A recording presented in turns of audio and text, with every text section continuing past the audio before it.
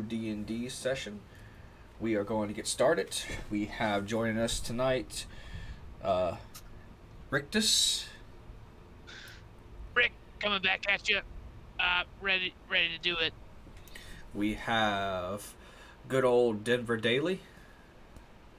Hi guys. And we have the illustrious Zach. Or Zag, my bad. Hello. Unfortunately, as of right now, Donner and I don't remember Jedi. We're just gonna call him Jedi. Is they are unavailable at the moment, so we will be doing. I have something planned for the characters, where we left off. So where we left off for our characters, they made it past the lava pit hallway, and they came to two adjoining doors. Well, not adjoining, but two adjacent doors. There we are. And on the door to their left, there is the sounds of banging and groans. And that's where we left off. So I will take it over to the player's side. What would y'all like to do? I'm gonna mark the trap cans real quick. Just Wait, what? the trap panels in the hall real quick. You don't have to worry about that. Okay. I mean, unless y'all... it'll take... Huh? In case of having to retreat for some reason. Alright, well, give me 1 second. I can pull that up. I have the picture. I have it up right now on the phone. Okay.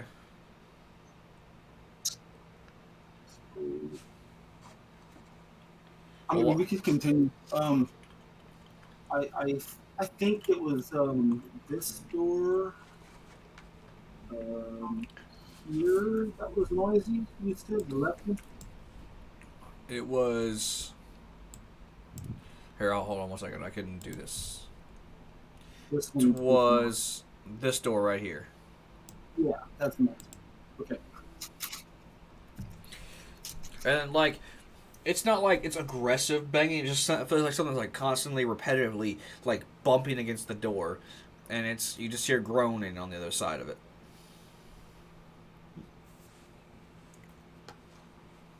Clearly, I don't think that door is safe. We should probably go some other direction, right, guys?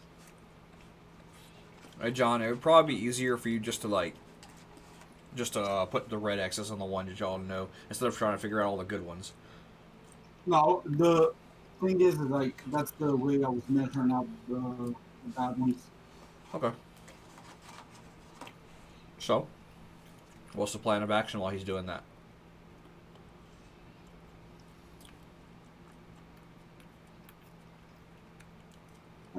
I think we should probably take the other door unless it's obviously a trap. I mean, there could just be some type of enchantment maybe on this door that makes it shake and makes the moaning tone. I don't know. I mean, I'm skilled in arcane, but There might be something behind it that's making it do that. Also, yeah, I mean, does it clearly sound like there's more than one entity on the other side, or Wait, what? does it clearly sound like there's more than one? Oh entity on the other side? you can definitely hear like multiple groans. I can sense aberrations if you need me to. I mean, you feel a massive presence from the water room y'all are in. Does it cost you anything to do that? It's an action. So 1 minute per I just level. don't want you to have to like waste the spell slot. Well, I can track. I can track past this is- aberrations, celestials, dragons, elementals, fays, fiends, or undead. So if we need to figure out what's on the other side, I can try. He's asking if Might it not would be a cost bad you idea. He was asking if it could cost you a spell slot. Is what he was asking. Like if we would erase any of your resources that you may be able to use. It says as an action, I can expend one ranger spell slot. There it is. There you go. So, Okay. yeah, But you're not really a spellcaster, are you? No. Okay. he's a ranger, so yeah. Yeah. Do He's you a half caster. He should have some some spell slots, but he doesn't use spells per se. If that is what you wish to do, you're more than welcome to do it. Like that might not be a bad idea. Well, Yeah, I might think not be a bad idea. I think last time Houston had sent or tried to sense undead, and he didn't sense anything, right? No, he was trying. His thing is to seek out. He's a paladin, so his would be for good and evil, and he felt a lot of evil in this place. Okay. So, how do I do this? Do I roll an action? No. Actions are just your you doing something. If it's an automatic thing, there's no need to roll unless the ability requires a roll. It'll say so on your character sheet. So once you activate it, unless it requires a roll, it automatically activates. Okay. Well, I can sense. What's I'll try to sense aberrations for a Um. minute. Okay, so what is all the things you can sense, and what's the range on it? I can sense aberrations, celestials, dragons, elementals, fae, fiends, or undead within 1 mile. Okay. So you're activating that now? Yes. Okay. When you activate that, all of a sudden your head begins to feel like it's pounding. Like it's not hurting you or anything. It's painful, but it's not causing you any physical damage. And you could, as a quote from a certain movie that takes place in the stars, it's as if like a bunch of like millions of voices started shouting out at you, but they weren't silenced immediately. And it's coming from that door where the banging is happening. And on the other side, you could sense there is something very demonic on the other side as well. Not from the left door, not from the right, but from both doors.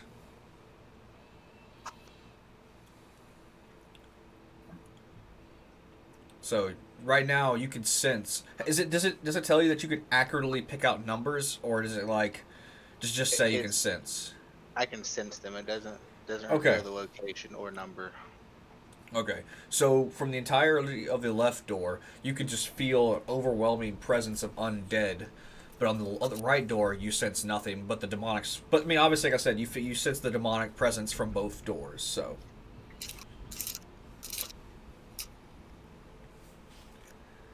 Hey guys, I feel some bad juju coming from both doors. But one of them feels wider than the other one. Well, dealer's choice. I mean, you know, I'm good with whichever one. And I pull my sword out a little bit and kind of flex, and I put it back. I mean, honestly, we haven't really had to deal with anything throughout this entire situation. We've handled everything pretty fairly. There's probably no need to fight anything if we go down the other door, right? I mean, you never know. Worth a try if you want. If we take on the knocking noise, then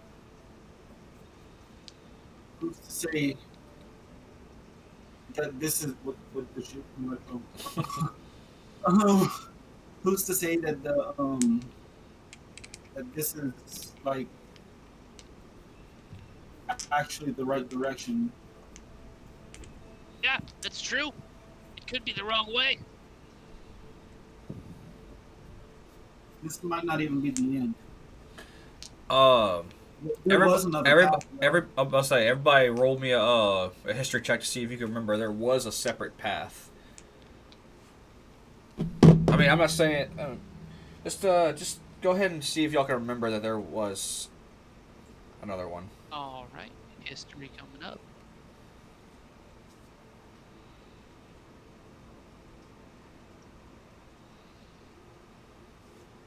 19. Oh yeah, you remember that there was a cold path up north. You remember that because as soon as Denver brought it up, you remember that. What about you, Zag? You remember how I did the rolls on here? I think so. Let me see if I get this right. Dice in the top left-hand corner. Yep. Nope, you're too. Your head is just so focused on the pounding of sheer numbers that you feel coming from that left door that you're having difficulty remembering anything right now.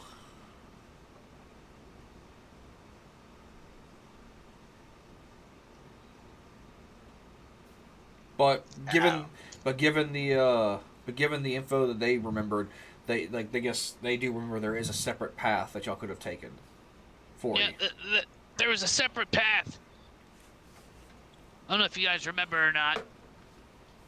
I mean, there's I could send. there's no I, definite idea that this is the ending. I mean, there's still also the past. There's the path that we have to cross to get back. So if this is the ending, we'd have to come back across this lava. Which, if I recall, I almost fell in, and I am at disadvantage. No, Jedi almost fell it. Oh, it was Jedi. I remember somebody almost fell in. Remember, he was testing out plates, so he was the one that was Yeah. doing it. Oh no! I have to roll disadvantage is what it is. Yeah, me and somebody else. I have disadvantage right now, or exhaustion. Yeah, exhaustion. I could send my eagle to scout out the north hallway if we needed me to. Yeah, that's not a bad Oh. idea. Yeah, that would be pretty great, actually. And I can link with it once it gets back to find out what the hell's going on up there. Or you could talk to it as long as that doesn't require a lot of energy. Yeah, I can talk to animals. I think I could just speak to them. I don't know. I don't think it's telepathic though.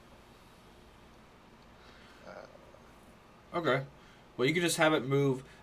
Just so I don't like uncover the map for y'all right away. The bird will fly. It can fly into the room, and it'll fly back. So you can move it back to you. Okay. And the bird informs you that the hallway looked clear, but as he got into the closer he got to the room, the colder it became, and when he entered the room was completely empty. Aside from there was a stone statue sitting in a chair with with a hammer in its hand, and there was a lot of like what looks like frost leaking from the hammer, kind of like how like when you put dry water on dry ice, it kind of fogs out. It's like the tip of the head of the hammer was fogging out, creating a mist around it. Like the hammer itself was admitting the cold. Yes, but it was in the hands of a stone statue that was seated, like kind of like how, like it's sitting down, and then it's leaning to the side, and then the hammer is like the bottom of the hammer, like the hilt, is on the ground. Its hand is propped up, and it's holding the hammer with one hand. What species is the statue? It looks humanoid. It just looks like it almost looks like for what you would the way you would describe it. It looks like a mannequin almost. It's just a statue. The statue didn't react to the bird. It was just there holding the hammer.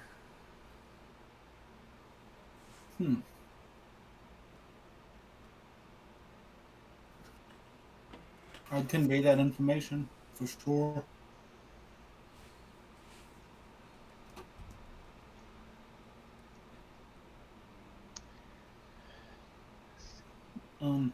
So there's a hammer in there and a stone statue. Seems like the hammer's emitting code.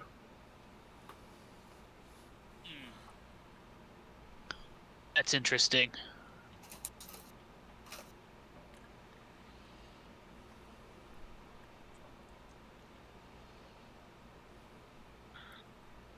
And it looked clear, you said. The statue didn't react to the bird, and there's nothing in the room other than the statue. Well, I don't know about you guys, but a silent statue seems like a better bet than a door that's trying to tell us to go away.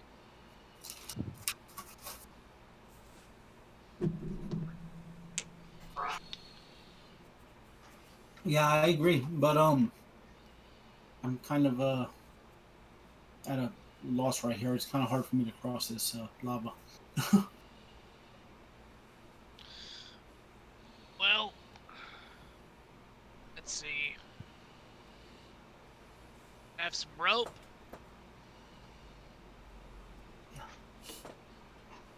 We could tie each other together. For sure. As long as I have somebody holding back up, I definitely feel a lot more secure.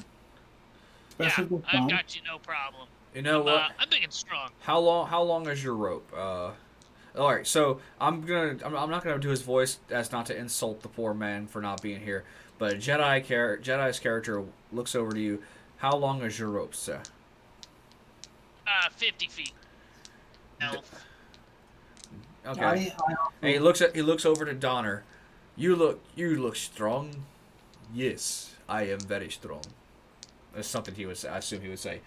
He goes, Jedi, I ask you, may I see your rope, Goblin? I also have 50 feet if it's needed. I was speaking to the Goblin. Oh, the hobgoblin, you mean? The Hobgoblin. May I see your rope? I hand it over. Okay.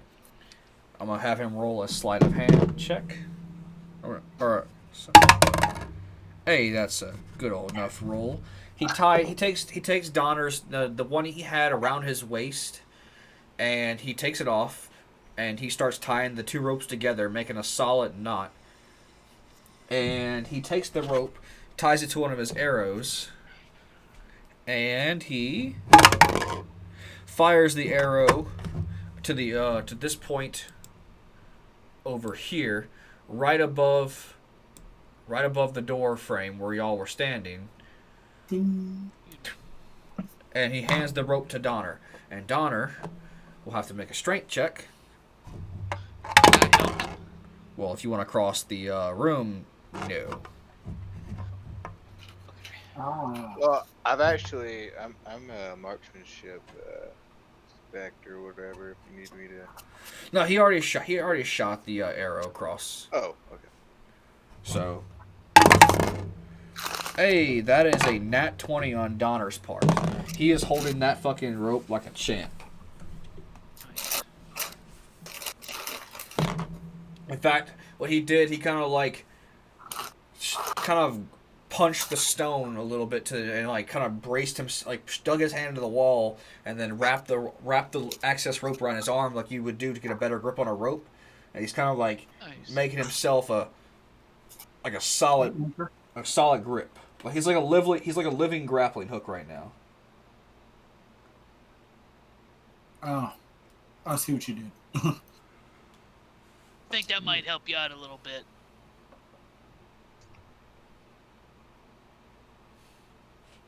He made himself. He's the anchor. I'll grab the rope and I'll attempt to shimmy across. Okay. Do you want? This will usually require a athletics or acrobatics. You may choose. I'll use the wonderful dexterity from the acrobatics. Okay. Make your roll, sir. That's it. Is it now? Let me look at exhaustion to see if it's checks or if it's saves. I think it might be saves, so your checks should be fine. But I could be wrong. But I have my DM screen with me, and it will tell me. I'm a +4 either way, so it doesn't matter. Wait, what? I'm a +4 either way. Okay. It is with 1 point of exhaustion. It is ability checks. So your saves are fine, but your ability checks that are. That's good enough. Oh wait, a 6. I forgot. I forgot. You seem the sweat on your hand is kind of keeping you from. Seems like really kind of grip. I'll tell you what. If you want to like, instead of like, you can let everybody go ahead, and I'll make a thing for you after this. So, Zag and John, or I'm sorry, Rick, how would y'all like to attempt to cross? Do you want to try and shimmy it, or just want to rely on your natural abilities to get across? Can I hold the rope and also shimmy? How would you do that? Uh, I mean, Donner's got a good grip on it. He rolled in that 20. He's not letting go of that rope. It's solidly in there. okay. I'll rely on the rope and I would do athletics for that. You know what, John? Wait, I'll do this. I forgot. I'll do this later. So, go ahead, Johnny, or Rick. Actually, Not very good. I would stay behind and go last because I'm gonna guidance everybody as they go. I'll keep those same rows though. Zag, you want to give it a shot? See if you can. Yeah. Let's see. I've You- got So add a D4. Athletics or I'm going athletics. I'm Okay. going to grab the rope and like climb it underneath or whatever. Try to get across. now. Just let everybody know this rope's only like 7 feet off the ground, because the room itself is only 15 feet tall. So if you wanted to like try and like grab the rope with your hands and try to like use it to kind of like help people like kind of hop across, like kind of use your arms to give you an extra hop, you're well welcome to try that out as well, and it may give you an advantage. So if you want to negate your disadvantage, you can do it that way. Okay. Let's do it that way. Let's see. I'm gonna roll with athletics. Well, if it was negating my disadvantage, I'd still just be a 6. Hey, Zach got across no problem. Get it, bruv. He showed off. Yeah, he just had to flex on y'all of how agilic he was compared to y'all. He like grabbed it and bungeed. Johnny, Okay. you can re-roll with advantage, and then John, you can attempt to. This is just to keep y'all from having unnecessary. I'll take that. Yeah, you made it across just fine. You saw the elf. You saw the your big strong man pride was hurt watching this elf just gracefully go across. So you just fuck this. I got this, and just forced yourself with pure strength to go across. As Nice. each person was going, they also get a D4 on it, so they definitely made it across. And Jedi just simply says, "I'll wait back here to try and give this guy cover in case this door busts down." Okay. All right, sounds good. You're gonna go So, across with us. so I'm re-rolling, or am I going with that 6? You can re-roll. You can make it a second attempt. You can like wipe your hands off from the sweat and make it a second attempt. That's fair to you, guys. Yeah, I'm go for it. Oh, 11.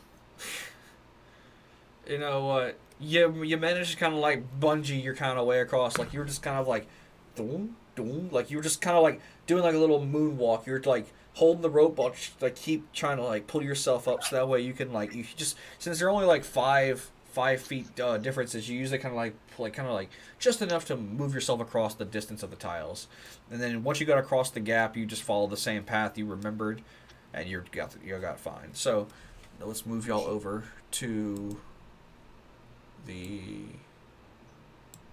that's the way, pan view. There we go. So I will go ahead and reveal the first part of the hallway to y'all.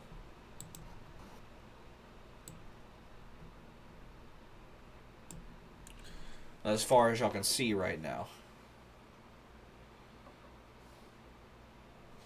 I'm pretty sure that's Rick, right? Yes. Did I move the Y'all have all the right characters. No, like I was moving Rick by accident, but I figured he made it across too. Yeah, he did. He rolled the dirty 20. Yeah, he made it across before I did. Yes. So Jedi and Donner is still holding the rope, and Jedi is keeping an eye out for him to make sure nothing happens to him while he's holding. He's like, I'll just hold this here until y'all are ready to come back. So, As y'all approach the hallway, y'all can definitely feel the cold the bird was talking about. Oh. So, how would you like to proceed? Um, carefully and slowly, and I assume I'd probably be in the front. Some kind of tank, right? Hold on. Let me get this music. I didn't realize the music is...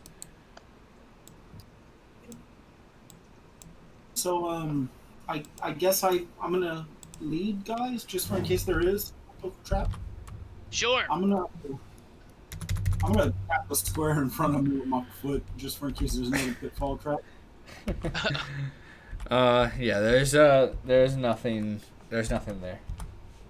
Like hard stomp it. It's solid as a rock, given it is a rock. Step on it. Huh? Step on it. It's solid. Same thing with the next two. As I appreciate your caution, but it is solid. All right, I'll go to the end and peek around the corner. Alright, we get this dungeon music. I don't know why the music stopped playing, but anyway. So as you peek around the corner, you can see into this room, like the bird says. It looks empty from your point of view. All right, guys, it appears to be empty.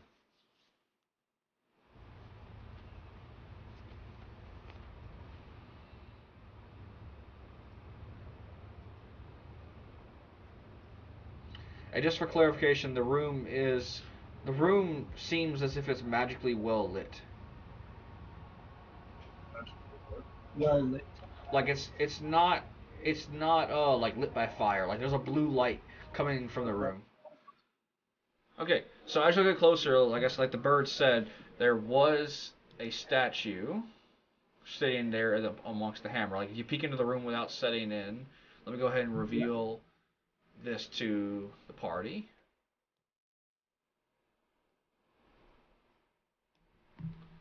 All right, let me get this.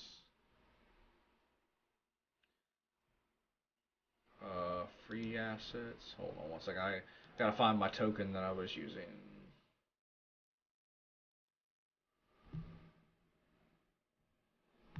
Hold on. Oop, go back over.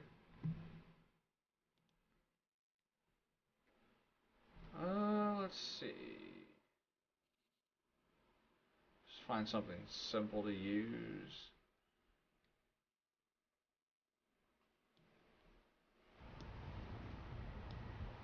Oop, that's the wrong thing.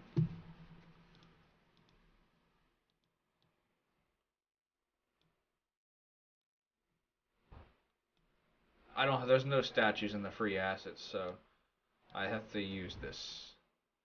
So imagine that club is a hammer.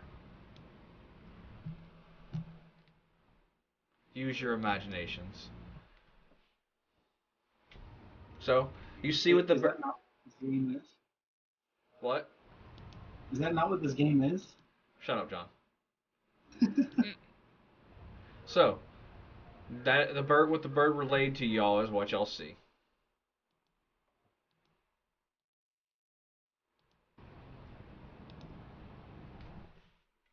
So, how do y'all wish to proceed from here?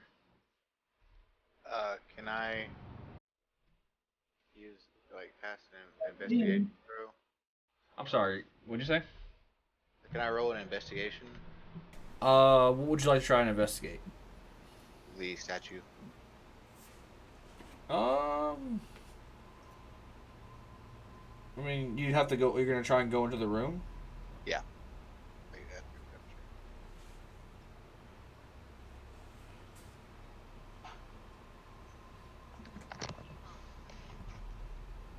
Okay, so the moment y'all step in, the moment he steps in, the statue looks to you, like it actually turns its head to you. Guys, it moved. No, not you, Denver. I was leading the charge and I walked into. Okay. It's staring upon y'all, and it looks to you. Its eyes glow blue, and it stands up from its chair. They moved. It's not approaching y'all, but it looks at the elf. Is the hammer, and it speaks. This hammer, do you seek it? No, I do not. You do not wish to acquire the key? Do we need the key? If you wish to leave this temple, plagued upon me the curse of it holding this key, you must receive it.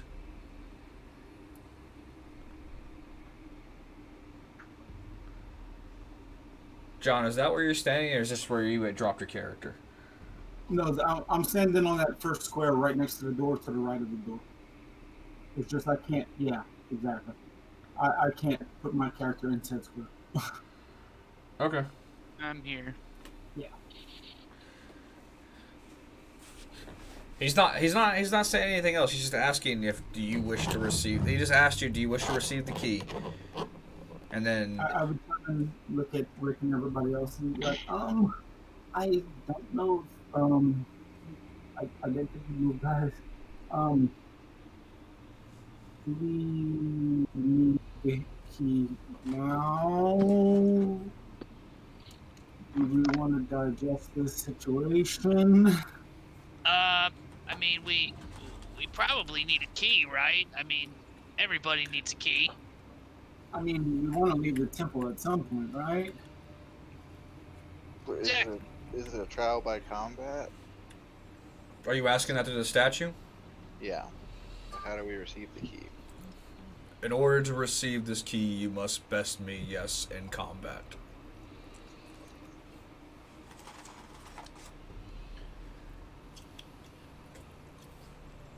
That kind of pricks my ears up a little bit, but I don't say anything.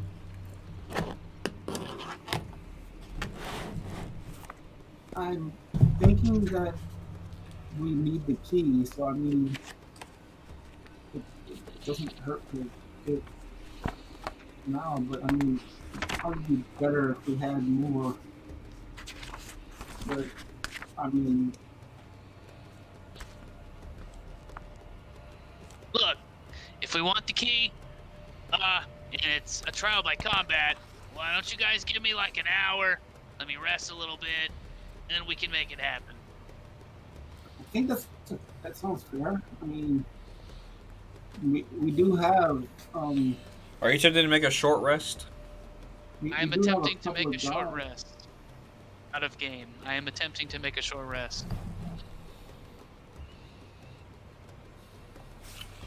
Okay. Yeah, I think we should maybe go back for the others. Well, from no.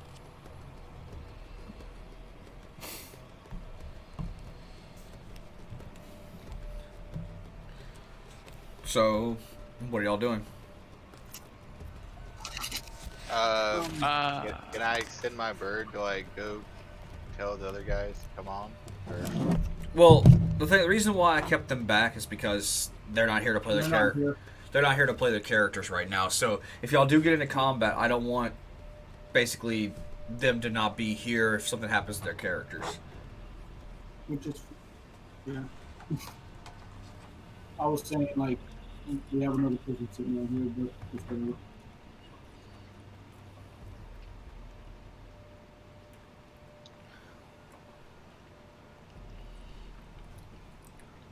Well, we can wait until everybody's tip top and then try to best this guy. For sure. Is the room like uncomfortably cold or? Yeah, it's is just it, like, it's definitely chilly in this room, but it's not unbearable. Is it comfortable enough for a short rest? Yes, it is. exactly what I was asking? All right. It's like air conditioner set for like comfortable. The golem, if y'all are asking if you may take refuge in this room, the golem does not respond, just simply sits back down in his chair. Cool. Okay. I'm gonna do the same. Okay. Like right in front of them, and then If you approach him, he does stand up again. Nope. I don't approach him. You just sitting in front of him. Okay.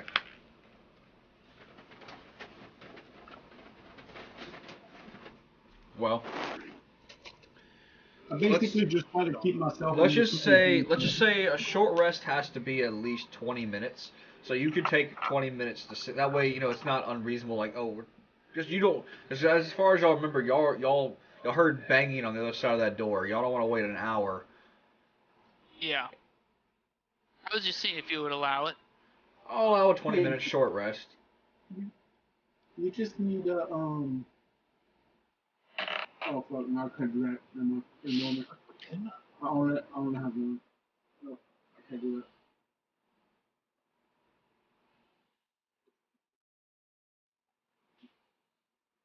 So do y'all have to roll for health on short rest? I can't remember. Yeah, you expend a hit dice. So you roll plus your con. Okay. For whatever, the level Go class ahead. of hit dice it is. Go ahead and everybody, one at a time, roll your hit die.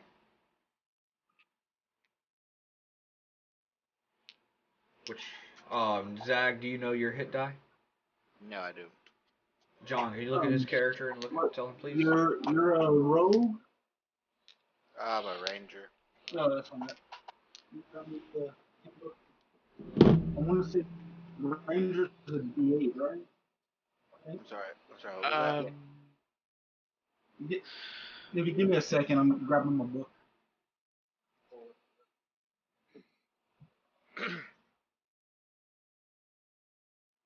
Ranger's a D10.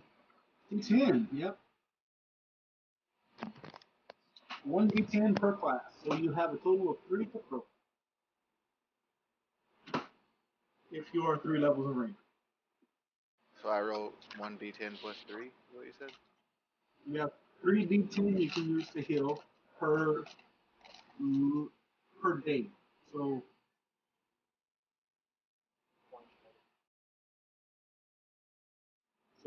every long rest, you have 3. I was kind of While he's helping him figure that out, Johnny, go ahead and roll yours, just to while he's doing that. All right, I'll blow a warlock D8. Hey, just so y'all know, the weather's kind of gnarly over here, so if something happens and I go black, it's because my power dropped. Okay. You can always just hop on your phone. Oof. Yeah, that's what I'm saying. I'm gonna jump onto my phone. Oof. Not great. 27.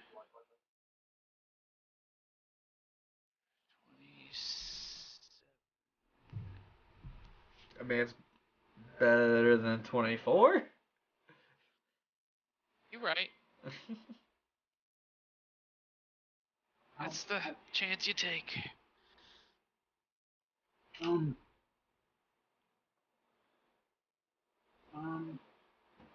Denver, would you like to roll yours? Oh, you're maxed out on health. Yeah, you can't touch me.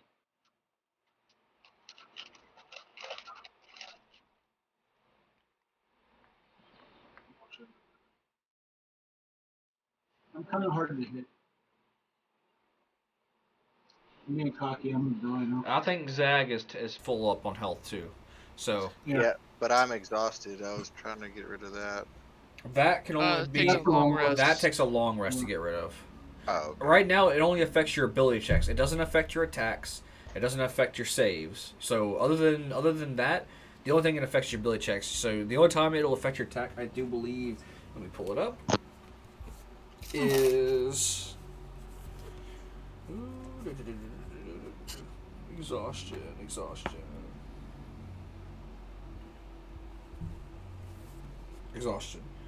It only affects your attacks whenever you're at 3 points of exhaustion. You're only at 1, so your ability checks are fine. During fights, you don't really use ability checks much, unless you're doing actually you do, but it's only whenever certain things happen. Most of the time, though, it requires a save instead of a check. So you won't be for 9 out of 10 things you won't be a disadvantage for. Okay. So, I don't need to roll. If you're at max health, no, you're good. Okay. Okay. So y'all have sat down for, let's say, about 20 minutes. I go ahead and oh, there's a kitty somewhere. Yes. Multiple kitties. The cat in my house is hiding somewhere. But anyway, Oh. so what would y'all like to do now that y'all have had y'all's short rest? Instigate. So how are you gonna do that? I'll kick him in the dick. Oh, sto- jeez. The stone no, statue. no. The stone Actually, statue. who The kicks him? stone. The stone statue has no genitalia.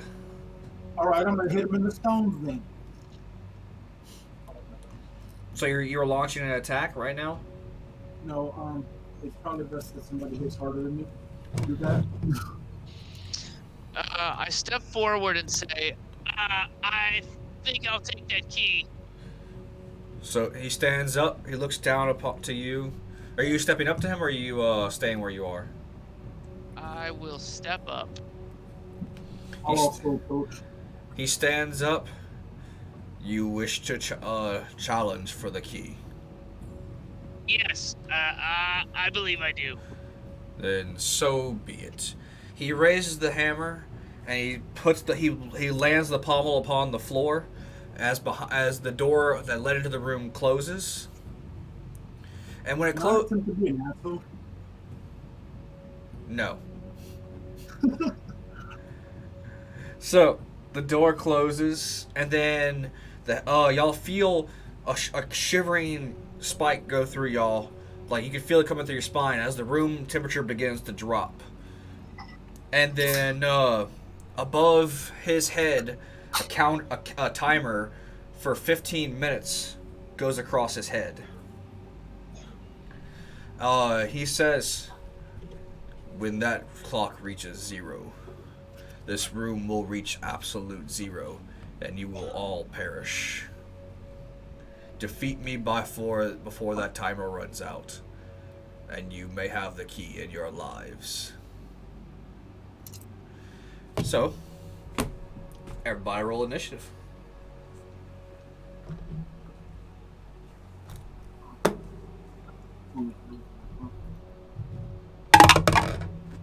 My fucking god!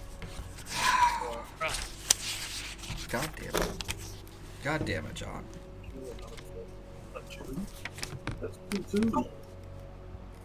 Oh, Zach, look at that! Hey, get in there. Okay. Rick? 13. 13? Okay. So, the initiative order will go Zag, Rick, Denver, and the statue. Awesome! And, Zag, your bird's turn will go on your turn. Okay. Alright. So, what would you like to do, Zag? Shoot him in the eye. Try to blind him. Okay. How that's gonna work is if you hit him, and then 2, depending on how much damage you do, will determine whether or not he is blinded. So, go ahead and make your attack. Actually, can I cast a spell and attack, or how does that work? Depending on the spell you're trying to use, if your spell is usable as a bonus action, yes. If Okay, not, it says 1 bonus action. then you can use both. But usually spell casting requires an action, so you can't usually attack and cast spells unless the spell is a bonus action. So, Okay, I have Hunter's Mark. I'm gonna mark very him. good. Very good. All right. So, just for the audience, would you like to explain what Hunter's Mark does? I choose a creature you can see within range and mystically mark it as your quarry. Until the spell ends, you deal an extra 1d6 damage to the target whenever you hit it with a weapon attack, and you have advantage on any wisdom or perception or survival check you make to find it. If the target drops to 0 hit points before the spell ends, you can use the bonus action on a subsequent turn of yours to mark a new creature. All right. So, okay, so the creature is marked. Now you may make your attack. Is that a D8? To launch your attack, you always use a D20. Then you use your weapon's bonus to hit, and then that's how you determine how hard you hit. And then you roll damage if you do hit.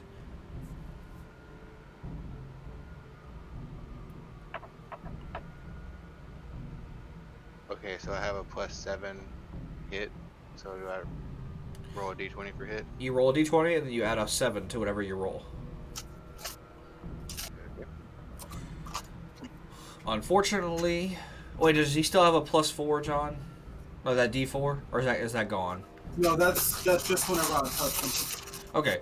Unfortunately, the cold kind of like messed up your aim a little bit, and the arrow just went right past the statue's head, and it Oh, just to clarify, everybody, the room is about 20 feet tall, and this statue is standing about 12 feet tall. And he kind of like overshot it, and just went arrow went right over its head.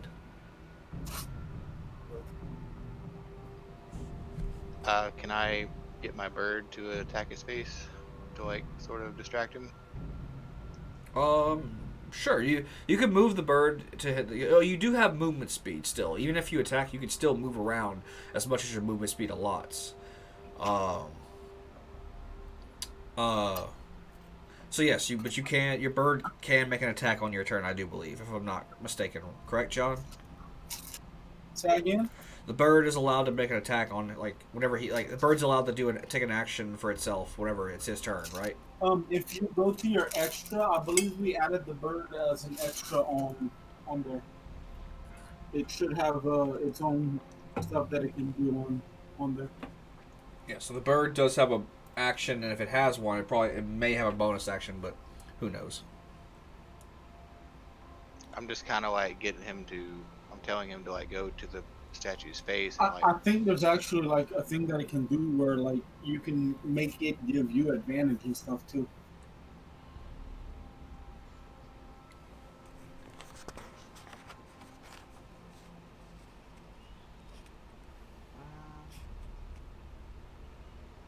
What's AC? AC is an class. armor class. That's how hard you. That's what the number you have to beat to hit something. Okay, so I've got a tanky eagle then, I guess. I'm just trying to get him to flutter, like spread his wings or flap in front of his face to distract the statue. I mean, the bird can still attack too while it's doing that. Like it can still fly. Yeah, I mean, you can still command your bird to attack while still fluttering its face. Now, do I still roll a d20 for that, or Yes, all attacks are rolled by d20s. would it still be it wouldn't be a +7 though, would it? No, it would be whatever your bird's attack is. I don't see that.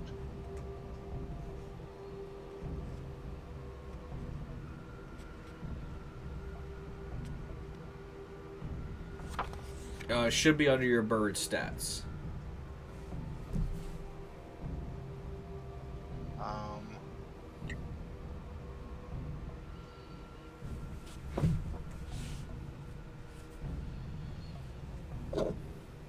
+4 to hit with talons. There you go. So you would roll your d20 again, and you add a +4.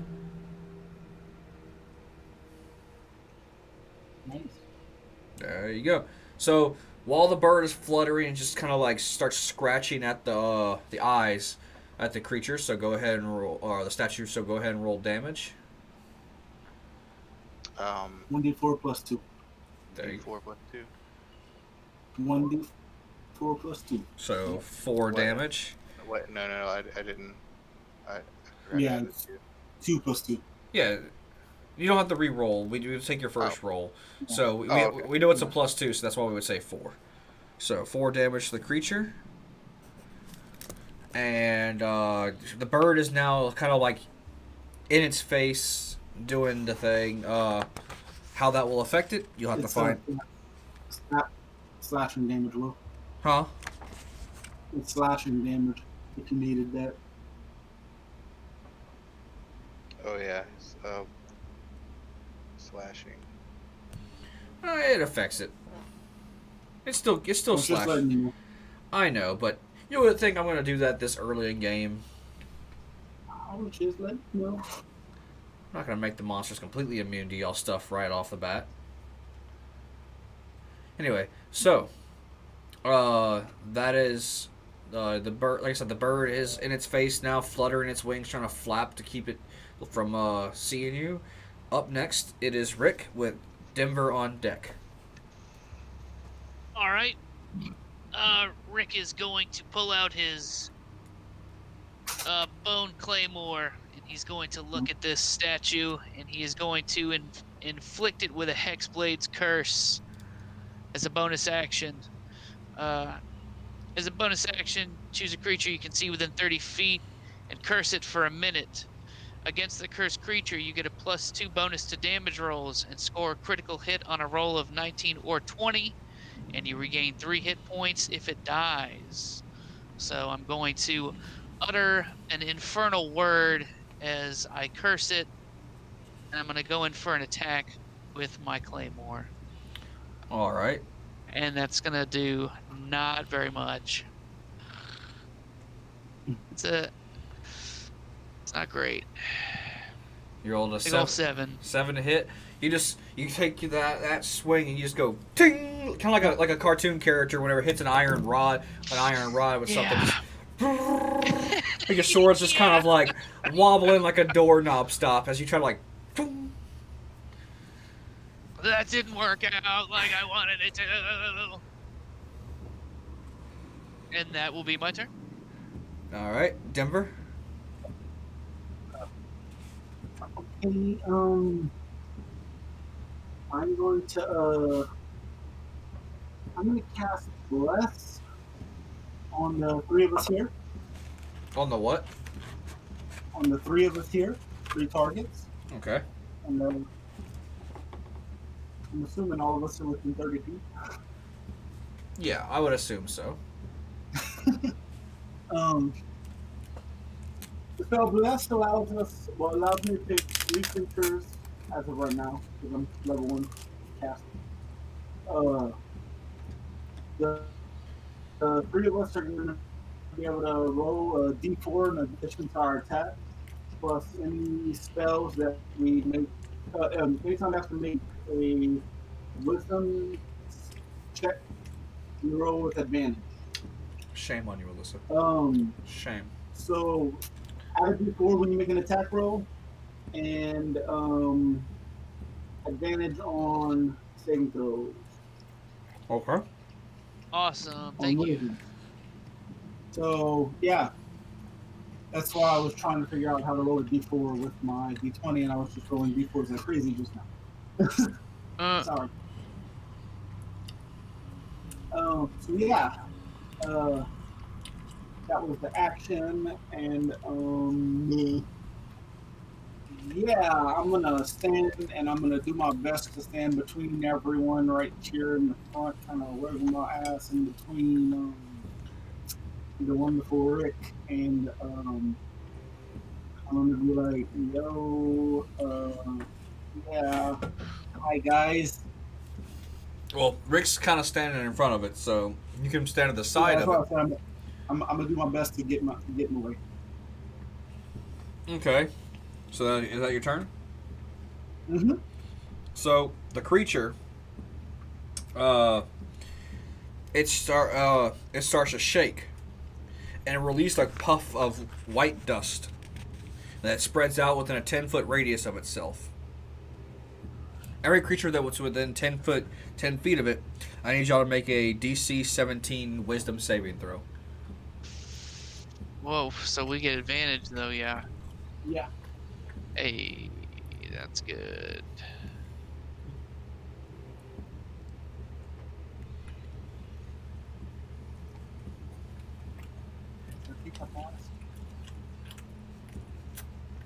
Yes, you do, John.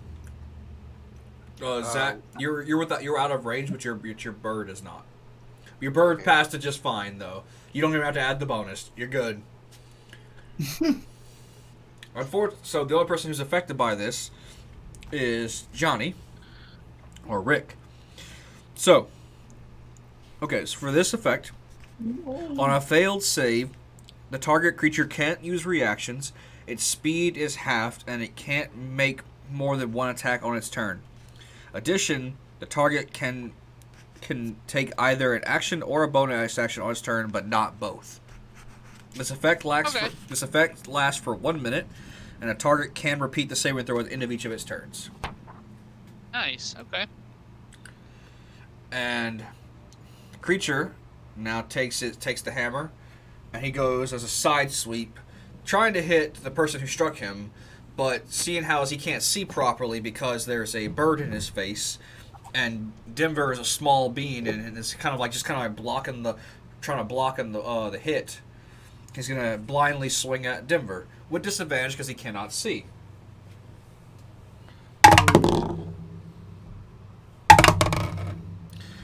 With that disadvantage, he's hit you with a whopping 10 to hit. That's a big fail. So he just swinging wildly, not being able to see, and that is its turn. Bringing us back up to Zag and his bird with I said Rivers. Rick on deck. Yeah. You got me in mind? Is the hammer a one-handed hammer, or is he holding it with two hands? To him, it is one-handed for him because he's so big. But y'all can clearly tell this is going to be a two-handed hammer. Could I try to shoot his arm hand to knock the hammer out? Again, it will depend on if you hit and how much damage you do. Oh, okay. Okay, so I just roll a d20. Yes. 20 plus 7.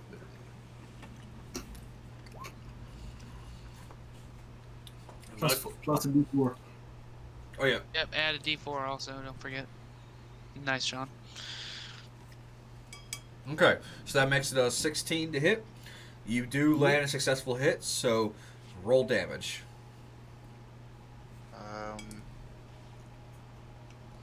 Sorry.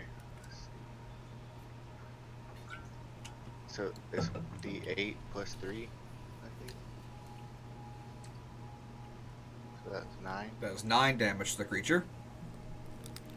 And then don't forget you also have your hunter's Yeah, mark on your it as hunter's well. mark. So, Oh, and a D6 for the damage, yeah. So I D6 roll for 100, right? so go ahead and roll another d6. That's 9 damage. Nice. 2, 70. Yeah, D6.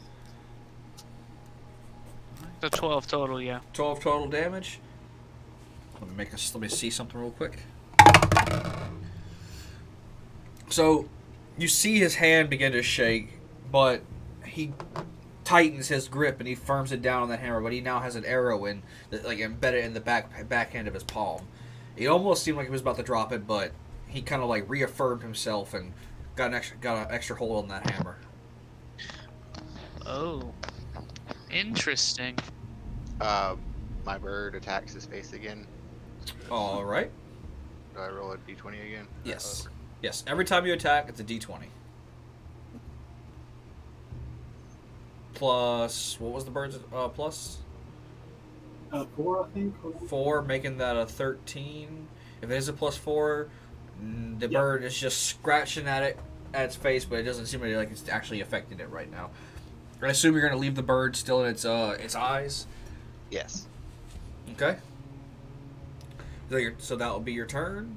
Yes. Rick, it is time to roll. That was disgusting.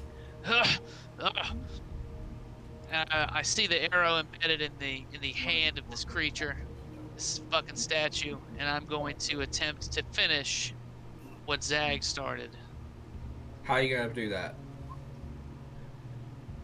with an upswing with my gigantic two-handed claymore. So you're going to try and use the broad end of your sword to kind of hammer it in? I'm gonna try to chop the hand off. Oh, okay. All right. Yeah. All right. He's saying that's a weak point. He's going to finish where he started. Yeah, Okay. 23 to hit. You hit. You hit for sure. Okay. Plus Sick. D4. Definitely hit. He already hit, sir. He doesn't need Yeah. the D4. Okay, so we're gonna do that. Oop, nope. +2 for the Hexblade's Curse. For 12 slashing damage. 12 slashing damage. Give me 1 second. Nice.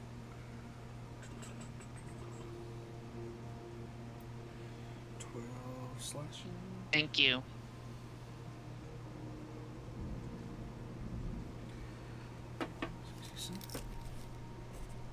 Okay. You kind of like swing, and you feel like your sword is going. Your sword is sliding through its hand, and it's starting to cleave through it. But it almost feels like you're hitting sand almost. Oh, okay. But then it almost like you feel like you hit like a piece of metal in the center of it. It hardens out and kind of like forces your blade back out of its hand. But the hand is starting to look a little deteriorated now. At least from what you could see. So, Denver. Nice. Is the blade still in the arm or no? No. Whenever it went in like it was cutting through sand, and then you saw it go it stopped abruptly after it got halfway through the wrist, and it kind of almost like the sand kind of pushed his the blade out, and it looks like the sand is kind of trying to reform where the cut is, so it's still jagged a little bit, it's still got that gap in it. It's the sand's trying to reform where the sword blade was. Okay. I'm gonna do that same motion there, and I'm gonna attack that arm too. Go for it. He made the bad choice of saying that was the thing that we were after. And I'm gonna just try to take out that arm. I'm gonna use my shield as a means of fucking chopping. You're gonna try and what's his name? The new the semi new Captain America. You're gonna try and John Walker him to the what he did to that dude's head to the pavement. Yeah, I'm gonna John Walker that arm. I'm gonna attempt to John Walker that arm. All right. Sure. So am I just gonna ultimately this is just me flavoring my unarmed attack is what I'm aiming at. Because I'm still doing an unarmed attack. Okay. Go ahead. So up and up. So with a whopping 13, you just kind of your short little man is trying to reach up and hit that hand. He's doing that thing where wherever someone's taller than you, and just holding it right over your head, and you're just sitting there trying to jump and swipe at it. Well, I actually think that's less than that. I think it's 2 less. I accidentally went with a 6 benefit. Wait, what? I went with a +6 instead of a +4. I forgot the word. Well, you still miss. So if it's 2 less, you still miss. Yeah. I have a +4 here. I was just letting you know. Okay. Well, so yeah. He's just holding his hand over your head, and it's kind of like how, I said, the short people just try to jump up and swipe at it. After butthole. All right, so, is that your turn, or are you done, or is that already done? I mean, do you have anything else you can do, or is that your turn? No, I only get the second attack. No, that's it. Okay. It's the Golem's turn. He's getting tired of dealing with this bird in his face, so he's gonna take one hand and he's gonna try and swat at the bird. So He's gonna make an attack roll. What's the bird's AC? 14. 12,000. What? AC is 14. 14? Well, with a 21, he's definitely going to hit that bird with his hand. And here comes the damage for the bird.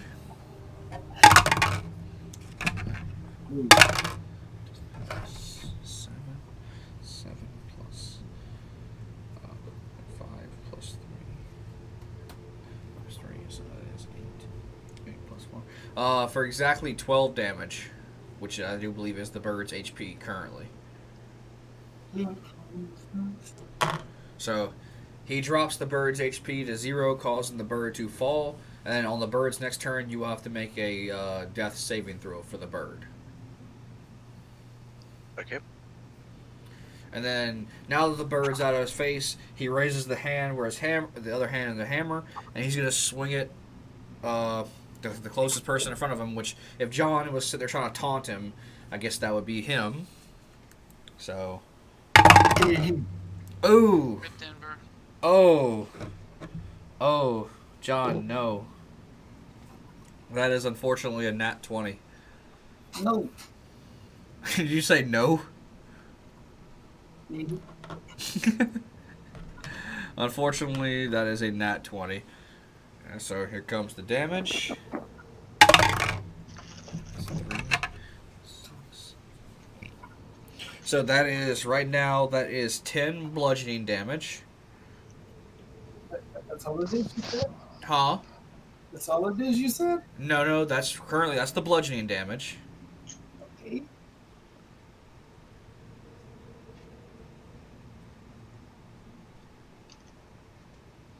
And then here comes the frost damage from the hammer. Oof. I was waiting. That is 2 frost damage to you. No, baby. Fuck. I gotta side you a little bit, right? Sure.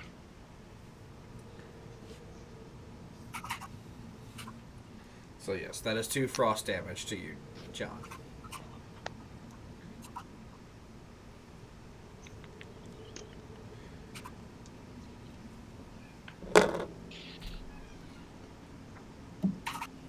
And that is his turn, making it Zach's turn. Zag's turn. I can't know why I keep saying Zach, but Zag, you're up.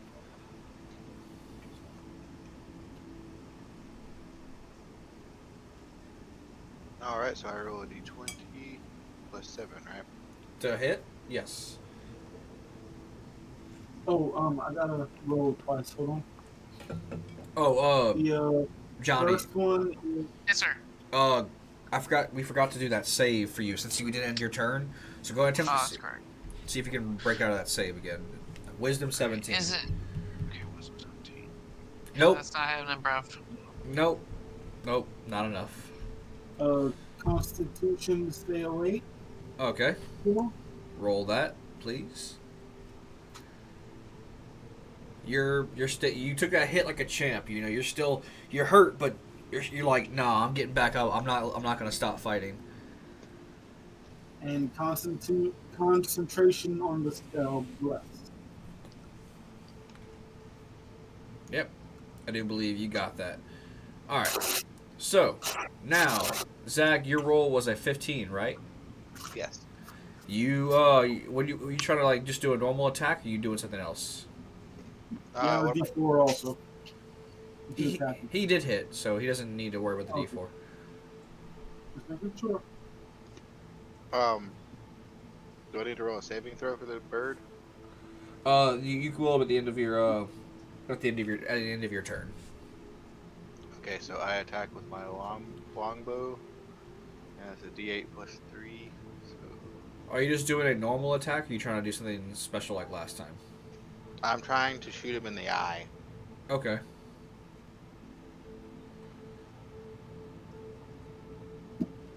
Eight damage.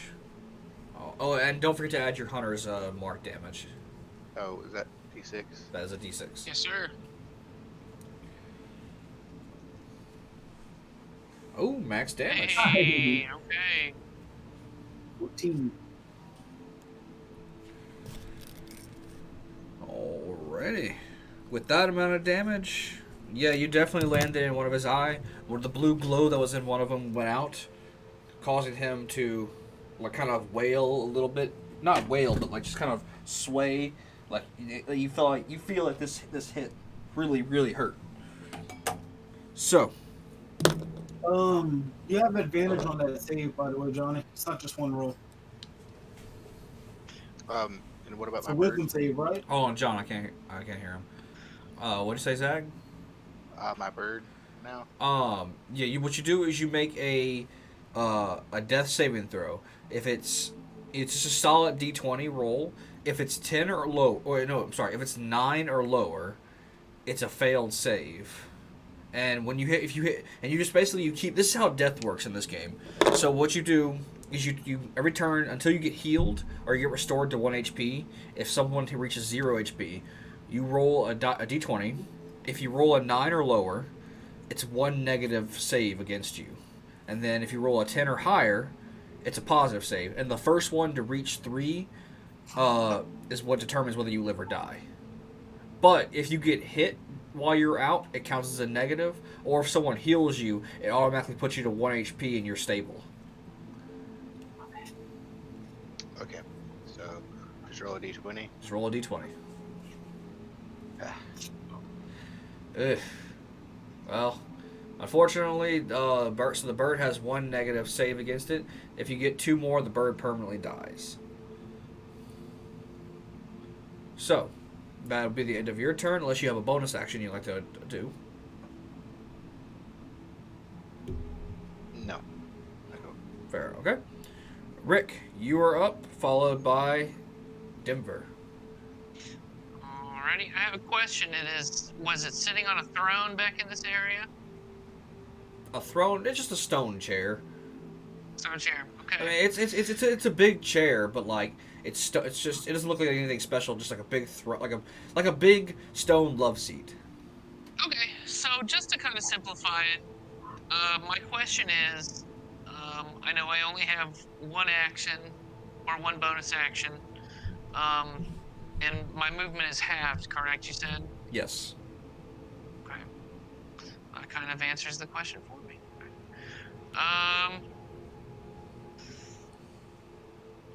What? From where I'm at, can I swing down onto the top of the wrist of that arm? If you move a space to the right and then move a space down, you would be able to. Because right now, kind of Denver is in your way, kind of trying to block those hits from you. So like right there? Yeah.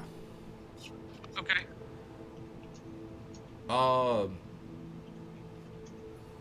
So yeah, you can go ahead and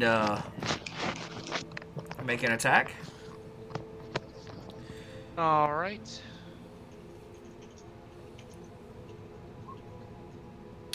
That's Plus a D4. it is already Yep. a hit, sir.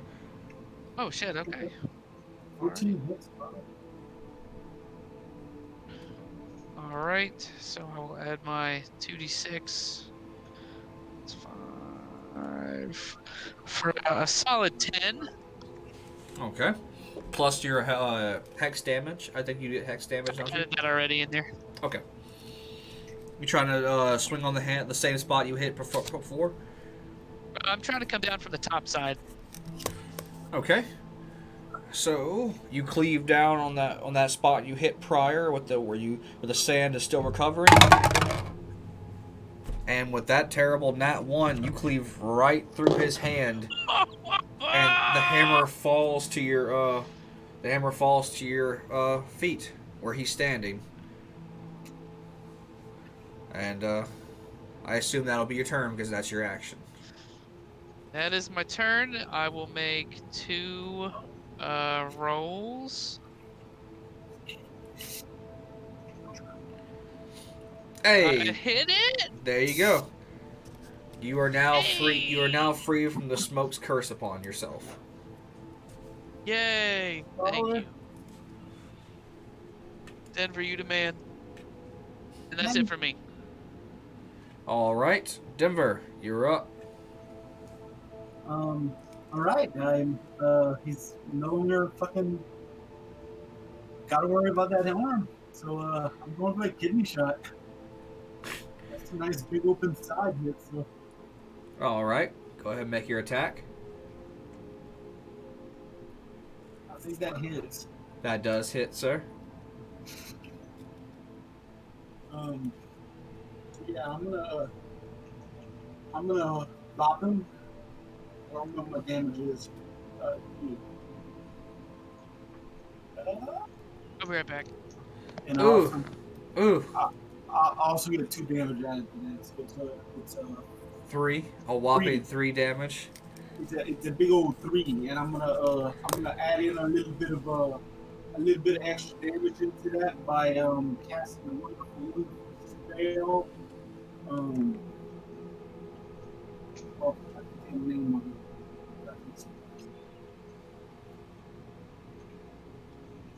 As a bonus action, you're casting a spell.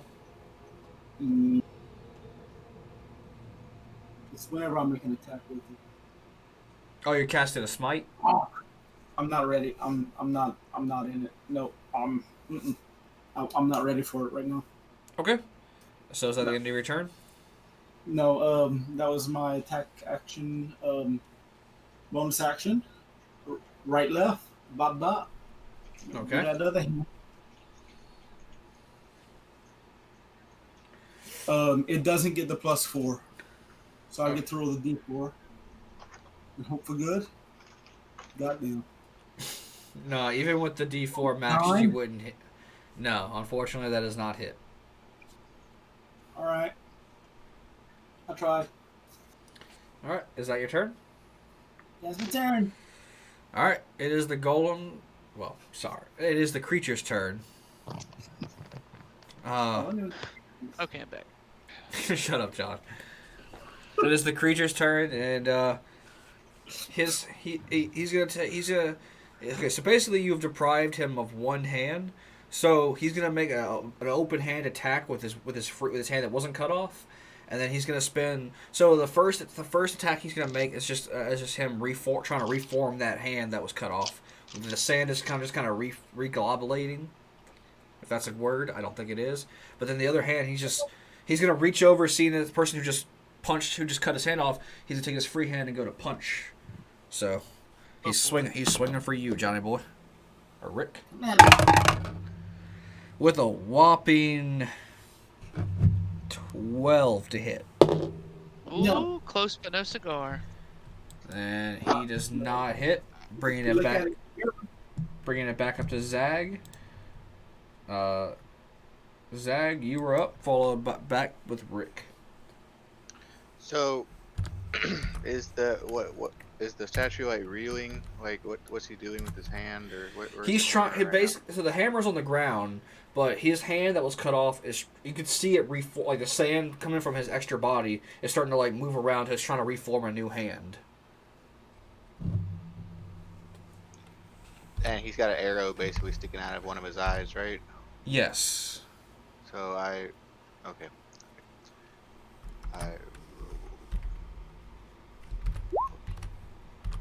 Hey, that's a hit. Well, dice alone, that's a hit. Okay, so sorry, I'm still trying to get the hang of this. It's D8 plus 3, I think.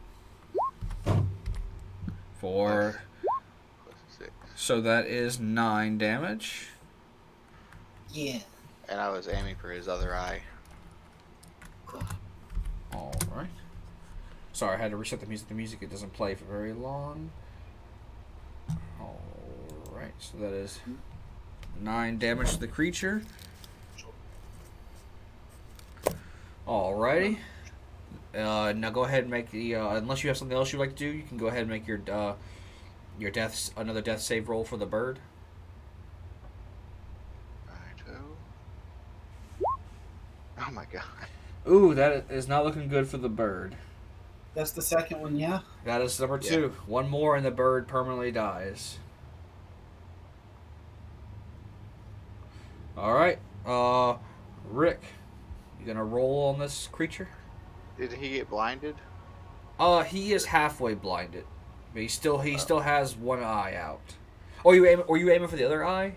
Yes. Oh, okay, hold on once. I didn't, sorry. You went straight to his other eye. You have now removed both eyes from him. You no longer see two blue glows from his face. You will find out the repercussions of that whenever it is his turn again.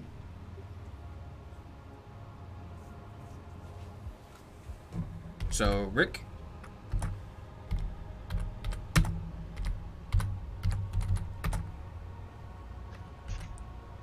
Rick. I'm sorry, I was muted. Okay. I would like to put my claymore away and pick up the hammer. Okay. So, I do believe that picking up the, I will let you put the hammer away, the sword away as a free action. Okay. And then just sacrifice your bonus action to pick up that hammer. Sure. That works for me. How does it feel in my hands?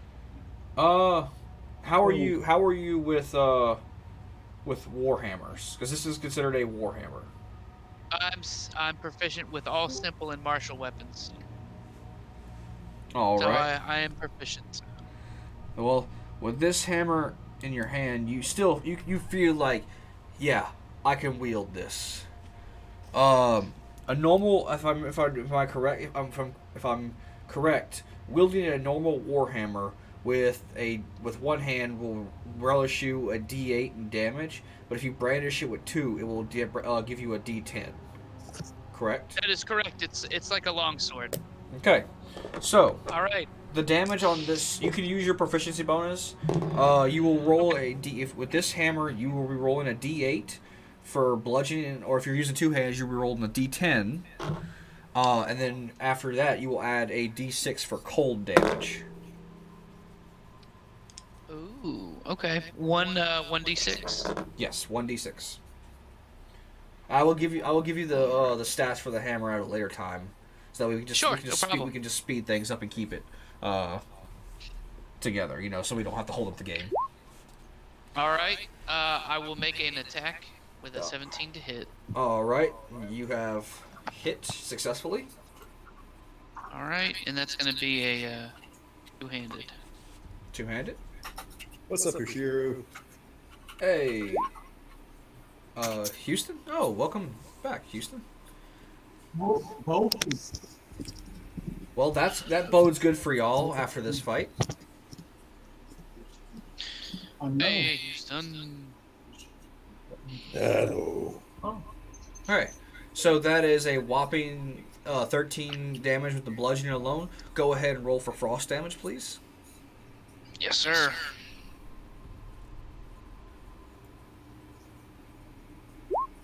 Five. So that makes it a whopping 18 damage total. So when you struck it, I assume where were you hitting it? On the side for the arm and the head? Where were you trying to kidney shot it, arm check it, or right in the ribs? Right in the ribs. Just so small swing. As you swung into this rib cage, you felt the hammer sink into its sandy body, and then its body began to envelop around the head of the hammer, and you're thinking, "Oh no, the hammer, it's caught." But right before the hammer gets enveloped, the body of the golem starts to freeze around it. And it starts to freeze more and more to where it's frozen solid. And as you jerk the hammer back, it shatters to pieces. The creature has fallen. Yeah. Okay. I immediately run to the bird and spare the dying. Spare the dying? Okay. Are y'all about to be done? We have 20 more minutes to play.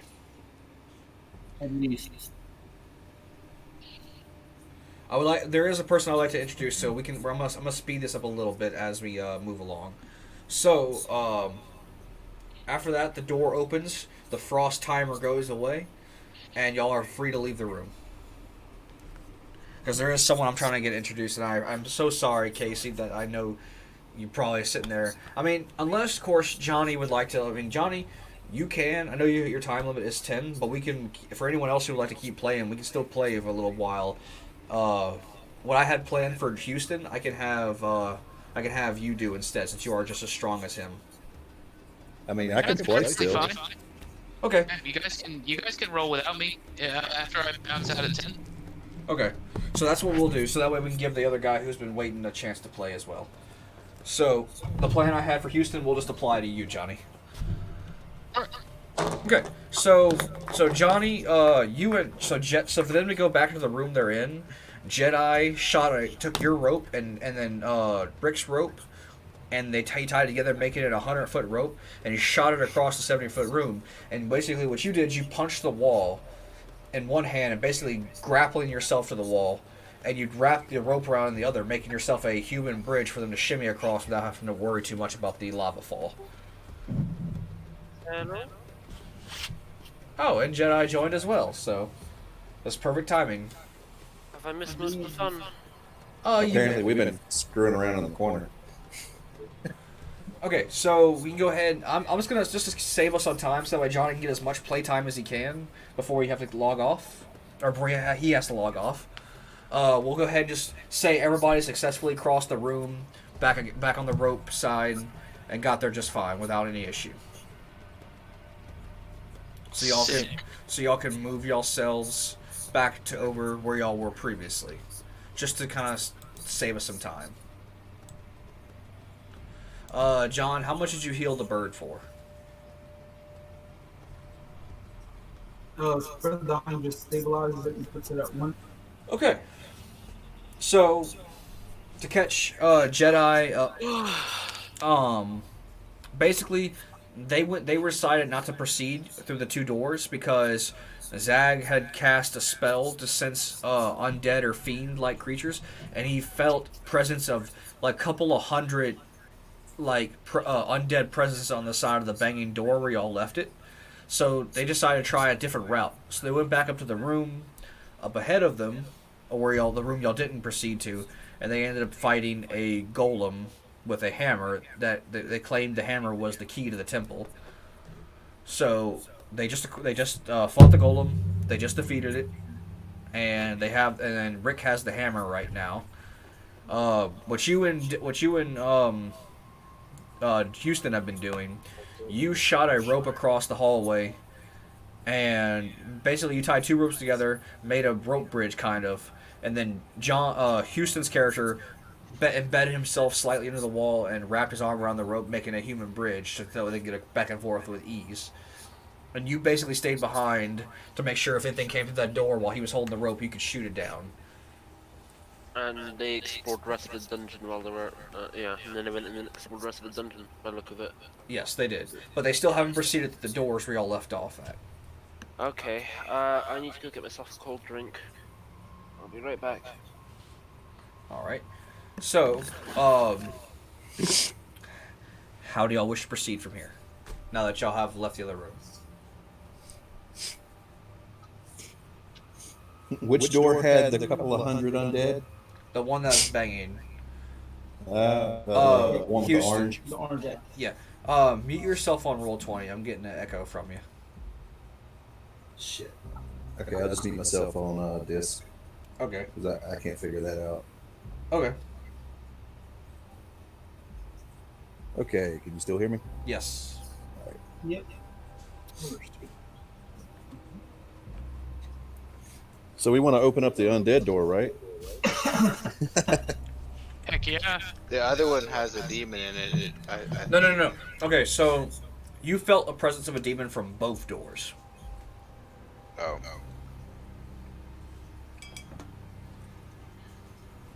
Can you heal my bird, paladin man? I'm a touch. Wait, I thought the dude already healed your bird. No, he stabilized it. Oh, okay. Well, then lay on hands. I brought it to 1. Okay, I'll give it 5 health with lay on hands. So he's up to 6 health. Yeah, with a slight static charge. Zap. Defibrillated him. All right. So the bird has received 5 extra health. All right. So, how do y'all wish to proceed from this, given the information y'all been given? Slowly and carefully. I Wait, assume we're taking the left door, guys. I mean the one with all the banging noises on it and the groans? Oh, Is it a wooden door or is it a stone door? It is wooden door. The wood looks sturdy, as if it's been well kept and well taken care of, and it's got iron bars. Not bars like it's got iron brackets that kind of that hold it together. So its hinges are made of iron, as well as the brackets that hold the wood together. Does it have a keyhole? Can I investigate the door? It does have a keyhole in it, but there's a handle on it with a keyhole. Each of them have a handle and a keyhole, not a knob, but a push handle, like a push or pull handle.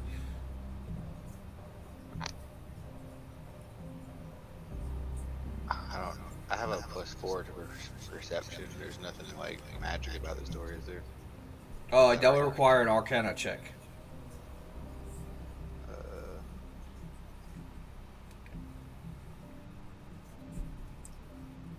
guys, I'm not in the greatest condition right now. Can I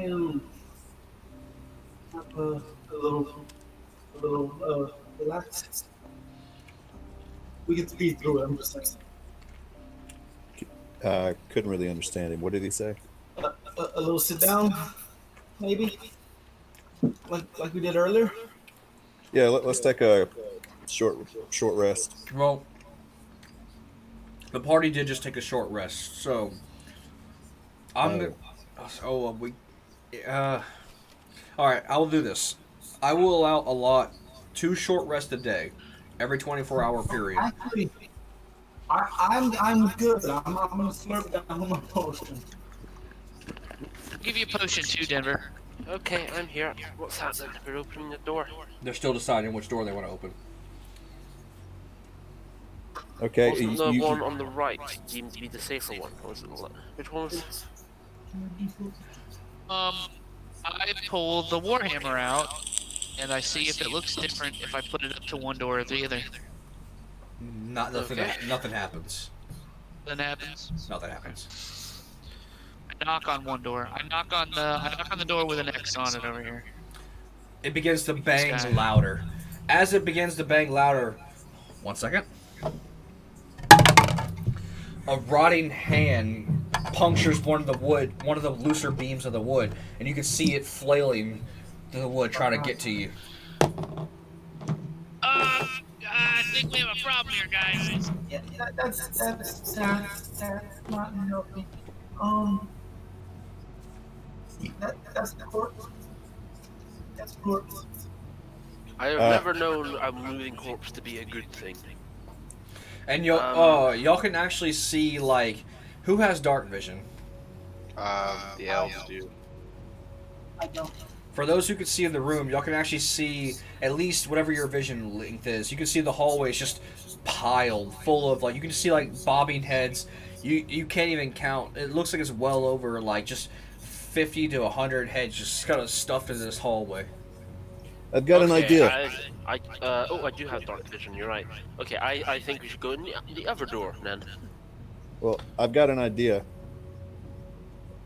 Who's the most nimble of us? Try the other door, guys. Can y'all hear me? Yeah, I can hear you. Yeah. Or Jedi, can I'm you pretty hear me? nimble, but I've been pretty shitty all night. So. Okay. Well, the idea that I've got. I don't think these zombies or the Okay, whatever's so we're behind. gonna open the door. Hold on, I Hold don't on. think Jedi can hear me. Jedi, can you hear Houston? Barely. Okay, can you hear me now? He's muted. Houston's muted. He's muted because he's on he's using he didn't know how to mute himself on Discord. I mean on Discord Roll20, so he is muting himself on Discord so he doesn't have that echo. Well, I can't hear him speak. Okay, hold on. John, can you tell them how to mute themselves on Roll20 so they can hear each other on Discord? To mute yourself on Roll20, you go to your picture whenever you have it up on Roll20, and there should be like two little picture, like little squares. One of them is a microphone, one of them is a camera, and you just click on the little microphone. Uh, Now, whenever y'all are playing in settings, y'all may have turned that off. You So you know, might have to go into user settings and then what you could do, if you have a tab open, you can right click and mute the tab you're on. Maybe that'll work. that is also. I've muted the site on the tab. Actually, let me do that as well, so I don't have to hear the echo from y'all. Okay, so the idea that I have. Whoa. Oh, wait. Oh yeah, I can hear you now. Okay. All right, since everybody can hear me now. Hold on, I'm gonna mute you on my. I'm gonna mute Roll20. There you go. I should be able to hear you just fine now. All right. There we go. That's so much better. So we have a bunch of undead in one room. One way we could take care of them is if we were to go over our steps again and get back to the safe areas on the booby traps and lure the undead to their death at the 3 X's right here. I don't think they'll have enough sense to avoid the traps. They could fall into the lava. I agree, and those that do that's an could be awesome easy plan. pickings for. Yeah, So if we could, I agree. and then we could have our strongest fighters in the front to kind of knock back any of the stragglers or the ones Push that actually through make the it across. middle path. Yeah. Okay, well let me tell you this. Like, so how narrow y'all can see the hallway is in right now. The zombies are kind of just like they're pushing, but they can't. They're not. Zombies aren't smart. They can't really collectively push on the door. So you have maybe one or two. So you could have someone, aka John, or I mean Rick, stay behind and kind of bar the door while y'all proceed to the other one if y'all would like. That was gonna be my plan for you, Houston, if they proceeded to the one of the doors, just since you were here. But and that can have Johnny's character do something while y'all move along. And Will, I'll add this to you. I have the minor illusion cantrip, so I can make a sound or, something to lure them, and that has a range of 30 feet. So then we could check out both rooms. That's an at-will cantrip. Okay. Well, y'all could check. Y'all could try and see what's in the other. You can try and inspect the other door, and if it's clear, y'all could maybe have just to give Johnny something to do, just to kind of so he doesn't have to stay on too late because I know he has stuff to do in the morning. Yeah, I'm about to actually pop off now, Will. What he could do is y'all could investigate the other door, see if there's something in there. If not, you could perhaps hide in that room and have Johnny's character lure the zombies out with his cantrip, and then have him clear out for the night so that his character can be taking care of those things. Okay. Bet. Yeah, I think that's not a bad idea. Rick can definitely clear the hose easy. He's done it several times already, and like easily lure them away with the cantrip. Okay. So who would like to investigate the other door? I'll go. All right. Yeah. You push on it. Here. You push on it, and it opens just fine. And when you walk in, you can see just a long hallway with another door on the other end of it. Okay, I'm gonna roll a perception check. Dice. Johnny, if this works out, you can go ahead and we have the idea what you're doing. So if you need to go ahead and log off, you can. All right, guys. I look forward to playing with y'all next time. All right. I rolled a Nice. 13 in perception. Take it easy. As far as you can tell, this hallway is completely empty and void of anything. Okay, Showing only I don't have them in here, but there you can see some torches along the wall just to keep the room lit. Okay. All right then. Okay, what's the thing I need to dexterity. All right, I'm gonna tie my rope around my waist again, and I'm gonna hand the rest of it off to them just in case something happens. Okay. All right. What was it I needed to roll for that? You just have to. If something happens, then you roll. You can move. You can still move freely without having to roll. Okay. We'll hold back up.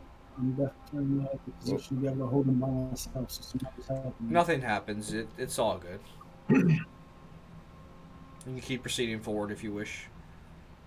Nothing's happening. And you've reached the door. Nothing happened along the hallway. But when you do get to the end of the hallway, you hear the sound of what something sounds like lightning kind of crackling. But you hear it coming from the other side of the door. Zach, you can follow suit. And then when you follow suit, you can close the door behind you, and you just hear Rick on the other. Y'all hear Rick on the other side of the door. Hey guys, I'll get this covered. And Rick takes he uses his very athletic abilities, and he clears these things quite easily.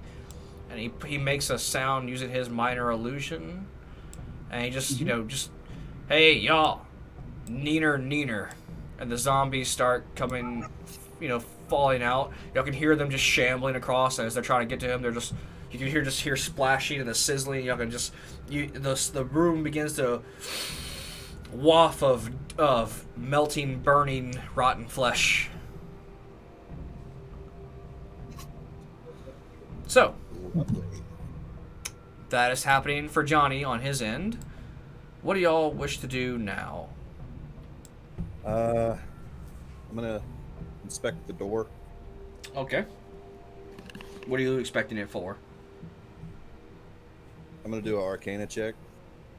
Alrighty. Good call. I'd like to guide him. Ooh. Add a D4. Huh? Add a D4. Got it. Add a And pat him D4. on the back.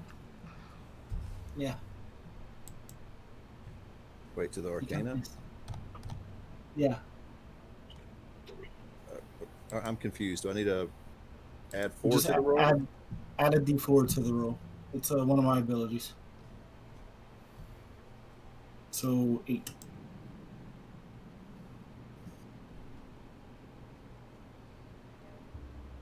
All right. Well, I roll an 8. Alright. Give me 1 second. Boom, boom, boom, boom. You don't sense any sort of magic coming from this door. As far as you know, this is just a normal wooden door. All right. I'm gonna open it. How do you wish to open it? Do you want to open it you're just gonna push it open willy-nilly, or how are you wanting to do this? Considering everything in here so far has had something going on in the room, I'm going to kind of gently open the door, looking into the room as I open it. Okay, roll me a stealth check. Stealth check. Oh. Okay. 18. Not bad, not bad. Alright, give me 1 second. Gotta find my page.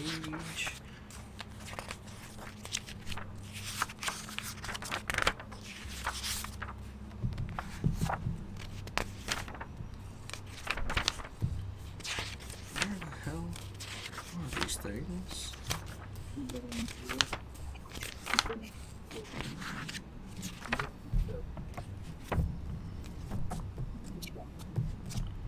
Come on.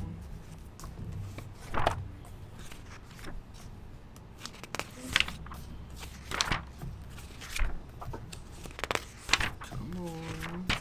Sorry, it's taking me a few seconds to get to this page that I need. There we go. Alrighty.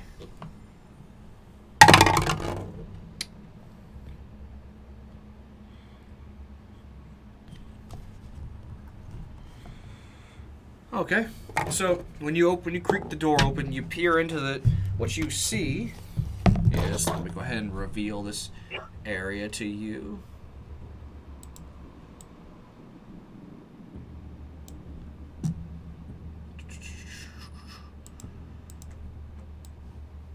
What what you see,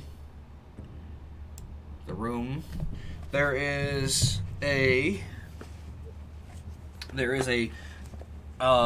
horde of not a horde, but well, it's like there are people and look like regular townsfolk starting here, and just kind of like in a single file line.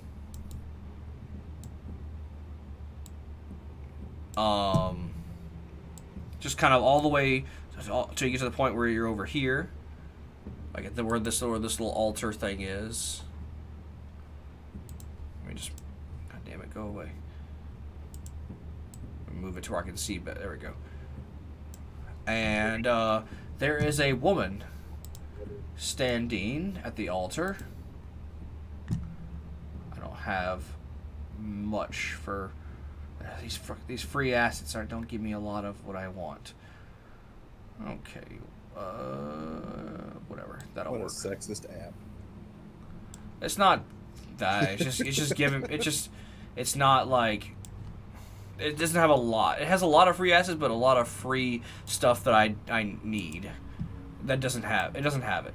Anyway, so she is standing next to the altar, and you watch as it looks like, and if you notice, it's all men in this room, like humanoid men that are just waiting in line, and she's kind of singing to them,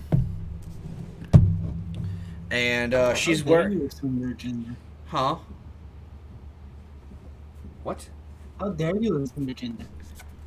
What the fuck are you talking about? Shut the hell up, John. You can clearly see this is a woman. She has two large red bat wings coming out of her back.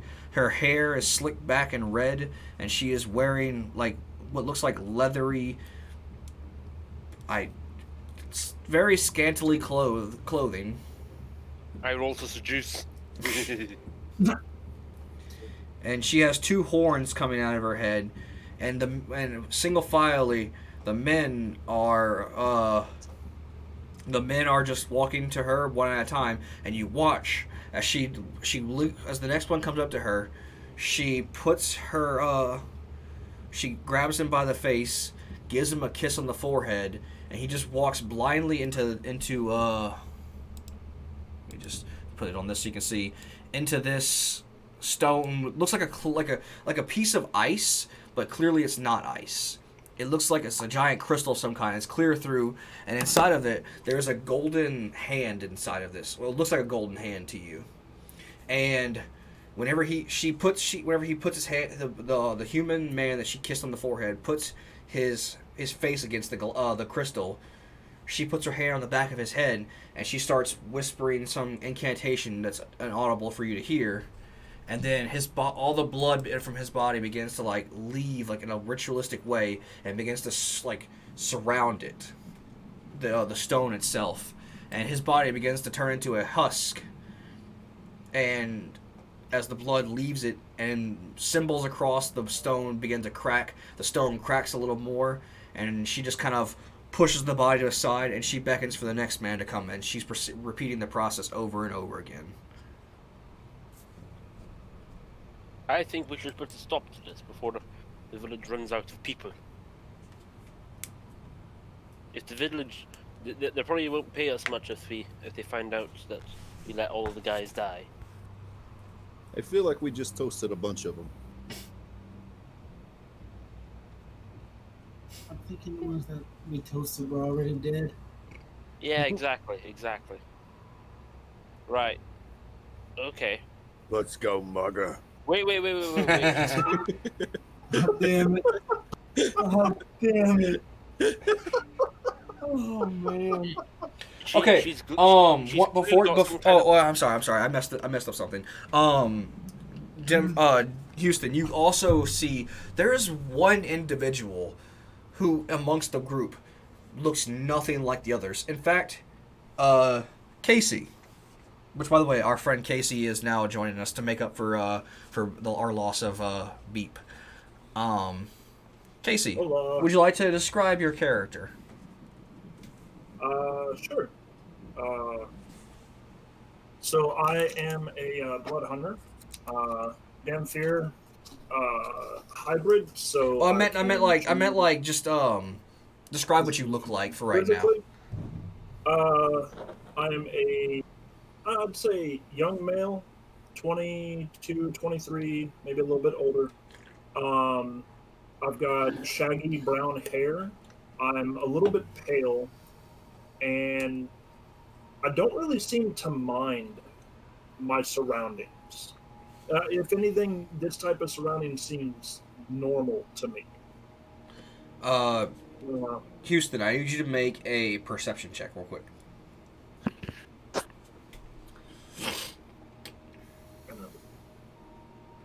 Wow. You know what? Go ahead and add that extra 4 from John. Yep.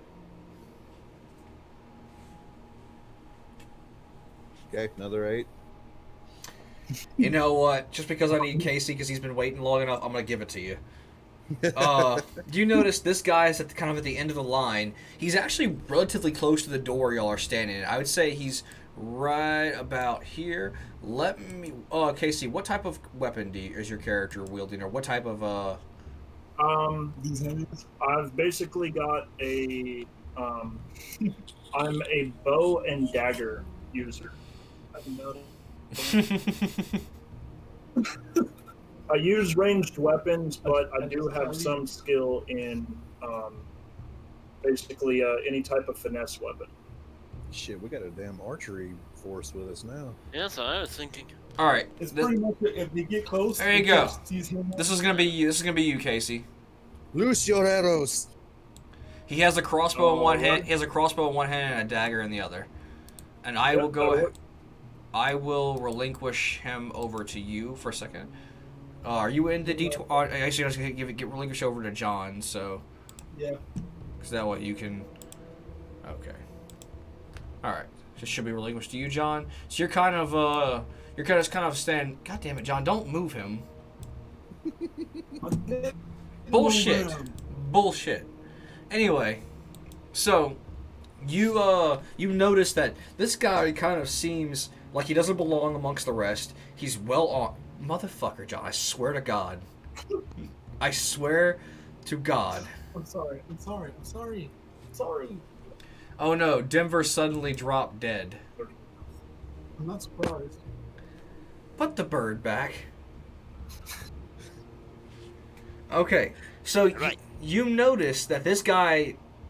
I swear to Christ, John. I swear. LAH. Quit. I can see, it's just because it's off my screen, I can still see y'all doing stuff. So, you notice this guy he doesn't look anything like the rest of these. Like, the rest of the people look like regular townsfolk. This guy is clearly dressed in some armor, he's got some weapons, and he looks like he's pretending, the way you see, it looks like he's pretending to be a part of this trance. Okay. Maybe he's an adventurer, got here before us. Only person who can really see this right now, Jedi, is Houston. So you actually don't, until he relays this information back to y'all, you don't really see any of this yet, because his gigantic, lizard body is blocking the view. Okay. I'm gonna go psh, psh at him to try to get his attention, but quietly.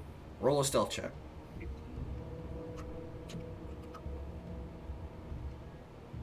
Now is not the time for you to reroll a nat 1, just to let you know. Oh! No. Oh, no. You had Oh, to jinx no. me. What the fuck is going on with the rolling?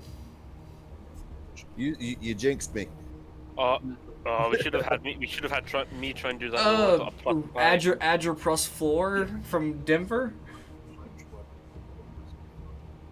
Maybe you get at least a 9 if you're lucky. 7. Oh, you better pray this girl rolls super low. You're either incredibly lucky or incredibly stupid. 'Cause she rolled a nat 1. So your worked. Casey, does your character react to this? He does, because he has heightened senses. I mean, like, are you gonna like break your pretend trance? Or are you gonna acknowledge this? Oh no. Okay, so I guess I'll use my voice from now on. I simply just kind of turn to my side, wave at guys, and oh, hey guys, how's it going? Did you just say this out loud?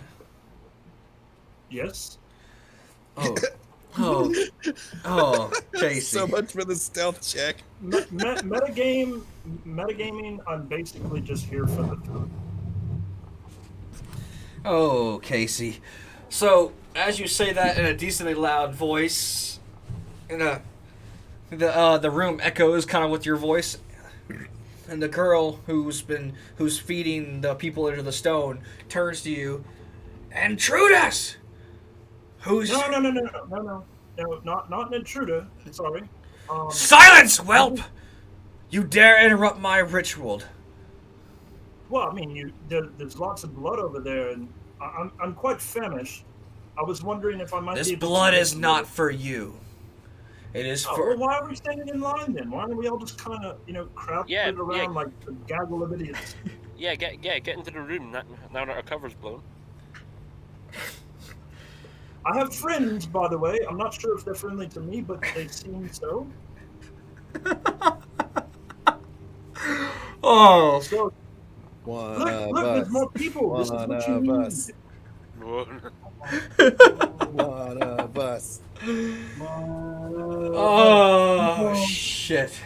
Grab Denver, move your ass back. people. What you said? Move my ass to her back? No, you. I swear to Christ, John. I swear to all that is holy in this world, I will see to your character has the worst experience in this game. Anyway. You foolish. She speaks to the group now. You quit moving, you goddamn character. Get myself on the square, damn it. I want to be on the side. You were fine where you were at. Thanks for calling me fine, Will. God damn it, John. I know better than to incur the wrath of the dungeon master. You know what, John? That's a good point. You know what, John? Roll me a d20. Oh, Just roll me a d20, John. Need me to roll the d20? No, just John. Okay, because of that, I'm gonna take your lowest roll, John. You just, since you didn't get that chance to really recover from the last fight, you now suffer a second point of exhaustion. Oh.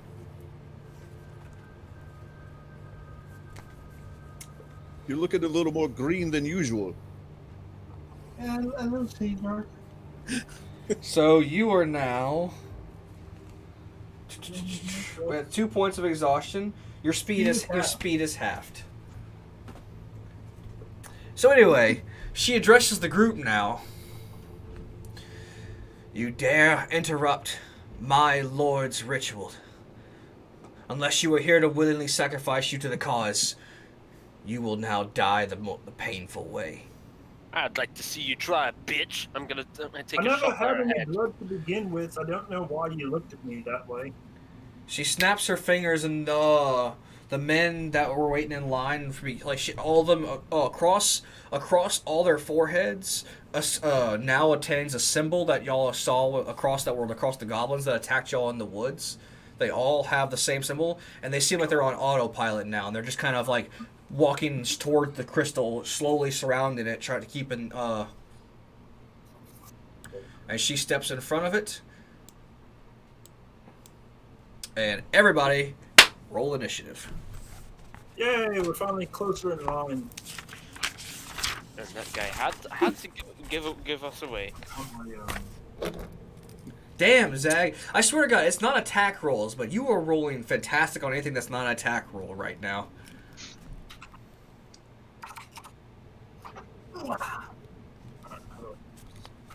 I am rolling just shit tonight. Yes. Yes, you are.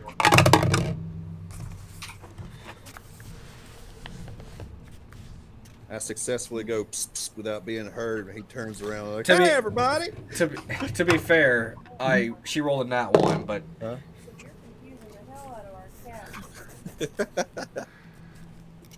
Okay, so Hold on 1 second. Will. If So- anybody needs to see it, it's going to be inside of the stuff. I'm just typing it in for everybody. okay, so And he has a plus. The +3. I rolled an 8. Oh, I'm wait. using So- using the roll on D&D Beyond. Hey, also, Hashiro, I didn't put my +2 with that 6, so it's an 8 as well. okay, so it's an 8. Okay. All right. Big difference. Well, you'd be surprised actually, because according to the order, it's gonna go. Zag. Who's faster? You or Jedi? Like, who's got a higher Dex bonus?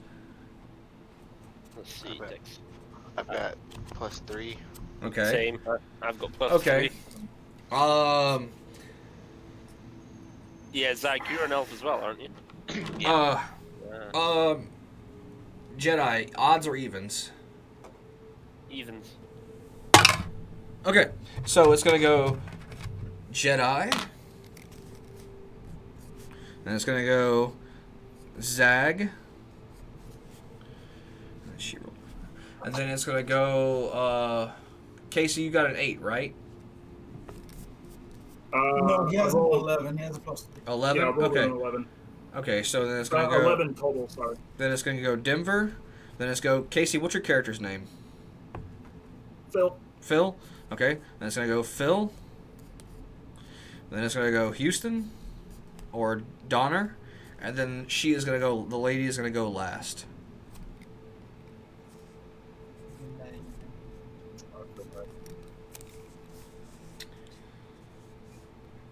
Okay.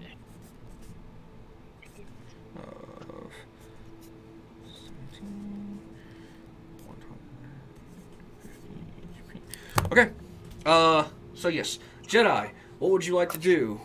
And then Zag, I'm gonna you're on put- deck. I'm gonna put an arrow in between her eyes. All right. You too. Rolling. Yeah. I definitely say you hit. Right, and as for damage, 1d8 plus 3. 1d8. No. Bad game. There we go. Yeah, boom. Very good. That's a very good hit. Suck on that, bitch. So you put the arrow in her forehead. Let's see, it's 11. And it goes right in between her eyes. She takes the arrow with her hand. She pulls it out. And she just licks the blood off of it and drops the arrow. And she beckons. She beckons at you. Is that all you've got? No, bitch. I got more arrows than that. Right. Well, yeah. Is that your action? Or, do you have? You should have a bonus action. Is there anything else you would like to use? What do I use a bonus action for? Another attack, or? If your character is allotted an extra attack via bonus action. Let me change up the music a little bit. Oh yeah, bonus action. No. Only bonus action I got is Hunter's Mark and Zephyr Strike and 2 Epiphying. So nothing that's You could useful. have done either one of those two before you get your attack if you want. Oh, did it? I was looking all over my inventory for something like that. Damn it. Ugh. Do you not still have that blood ring? I do, but it's uncharged. You could say the ring is dormant right now. Come on. So, okay. Hey Jedi, how do you? I have the music queued. How do I skip the song that's currently playing? Oh, wait. Just hang on. Wait. There you go. There we go. Give you all a little bit more music. I'll turn that down just a little bit for the stream.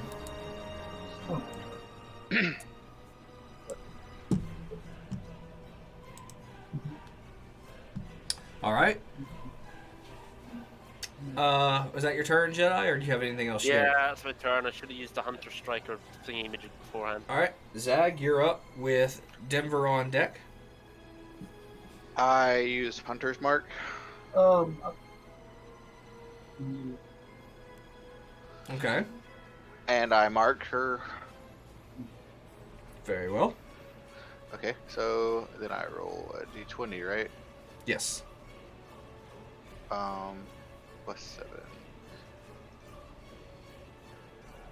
Yeah, you hit as well.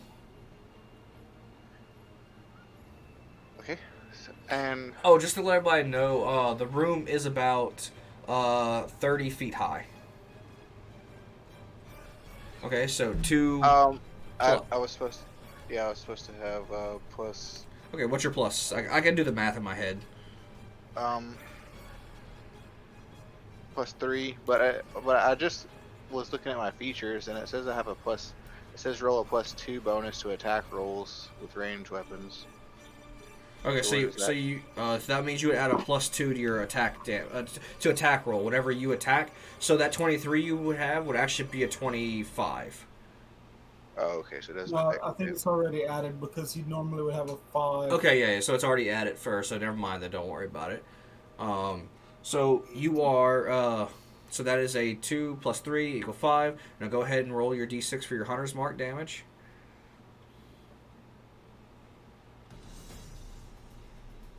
3. Okay, so that makes that 9 damage. Wait, no, sorry. 8 damage.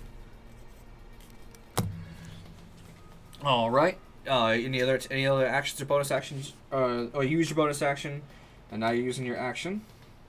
I'm moving my bird back over here. There are still people in between us, right? They are, but well, no. Actually, whenever she called them, they all start swarming the stone, and they're kind of like just you can see every let's say every round, like so when it goes through a full round, you see another person that's sacrificing themselves to the stone. How many total people left? Just You're curious. probably looking at about 50 people. 50. Hang on, has any of us got a ranged attack left? I do. A lot. What did you don't think maybe we could try and shoot the crystal and break it? Yeah, possibly. Because I just hit her right between the eyes and did nothing, and never did. Yeah. Okay. Everybody roll a perception check real quick. Okay. Roll what? Perception check. What's that? I got a nat 20. You'll be the one to see this thing. Yeah, Zag, a perception check is just you take your perception skill, like the same with your athletics and stuff like that, and you would apply the bonus that comes with the perception check. Which Okay. do you have a +4 to your perception? Yes. Okay, so yes.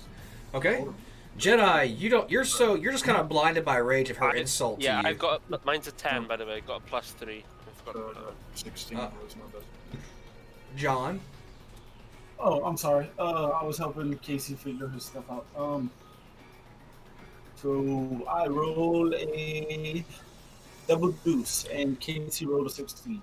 Okay, so everybody but Jedi is just he's just pissed off that his arrow had little to no effect on her, and you can see that every time y'all saw when the person touched the crystal stone, every time the blood seeps across it and the blood runes go across the stone, it actually begins to the stone actually is already cracking with every person that sacrifices their body to it. So just to get that information out there. wait, say that again. Every time somebody, like when a person sacrifices their blood and their body to the stone, it actually causes more cracks in the stone. Interesting. Technically, though, your character didn't see that because you didn't roll high enough. You're too blinded by rage. So right now they're actually trying to break the stone, is what you're saying? As from what you can see, the stone is breaking with every blood sacrifice. So the sacrifices they're making are actually to break the stone. I don't think shooting the stone's a good idea. And you said there was a golden glove inside there? There's a golden glove-like item in there.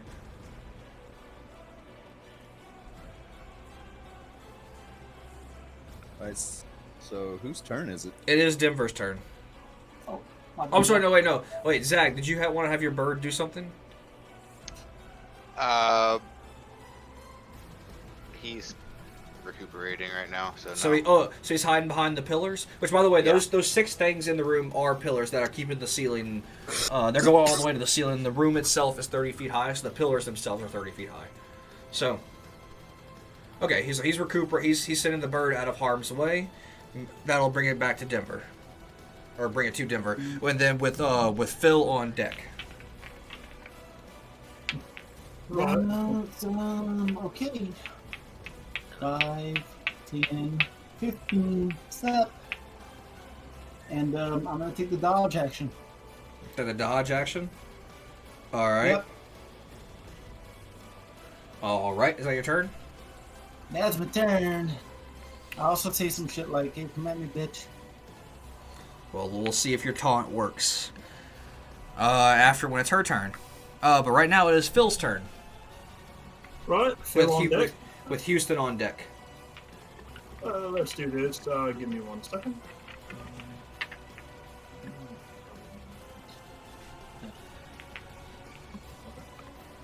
All right. Well, thanks to my racial attributes, I'm going to walk along the ceiling. So you're gonna spider climb or spider walk. Yes, sir. And I'm going to dash action to double my movement speed, which gives me a total of 70. How high are you going up? How high are you going up on the? No, I'm going straight up onto the roof. Okay, so you're going to the ceiling.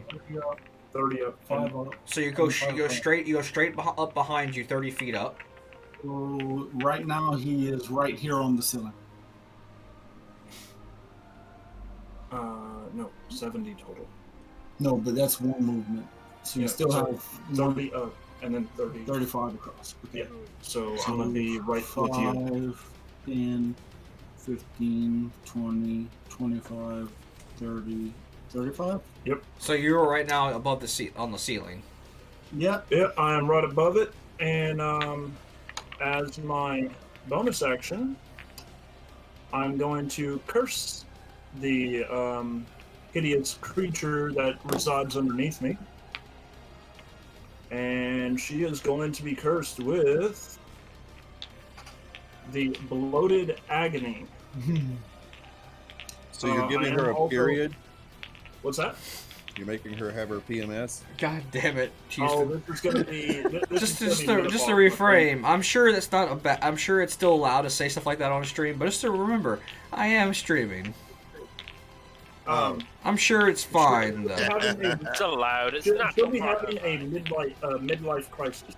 Yeah, this is a little more like a boomer from Left 4 Dead. So explain what this curse is going to do to her. First off, I did have to amplify it. It's going to take me 3 additional points of health. So go ahead and remove 3 health from me. And what this curse is going to do is any creature that I can see within 30 feet of me will painfully swell until the end of the next turn.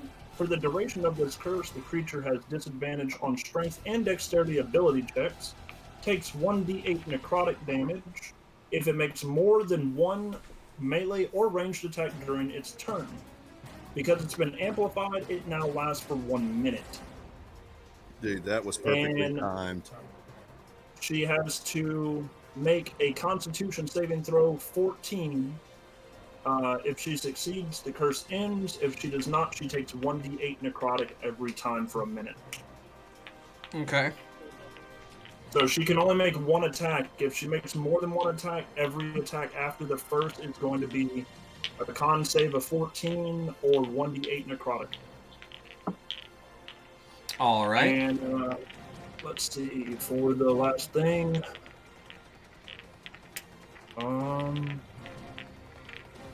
Okay. Unfortunately, I used my action and my bonus action, so I'm not able to do what I was planning on doing. I'll do that next turn. All All right. right. You said that she has a debuff on her dexterity. She has a debuff on dexterity and strength ability checks. Okay. Well, the dexterity part's important right now because I'm going to move here. If it'll, yeah, and I'm going to use my breath attack. And let's see. Once per short rest, as an action, exhale a destructive energy based on lightning. Oh, before you do, Houston, John, after this, get in touch with Houston on Discord and have him update his Dragonborn for the new Tasha's stuff for the Dragonborn race. Yes. Okay. Yes. For sure. So someone in my chat is cursing you, Casey, for putting a never-ending period on the character because she's like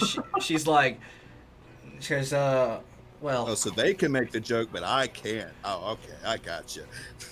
No, she's not cursing you. She's cursing Casey for.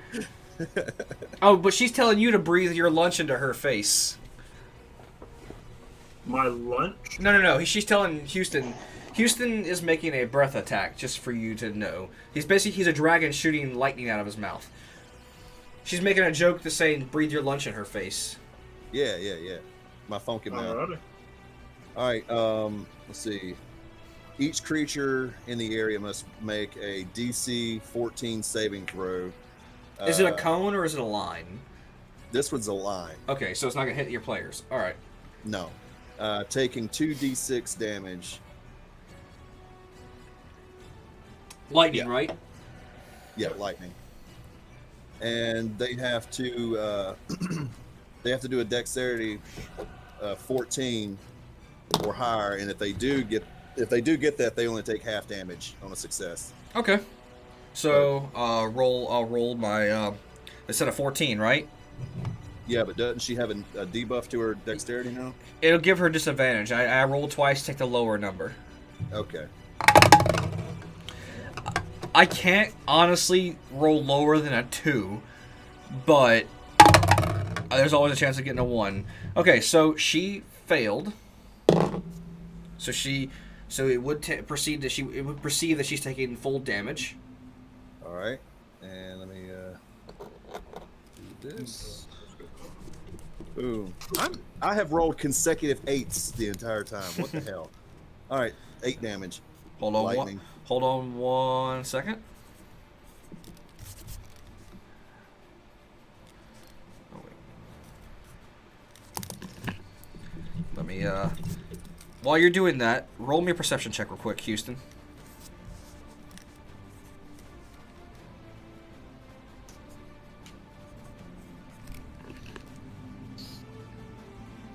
Oh dear. 9 9. plus 4 because of John's thing. Okay.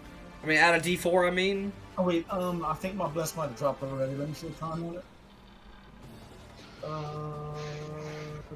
It's only 1 minute. Has it been longer than a minute? No. Okay, so 13. 13. You see that it looked like you shot her with the lightning breath, and she just looks at you, and the lightning begins to twiddle around her. She looks like she's hurt, but you notice that like the lightning kind of fizzles out on her fast, as if she was only taking, even though she failed, she's still only taking half the damage. Okay, let's see, that was 10 feet that I moved. Casey, having fun talking to my my viewers? Yeah. I'm being auditory. Anyway, so Houston, you have a Alright. bonus action you would like to do or something? Well, I've only moved 10 feet, and Okay. I want to know if I do run at her full speed, could I do a shoulder rush? If you only have 10 feet of movement left, you won't be able to reach her. No, I've only moved 10 feet. So you're trying to make another attack on her?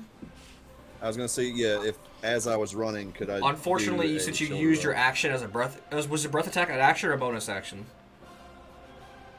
It's just, it's an action. Then unfortunately, no. You used your attack for this turn to... As a fighter, though, I do have a bonus action. You do have a bonus action, but normally, unless you have the ability to use an attack as a bonus action, you will not be able to attack again until your next turn. Let's see. Action surge. You can take one additional action on your turn. This can be used one time per short rest. So you're using action surge? If I do this, would I be able to run at her and you will be able to make, if you use action surge, you will be able to use another attack. Okay, let's see. Wait, how many can I cover if I actually like run? Your movement speed is all the same no matter how fast you go. But it is basically just when you get to her, tell me what you're trying to do whenever you attack her, and then I'll let you know how it's going to go from there. Okay. So you are expending your action surge for this attack, right? I won't be in range of her, but I'll be right here. Okay, so you can save that for your next turn then. So you're gonna be out. You're not on the square directly in front of her. You're a square behind her, right? So you're 10 feet away instead of 5 feet. Yeah. Okay, I can just keep that established. I can put her because the squares are not lined. I'll just put her right here. That way it's established. Okay. Anyway, so is that your turn? He's just gonna try to taunt her too. All right, it is now her turn. She looks upon you. Oh, you poor misguided dragon, or lizard man. Let's see how you like that. How powerful you feel when you're attacking your own teammates. And she blows a kiss at you, and you feel your mind begin to warp a little bit. I need you to make a wisdom saving throw of 16. Okay, which saving throws? Damn it. Your saving throws are going to be to the left-hand side on top of your senses. Okay, and plus underneath 1. Yeah.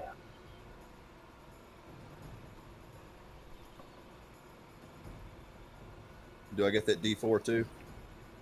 No, this is a saving throw. I think you don't get them during saving throws. Okay. Saving throws and ability checks. 12. So D4. You roll a D4. So it does work it does go for saving throws as well? Saving throws and ability checks. Alright. So roll a D4.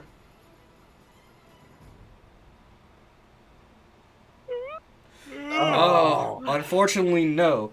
And so, unfortunately, your mind now is warped, and you don't see an enemy in front of you. You see if you've ever had a past, you don't see an enemy in front of you. You see the love of your life. It's whatever it is you love most in a person, you now see it in her.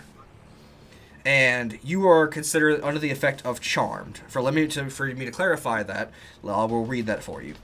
The charmed creature obeys the creature's verbal or telepathic commands. If the target suffers any harm or receives a suicidal command, it can repeat the saving throw, ending the effect on a success.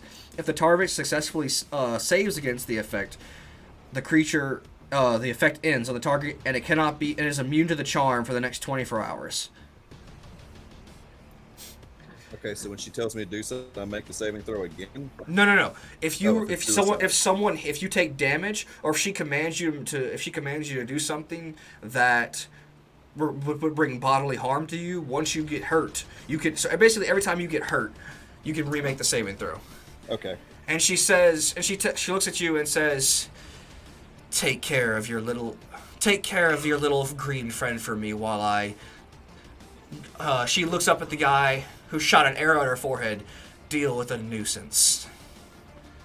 And she flaps her wings open, and she hovers above you, just enough to where it's high, and she moves. 5. Wait, she was already here, so 5, 10, 15, 20, 25, 30, 35. And she lowers herself right in front of you, Jedi. Oh, God. and she approaches you, and she says, "If you want to hurt somebody, you should aim for the heart next time." And she leans in and grabs you by the face, and forces a kiss upon you. Jedi. I'm okay with that. Oh, you're willing. No, Oh, you're willing to do that. You're willing to take this kiss, are you? Because No, I didn't say that. okay, because she is now using her ability, Draining Kiss. I shouldn't have said that. You need to be careful what you say. If you were willing, then you would negate your save for this kiss. I'm not willing. I'm not willing. It's a weirdo kiss, which doesn't count. Okay, I need you, Jedi, to make a Constitution saving throw of 15. Oh god, Constitution. Oh well, I have a +2 on this one, so yeah. It's This is D20, good. yeah. Yes, a D20. Rolls on that one. Yeah, it's not gonna be a nat one. I don't know why you'd say such a thing. Oh shit. Oh no. Oh no. Oh, Jedi, this is gonna hurt. This is gonna hurt like a motherfucker. Luckily, she can only use this ability once every 5 rounds. So, but this is gonna hurt a lot, Jedi. When she kisses you, It will. yeah, How many attacks have you made with her? 2. This is Roll a her. D8 or a Constitution. Well, technically, 14. these actually aren't considered attacks. These are her abilities.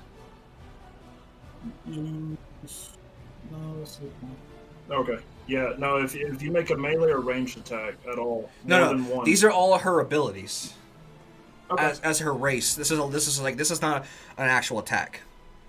Okay. So, Jedi, you start to feel Yeah. when she kisses you, you start to feel your brain begin to burn. Like you feel like your head is just throbbing in absolute pain as you receive 8 plus 7, 8 plus 7, 15, plus 1, 16, plus 9, that's 25. Plus 6, that's 31, and then plus 5, 36 psychic damage straight to your forehead. Death. Psychic damage. Oh, and that translates as normal damage.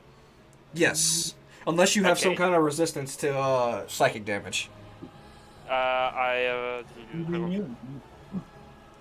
have no resistances, immunities, or vulnerabilities, so So that's then, me dead. so well, you're not dead yet. Death save. You're making death saves. So you are at 0 HP right now. Okay. My chat said my chat is telling y'all to polywop that cheating bitch into another dimension. Quick question, Will. In regards to her ability, like her allure that she's doing, is that a concentration? Her charm that she's doing on Yeah. Houston? No. It doesn't require concentration. The only way it breaks is if he takes damage and he makes the save again. As far as the damage goes, I mean, as far as him being charmed, it's not considered concentration. Oh, and by the way, Houston, and for everybody else at the table, she relayed that information to you in your mind, so nobody else heard that but you. So as far as everybody knows, you're still on their side. Metagame speaking. Oh. Got it. Did he turn and look at me like that? He turned. He did leave. He looked like he was charging towards her, and then he did stop midway, and then turn his attention towards you. So that could be an alarming thing to you. But anyway, that is the end of her turn. Bringing it back up to Jedi. So Jedi, I need you to make a death saving throw. Okay. What that is, you roll a d20. If you roll a 9 or lower, it's a negative point against you. A 10 or higher, it's a positive point against you. And the first one to reach 3 is whether you live or die. Or unless someone heals you.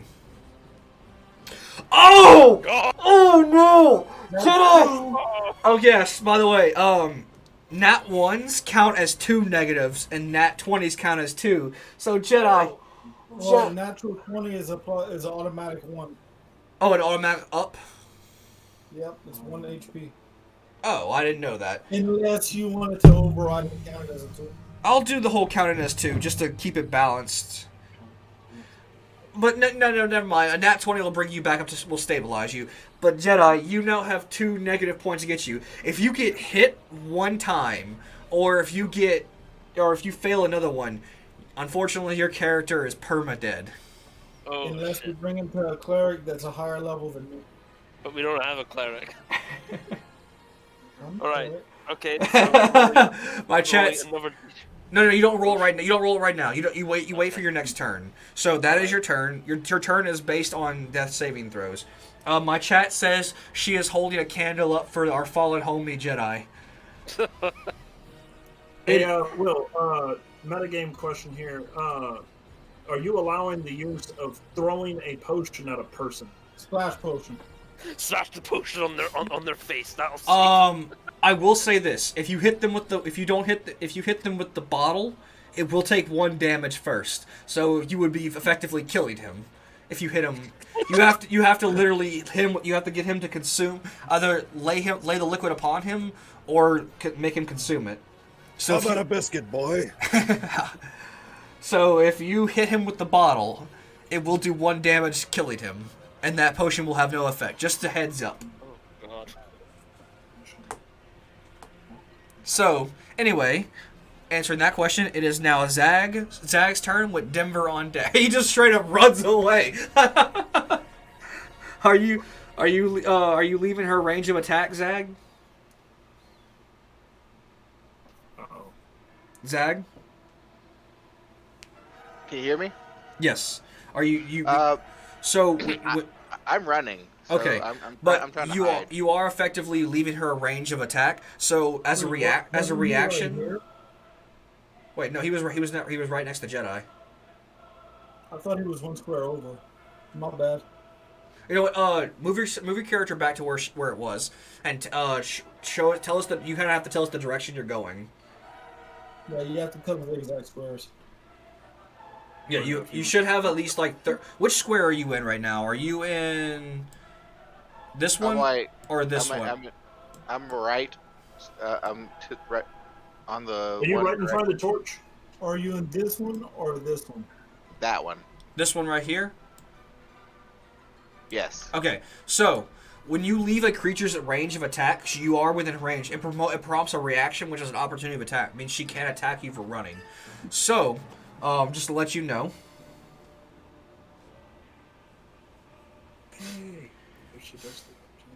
Casey, look at the chat when you get a second, Casey. But anyway, so Zag, if you do if you do leave her range, she does get an opportunity of attack on you. And yeah. So what are you trying to do? I know you're trying to hide. So are you trying to take the stealth action?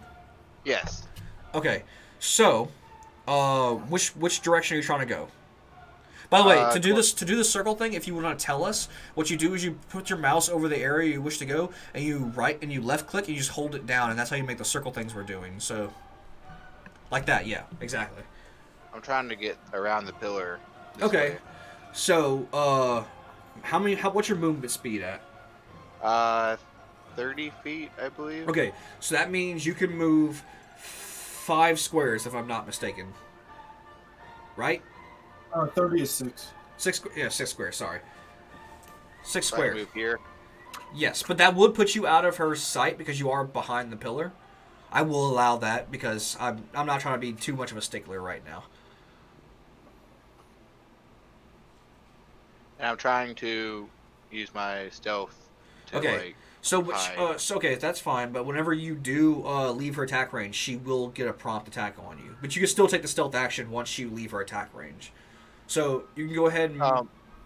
Can I attack her while because I have a melee move. No. Attacking and taking the stealth action are both considered an action, so you can only do one or the other. Unless you're a rogue. Or monk. Yes. Okay. So you can only the only thing unless you have action surge like a fighter would, you can usually only do one action per turn. Okay, so, do I move here? Yes, so that will prompt an opportunity of attack upon you.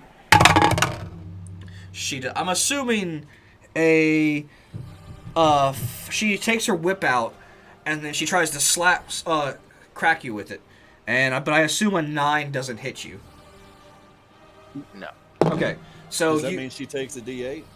does it require a successful hit, Casey, or does it any attack? For what? She made an opportunity of attack on him. Does that require a successful hit to activate that? That would be... No, unfortunately, that would be her one attack, and the disadvantage only comes from checks, not attack rolls. No, No, he's your talking attack. about the necrotic damage stuff. Oh, yeah, no. Has she made any melee attacks since before? She just made an opportunity of attack, whip attack. Does it Okay. have Then to that counts hold on, as wait. the first The one. question I have, does it have to connect, or if she misses, does it still happen? No, if she makes any attack. Any attack, Okay. melee or Just one ranged. attack. Okay. So, pretty much if she tries to attack anybody from this point on until her turn, she will have to roll a 1d8 for necrotic damage. Okay. Then and I will roll a d8 for that. Alright, that is the damage she took. Real quick, metagaming. Yes. Would Chris theoretically be able to have his bird grab the potion from Homeboy and be able to take the potion to Jedi's body and kind of like tilt it over in his mouth? Yeah, sure. But the bird can freehand pick up. If the potion is presented to the bird can freehand pick it up and then come back and then use an action to put it back in his mouth. So when you pick something up, I will allow that as a free action.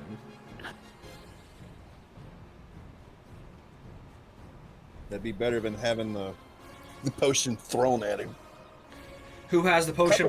Well, the thing is though, the potion has to be presented, and no one's pulled a potion out yet, so the bird can't exactly do it yet. Since Zag, it's still your turn. I need you to make a stealth check, so that way you can successfully hide from her. Is that D20? Yes, sir. Plus your stealth bonus. Ooh. All right. That is plus her perception, which is her skill. Well, she matched you, but because of you are the... Okay, so how I do it when I DM, if you're the initiator, if you're doing anything to initiate something, aka you try to hide, the initiator always wins on ties. So you're the initiator, she tied, you have successfully hidden from her. She has no idea where you are.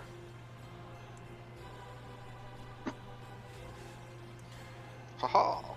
Oh, and by the way, when it reached Jedi's turn, another body did slam itself into the crystal, causing the crystal to crack more.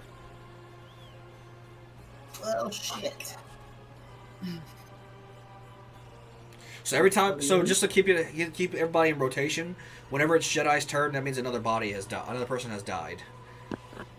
No pun intended on poor Jedi's being dead, but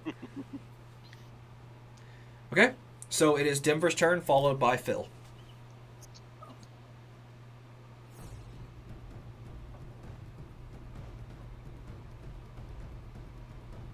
Denver. On Denver. 15. Oh, this fucking fatigue 2 sucks. Well, guys. Jedi, my viewer is supporting you even though you're down. She says you got this. Yeah, and 5, 10, 15, 5, 10, action surge! Did you dabble a little bit into fighter, John? You damn right. Spare to die. You had one, my boy. Alright, Jedi has 1 HP. It's successfully not on death's door anymore. Wow. He bends down, he puts his hand on your chest and he says, Staying alive. While he's doing... I'm While he's not doing... bothered. While he's doing Okay. while he's doing compressions on your chest. Oh, oh, oh, oh. Staying alive. Staying alive. He Okay. puts his hand down on you, and a little bit of energy floats off of the hand and goes into you, and boom, start dying. And he turns and he looks up at the horny bitch, and says, "Yeah, nobody fucks with my friends." And stands up and positions himself in his last 5 feet in between. Alrighty. I can't Okay. really position myself, but you get what's going on here. I'm trying to get in. Yes. Yeah, I got it. Now my chat is cheering you on, John. Jedi, you are considered I only got 14 health. I'm about to fall. You are considered prone, which means you are laying on your back. So to get up, you will have to expend half your movement speed whenever you're prone to get up. Just to let you know whenever it's your turn again. Alrighty. Is that your turn, John? Yeah, that's me. Casey, you're up, or Phil, and then followed by that, it is once again Houston's turn. Right. All right. Well, time to do this one more time. Let's see now. So everyone's about to see my hideous side. I am going to give me 1 second here. John, my chat is telling you to backhand that cheating bitch.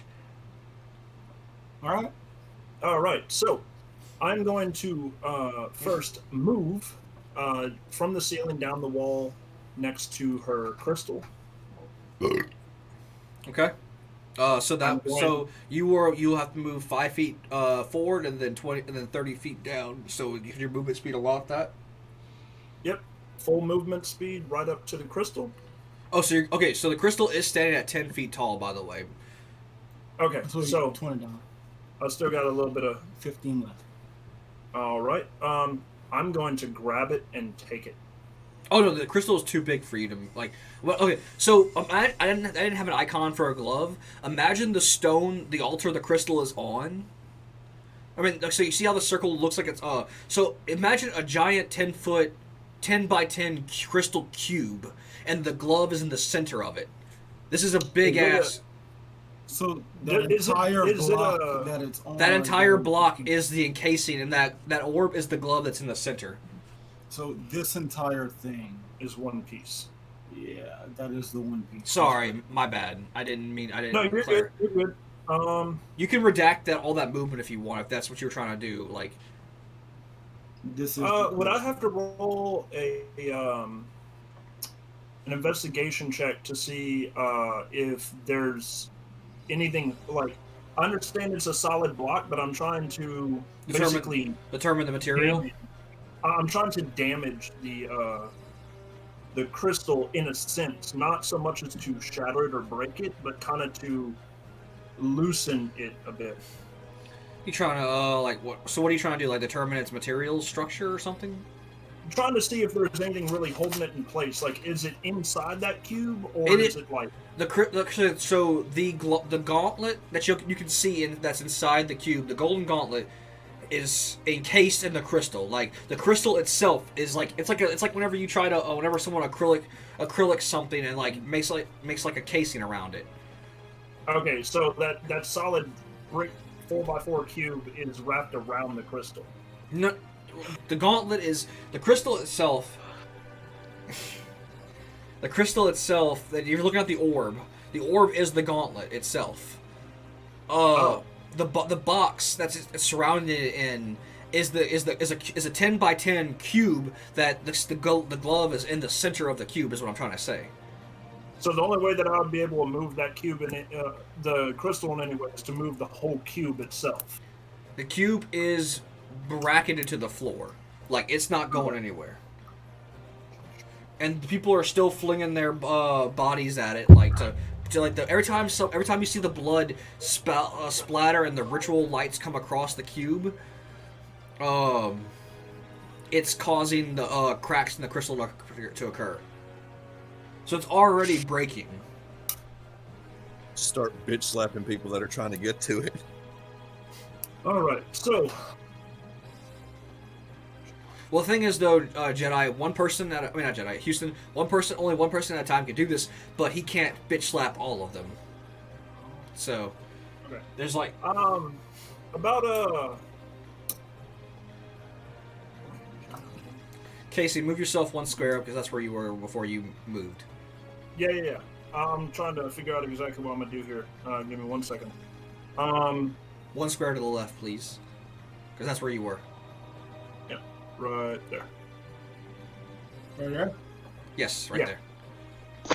Okay. So. Okay. All right. So, kind of stepping everything back since I found out about what you told me. Common knowledge. Put me directly above her, like on top of her. Can you move that far? 35 feet. She's exactly 35. 35. You're actually one square behind. Okay. So you were still 30 feet above her, though. Well, technically now you're 35 because you're at an angle, but still. Right. This is gonna hurt both of us. Are you about to drop on? Are you about to drop on her? I'm first going to transform into my hybrid form. This allows me to transform into my hybrid form for 1 hour. I can speak, use equipment, and wear armor in this form. In order to revert to my normal form, I have to use a bonus action to revert. Upon the give me 1 Are you about second. to make yourself super heavy and just fall upon her? What are you a hybrid of? Well, it doesn't really change anything other than my attacks and how I look. I'm trying to find it right quick. Give me 1 second. Chat's saying to pancake that bitch.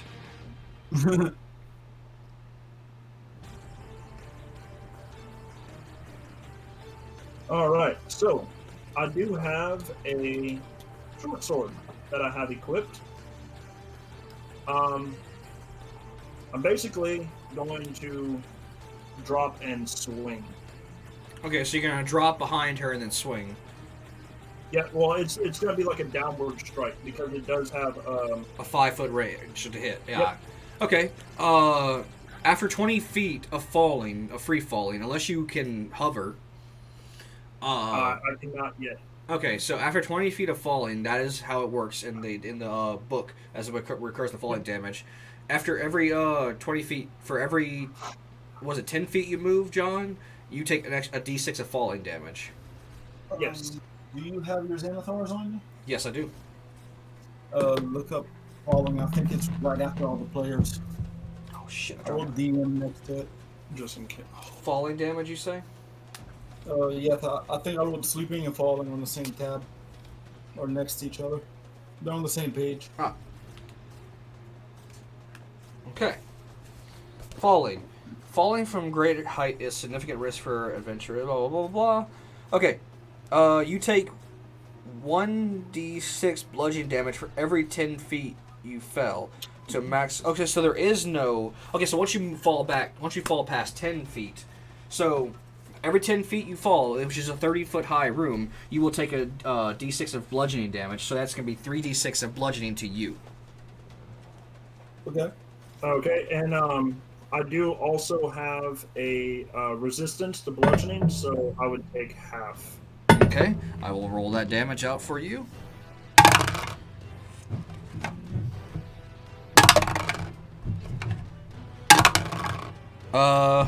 That is 8, so that's 4 damage to you. Okay. And I previously had 3 missing, so that puts me at 31 health. Alright, and I'm going to roll to hit. Alright, so you fall down and then you slash her across your back. Actually, hold on 1 second. Because you are kind of falling at a distant height, and you did take some damage, make an acrobatics check. This is a free check for me. This is a free check, so it won't take your action. Just make an acrobatics check for me if you wouldn't mind. 18 total. You land just fine. No problem. Okay. Alright, rolling to hit.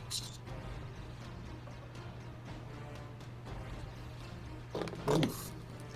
Oh wait. do I Did have- you roll a I have natural? that Did you roll a natural one? It's an attack. Athletics. It's not. It's not an attack. Oh, okay. Yeah, Yeah, okay. Did you roll So a yeah, that's a 9 to hit. it was a 4.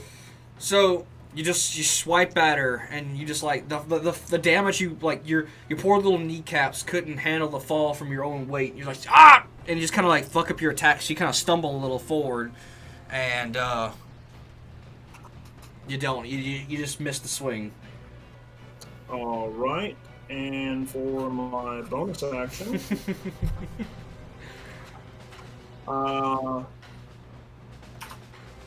let's see. For my bonus action, I'm going to use my vampiric bite. This will allow me to attack with my fangs for 1d4 plus my constitution as damage on hits. Actually, no bonus action to transform. It was a bonus action to transform. Oh, that's right. That's right. Shit. You No, wait. I do have another thing. Hold on one second. Houston, the chat is saying your character is thinking to himself, "Why are y'all attacking my boo?" Exactly. That's why I'm trying to find all the information on hybrid transformation.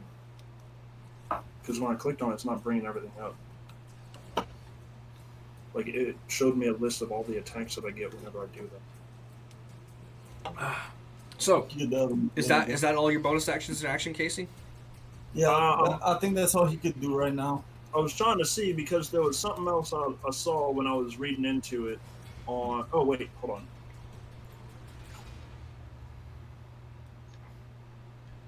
Well, until while you figuring that out, we'll just have just keep the game going. We'll have Okay. Houston, your turn. All right. Your last command you received from her was to take care of the Go little. after Dende. Yeah. It's right here.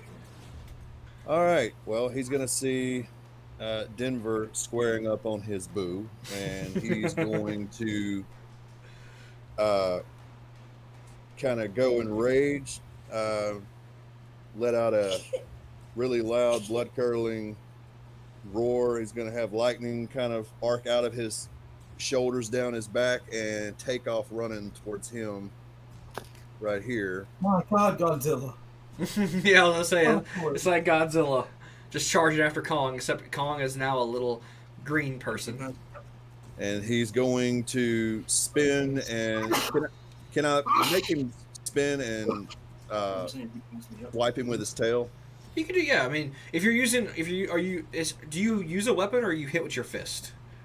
No, I have 2 battle axes. Okay, well, this will be considered an unarmed strike if you do this. So an unarmed strike is basically you roll the d20. I don't think you use your strength you should use your strength bonus as your modifier, and then for I think an unarmed strike is just a straight is it just automatic 4 damage, John? It depends on if he's proficient with his tail. As what are you, a barbarian or a fighter? He's a paladin fighter. I'm trying to go as non-lethal as possible. I mean, an unarmed strike would be the way to go. Yeah, she told you to go lethal, and you have a +6 to hit with 5 damage. Oh, she told me to go lethal. Okay, well, I guess I'm gonna have to swing with my axes then, huh? Yes, sir. All right. Okay, battle axe. Here we go. Let's see. What is that? Where the fuck is the damn? Give me a moment. The one time Jedi's gonna roll a nat 20. Please, anything but a natural 20, please. I'm trying to see what my damages would be. Or inventory, battle axe. It's not having any numbers beside it. Wait, say what? Okay, I'm looking at my battle axes, but it doesn't have any information there. It's just got Are you under equipment right now? Go to actions. action. Okay, yeah, there we go. That's it. All right. You should have a +6, and if you're using one hand, it's a D8. If you're using 2, it's a D10. Damn it. God Hold on. damn it. No. I was trying to click the dice thing and went to D20. That wasn't my roll because I also had to put a +6 on it. No, nope, sir. That is a nat fucking 20. Holy, God dang it. holy Okay. shit. God damn. Good. Well, goodbye, Denver. What? Oh There we fuck. go. There we go. I just clicked on the 20. God dang it. All right, let me do my damage. It's you. So how a 1d8. crit works is you take the dice you normally would roll and you roll them twice. That's why it's called Dice So Nice. You roll them twice. So Alright, D8. 2 d8s actually. So one more. Okay. Damn it. 1d8. All right, and what was the plus that's supposed to go on that? No, roll Plus another D8. roll another Just d8, one then more add your D8. bonus. +4. All right. So I don't need to add my bonus? No, you do not. Just- You do add your bonus. I'd give So bonus to one of them. roll your dice twice and then add your bonus to it. Don't add your bonus twice. Just add your bonus. Yeah, yeah. So that's exactly how it would be. So it's Okay. 12. So 12 damage to Denver. Oof. He's not on Death Star. You have 2 HP left, Denver. You're still alive, but you're really, really hurt. Okay, this is gonna be really hard for me to click this show. Well, actually, that's pretty easy. So she took control of my character and made me go after one of my own people. And I just fucking crit him. He has 2 HP left. Jedi's land. You've been rolling Oh, so God. terrible all night, Houston, and now you like the one time you need to roll bad. Yeah, I'm so conscious. Like, as I'm standing there holding my shield and staring at her, I see him just pretty much teleport next to me. And I'm like, the fuck? And then that axe comes up, and I'm like, just staring at it in slow motion. No. You look at it like Double D did whenever Rolf had to pull out the hammer of punishment, and his eyes just go big and wide. But still, you must be punished. Yep. It's such an Jesus. All because, oh, hey, guys. Ouch. And I guess that's my turn. Oh, do you have other things you could do? Because you are under her command to do as much lethalness Alright. as possible. Oh, shit. Okay. Give me a moment. I have action Off swing, surge. boy. Come on. Hit me. I have action surge. Oh no! Oh no! Oh, wait. Before that, you have the other axe in your other hand, right? Huh? You have the other axe in your other hand, right? Yeah, I have 2 axes and I'm proficient in two weapon fighting, so I guess I'm swinging with both of them. Offhand and hit at me. Huh? So take your offhand and hit at me. Alright. What's that? Offhand is just straight dice roll. It's not. You don't add your bonus. Okay. Roll like you've been rolling. Yay! Oh no! Oh, That one misses. yeah, but also it could also be. Now I have to roll severity dice. Jedi, can you just choose a side? Can you choose a side and stick to it? All You right. can choose a side. I mean, like, on the dice rolling, either good or bad tonight. All right, severity dice. Let's see how bad this fail is gonna be. All right, roll 2. It fell off the thing. Okay, 38. You're above half. So, I'll put this in favor of the party. So you actually, so Denver's like, oh shit, and just ducks, and you swing the axe a little too hard, and it goes and cracks her across the shoulder. So roll your damage.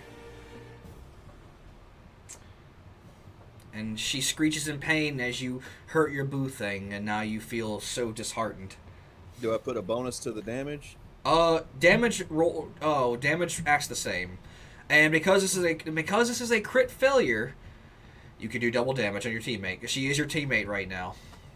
Okay, my axe has a 1d8 plus 4, but below it has a 1d10 plus 4. What is that 1d10? The D10 is if you're holding it with 2 hands. Yeah, if you're holding it with 2 hands. So, but you are wielding it with 1 hand right now. Okay. All right. So do I do +4 damage?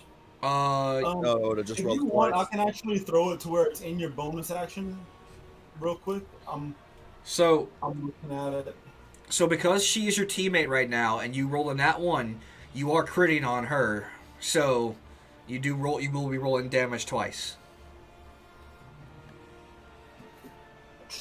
So you're not only hurting her, you're extra hurting her. So 6 damage. 11. I rolled twice. Okay. 5 and 6. Plus what? What's your bonus to damage? +4. Plus on 4. each of them. So that's 15. Okay, so when you put that axe into her shoulder, you feel like you feel it was a good solid hit, but you almost feel like as if slashes. This is an axe is considered slashing damage, right? Yes. You feel that the axe, like, it would have hit deeper, but almost as if she has an innate resistance to being cut. So that's half damage. So 15 halved is it doesn't have a half. It's like what 7.5. So we'll just round it up to 8. So you did 8 damage to her. Okay. All right. Well, that was my offhand. So that's your action and bonus action. I don't think there's anything else you can do. As far as I is attacking. That was just 2-hand fighting. Would that have been my bonus action? No, yes, wait. your offhand is your bonus action, man. Okay. The only other thing I could do would be action surge. But you already used action surge. You can only use it once every long rest, I think. When did I use it? You used it to go up to her. Remember, like, so you. I'm pretty sure you used action surge. No. I was going to use it when I was running up to her, but I didn't. Okay. I was too short. Okay, well then, yeah, you can burn your action surge again and try and smack Denver again. Well, since I have to. All right. Damn it. The bird is very traumatized. That's why he sent the bird to hide away from her. I'm sorry, Denver. It's all good. All Denver, right, Denver looks at you with those puppy dog eyes as you get ready to smack him again. Oh, Yeah. but that does not hit Denver. He just kind of ducks again. It's like bob and weave. I'm capping it with the shield. Come at me. Yeah. Are they aware of what's happening? Oh yeah, everybody can. Oh no, they don't know what's happening, but they At this point, Oh yeah, well they all can see that you just suddenly turned tailcoat and now you're attacking your own teammates. So that's as far as everybody can tell. That's what you're doing. So yeah, he just put his shield up as you try to bash down on him, and it didn't. He blocks your attack. So that is your turn. It is now her turn. I'm so sorry. What happened to my turn? No. She goes after Houston, and then you start the roundup again. Alright. Oh, okay. She hasn't gone yet. It's the end. Oh, really? She kissed me and killed me. Yeah, but that was the end of her turn. That was Alright, the first turn. Yeah. Alright. So it's her turn, and then it'll be your turn. She's at the bottom of the lineup, Okay. and she looks at the little green man. My lizard is taking care of you, and she turns her attention to the bastard and try to stab her in the back. Oh shit. He just walked out of the room. Do I hear her? You hear this? Oh, that's the wrong thing.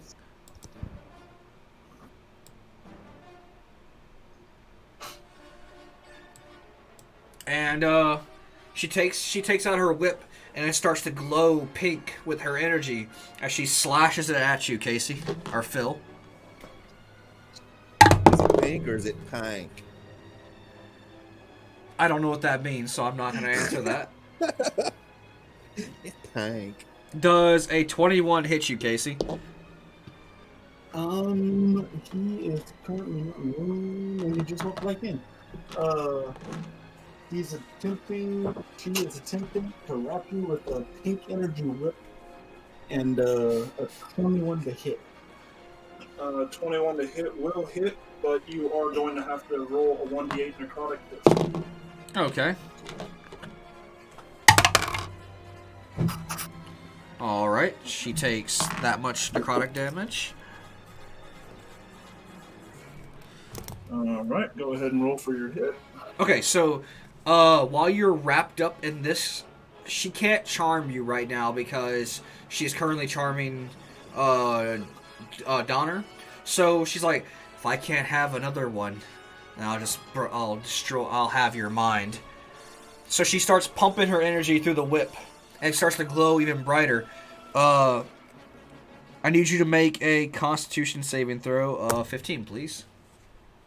Who does? You. Me? Yes. Alright. Yeet, 21. 21.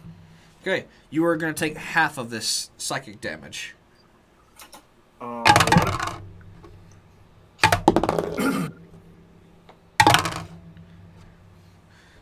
10 psychic damage straight to your brain, but halved, so making it 5.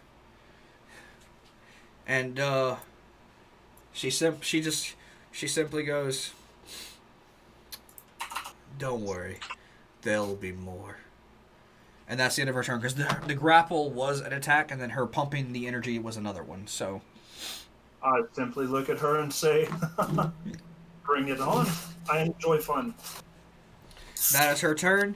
Jedi, you are up. Okay, well I have to use half my movement to stand up. Yes. What is this? How much What is movement? it? So whatever your movement speed is, half it. What is my normal movement speed? It's like 30 feet, isn't it? Yes, that means you only have 15 feet of movement speed. Casey, So, the chat says to eat the whip. Okay, If so it's I can not only wrong- go 3 squares. So 1, 2, Oh wait, 3. wait. You did pass her. You did pass her.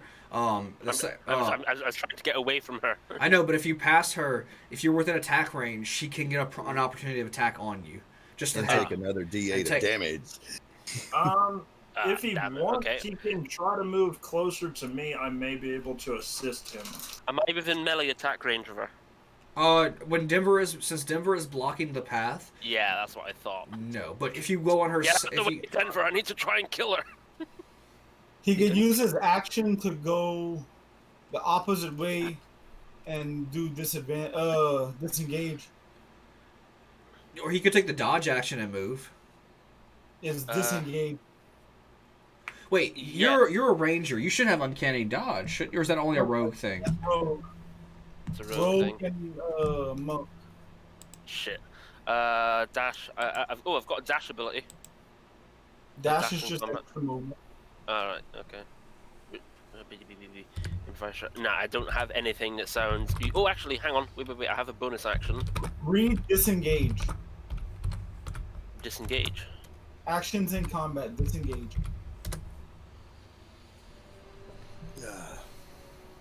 Bear with me.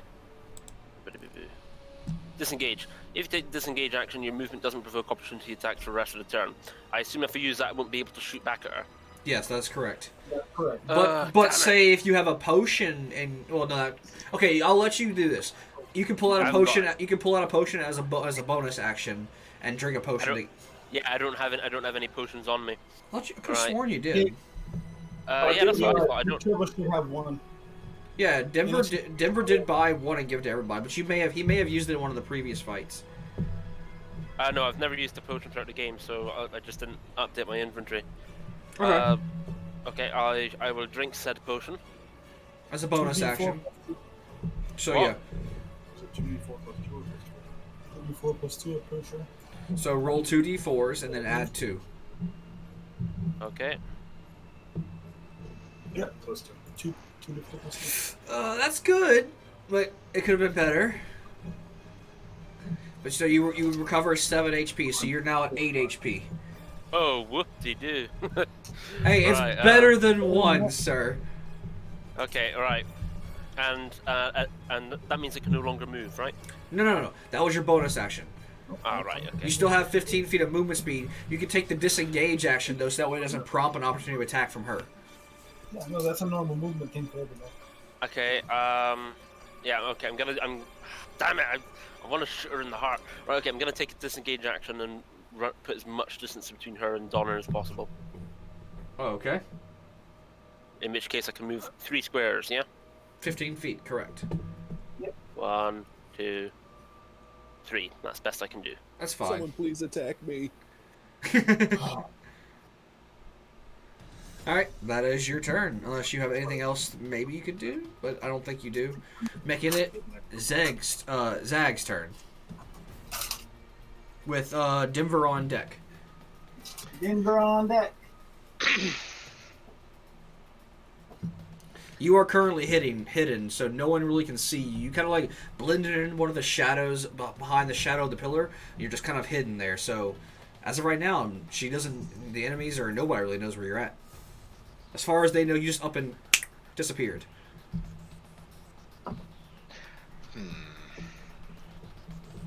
I'm going to attack this lizard guy with my bird. I'm a fucking dragonborn. You can't hear that.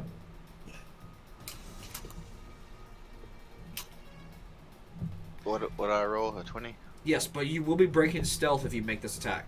And do you have sneak attack damage as a ranger? No. But how would I be breaking stealth if my bird is attacking? Oh, the bird is attacking. I thought you were like popping a shot out from behind the pillar. No, not yet. Okay, so you're trying to make an attack on the bird. Yes. Roll a d20.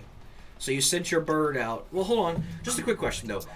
Well, I guess never mind. I guess you were like, oh, he just turned on us, so fuck it. Just have my bird attack him. My bird is like gonna try to like blind him and distract him. Okay, so you're having the bird do the thing against the golem that it did, and just flapping it in front of his face and put its talons across it, scratching it with its talons across his face. Yes. Okay.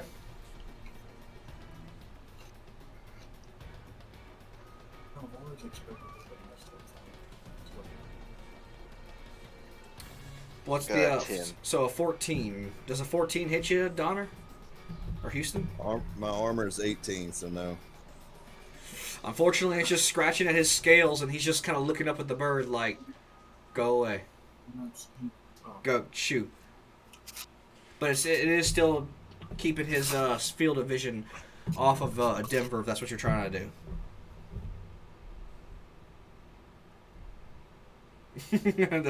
the bird's about to become fixed chicken, or cooked chicken. That's what the chat is saying. Yeah, definitely toasted, for sure. Okay. I've already used my breath attack. If you are moving, Zag, that means you are breaking your stealth or you're trying to move while still in stealth. So you're gonna have to make another stealth check to make sure you stay in stealth. Okay. Oh god, you're gonna bring her next to me. I hope she moves. You're gonna turn me into a meat shield, you numpty. That's a good roll, though. I'm still stealthed. Now hold on, she got a roll a perception check. With that, she rolled a 19. That means she's too busy with her plight to be looking at you. So you were successfully still hidden from her.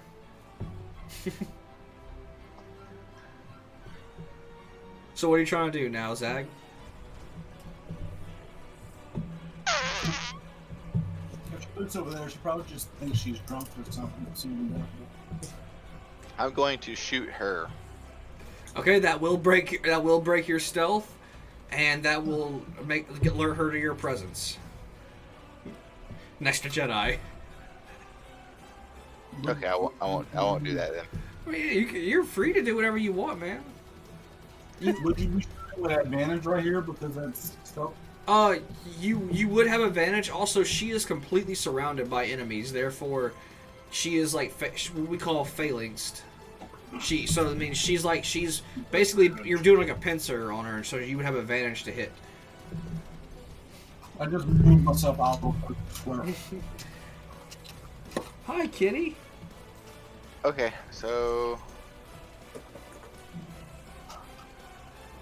I try to attack her. All right, roll twice and take the higher number. Ugh. Ugh. God damn. Unfortunately, your arrow just kind of whizzes past her head and just kind of overshots, and she looks over at who fired upon her, and she now looks at two elves standing side by side, and she points to you. I'll get to you later. You fucking somp. Is that the end of your turn, Zag? Or are you going to Yes. use a bonus action? I don't think I have any bonus actions. You might. You do as a ranger. Which ones? Because Hi, what else can I do? If you're a ranger like me, you've got hunter strike. No, I got Like Hunter's Mark. I got Yeah. Hunter's Mark. That does happen. He's already got. Oh yeah, wait. You have Hunter's Mark. Doesn't that give you a plus something to attack? Oh, it doesn't really matter. What's the plus to attack? Is it a plus?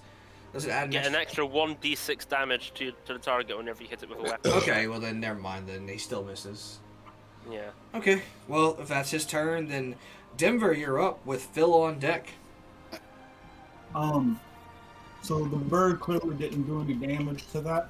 No, he Mini Godzilla looks completely unfazed. I'm gonna. She got her back to me. She's kind of like, she's got her back to them. She's kind of like side by side, like she's got Phil. She's got a whip. She turned around to fuck with Casey, right? Yes. Yeah. Okay. I'm gonna say, hey, don't turn to me, and I'm gonna try to backhand her. Backhand the bitch. I am going to do it. You damn right. Keep that pan strong. And my question here is, since 2-1, do I advantage? Sure. Even though technically Casey is grappled, but I will allow it. My fucking Jesus! Oh no! Mama, I was coming up another lady. So you just kind of because you're so weakened, you're kind of so weakened from getting hit with those two axes.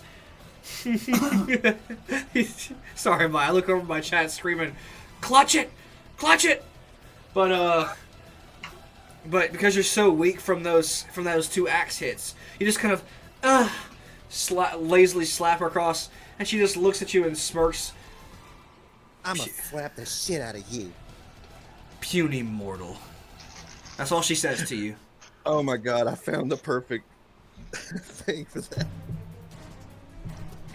Where you going, kitty?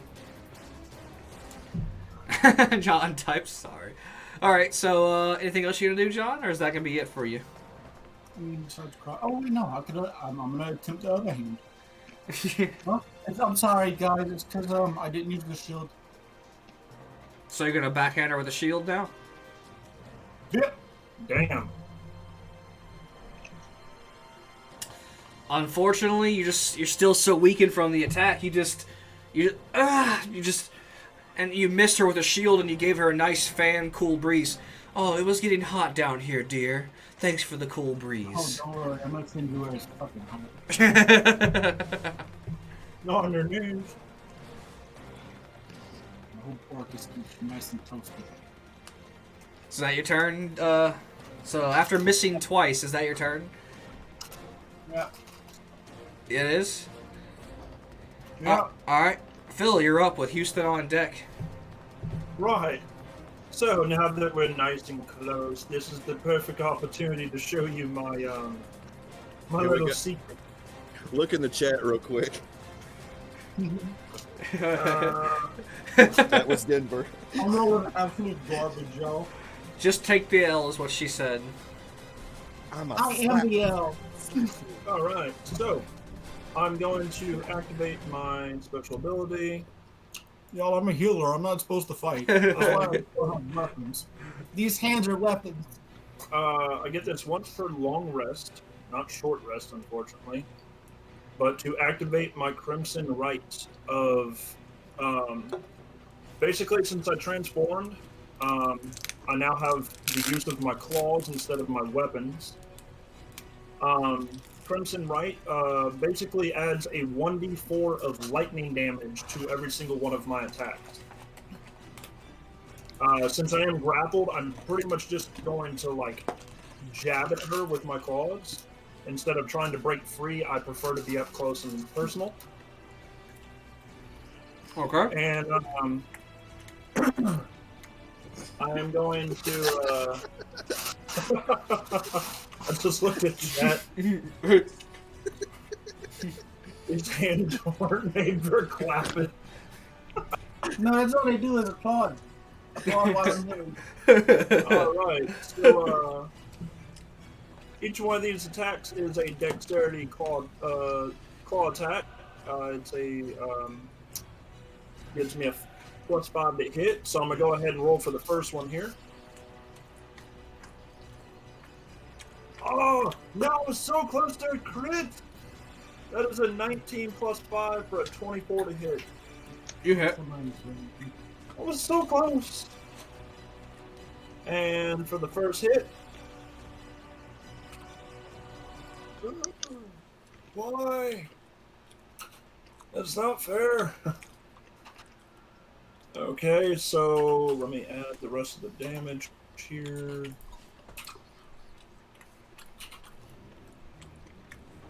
Does this make your hand attacks considered magical? Yes. Oh, him, yeah. So that is going to be a total of 7 total damage for the first attack. Okay, because she is resistant to slashing, piercing, bludgeoning, and lightning damage. So, just to let you know, but it has to be. It says from non-magical attacks. So, if this makes your attack considered magical, then I need to know. It does make it magical, but it's still lightning damage. So the first attack would be full damage. The second attack would be half. No. It'd be a total of 6 damage. No. If the lightning is part of your magical attack, it's still considered full damage. Okay. Basically, 7 total damage the way cold, fire, and lightning resistance works for her, it has to be natural for it to be resistant. If it's considered a magical style of attack, then okay. Okay. All right, and for the bonus action, so what was the total damage? I'm going to use my vampiric John, bite. Casey, what was the total damage? What? 7. 7 damage. Okay. 7. Denver, you still have Yeah. fans in the chat, by the way.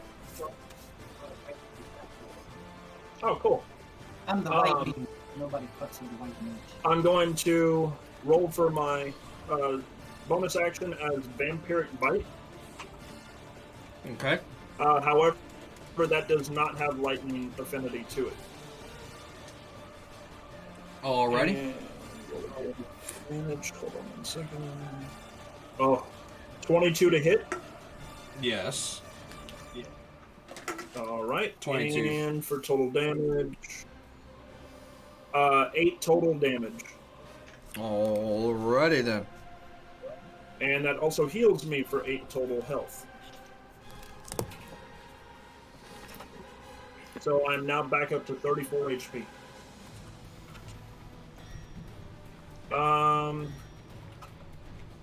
And that's it, because I'm still grappled.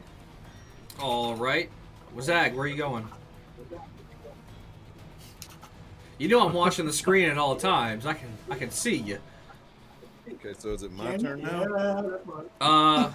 Yes, Houston, it is your turn. And your still command was to put Denver in his place. Come here, little buddy. Give Daddy a hug. Alright, I'm gonna swing again. Oh no! That was on Casey. Oh no. That's a hit. Why can't you That's why can't you That's gonna be a swing? hard no, I'm gonna use my last fucking spell slot and cast shield. Okay, what does that make your AC now? That's gonna put me at 26. 26. Okay, so you have to roll a nat 20 to hit him now, Houston. All right. Well, I'm gonna use my bonus action and Oh wait, it's an automatic. It won't. Wait, no, you can still hit with a nat 20. So go ahead. Okay. I healed for 8. all right. I'm gonna swing with my offhand. Oh, okay. So yeah, so he tried to slash at him twice, like bam, bam, and you thought you hit him, but then a magical ethereal shield appeared right in front of him, and just blocked both attacks.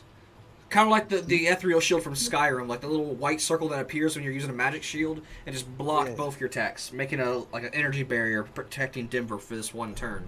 Someone please flick Donner in the dick, please. Knock him out of this.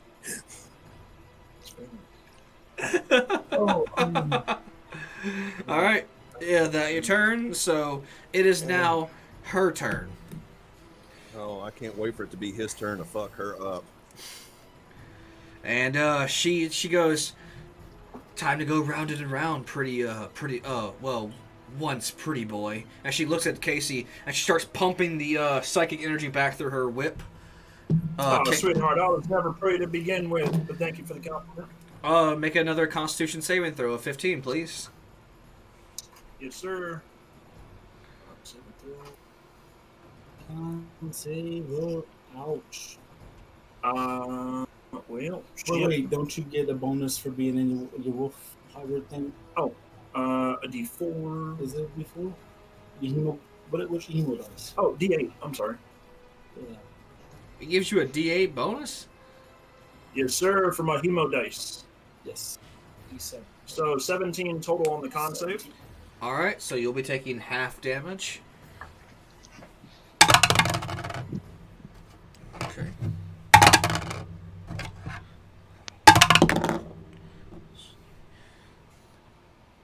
14, so halved is 7 psychic damage directly to you.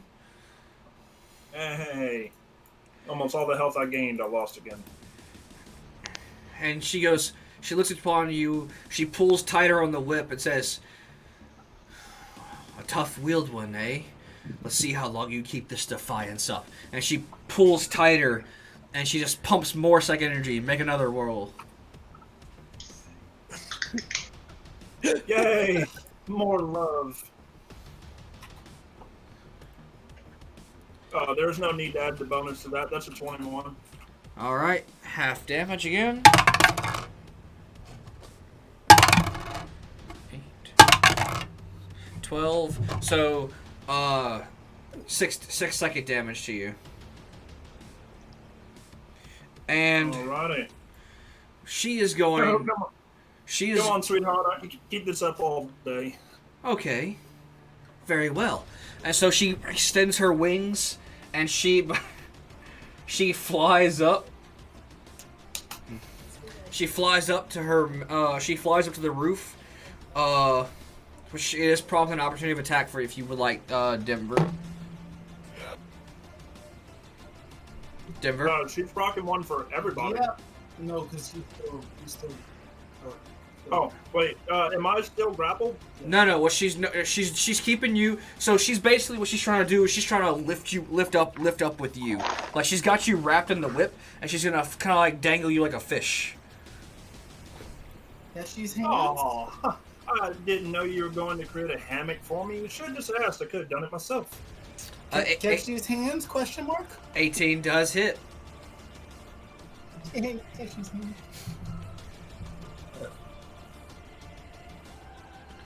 Question though, are Denver's hands considered magical attacks? Yeah.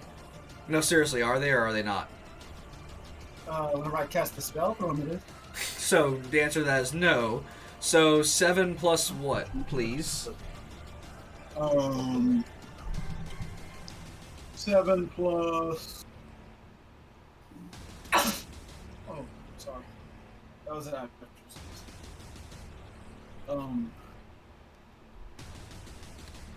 And then half it. Whatever it is, half it.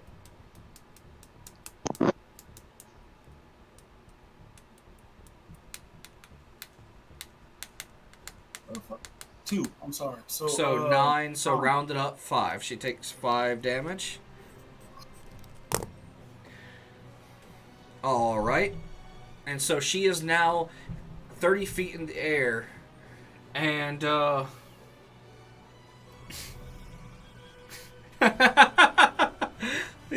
Casey, read the chat. Oh yeah, I'm watching it. So she is now dangling you in the air. You are like kind of like hunchback, but your arms are constricted, and you're just dangling. So you're 25. You're dangling 25 feet in the air, and that is the end of her turn. Wait, she pulled them close? She held on to me in the whip the whole time. So there's no slack in between you? 5 foot. If I go any further down, it procs opportunity. Or I could attempt to disengage. Oh, all right. So, Like 5 feet. So you're only 20 feet? I'm currently 25 feet above the ground. yes. So that is Jedi's turn, and as prompting on Jedi's turn, that is another human sacrifice brings himself to the. Y'all listening? Yep. So as being Jedi's turn, another human sacrifices push themselves in the crystal. Y'all are that should be the third person, so y'all have 47 people left before y'all lose them all. Alrighty. Okay, well, I am very eager to get some revenge with my second attack on this bitch. So, Zag, why are you standing on top of me? You're right. Okay, I'm gonna move there, so Zag isn't moving up. Don't stand on top of me for no reason, Zag. Right. I take out another arrow, knock it, put it right up again, pull it right up to the cheek. I'm gonna take a shot at her heart because she told me next time aim for her heart. So I'm gonna take her advice literally. So.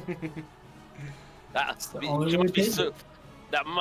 must mean something, surely. So it's going to be a D20 with my +7 modifier for. Oh no, actually, before I do, I'm gonna use my bonus action, and use Hunter's Mark on her. So in the event that I do hit, I can get some bonus damage on her. Okay. Yeah, it's one bonus action. Do I have to roll for it?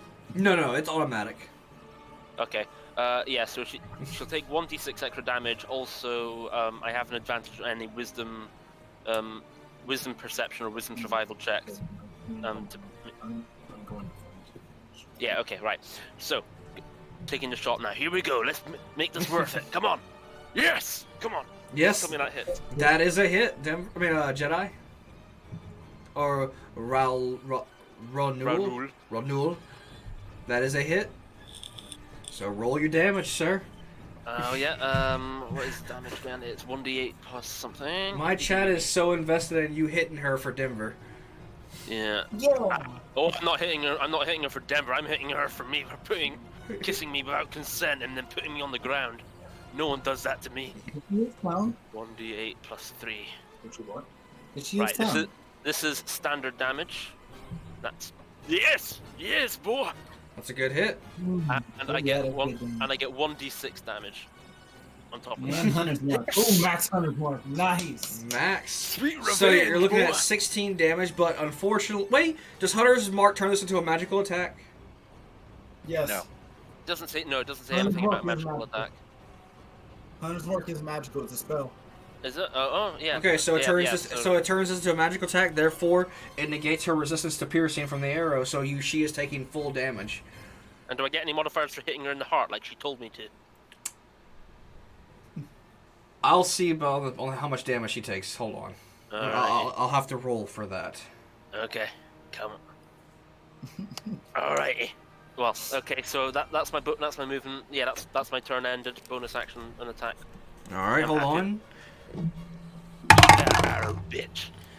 She screeches in pain, and she looks at you with such anger in her eyes, and she takes her free hand and pulls the arrow out and just drops it, and she points to you. You will die next.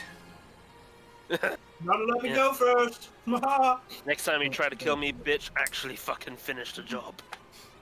I'm the first to die in this saga. Duly noted, elf. Gotta kill the green one first. Okay, so it is Zag's turn.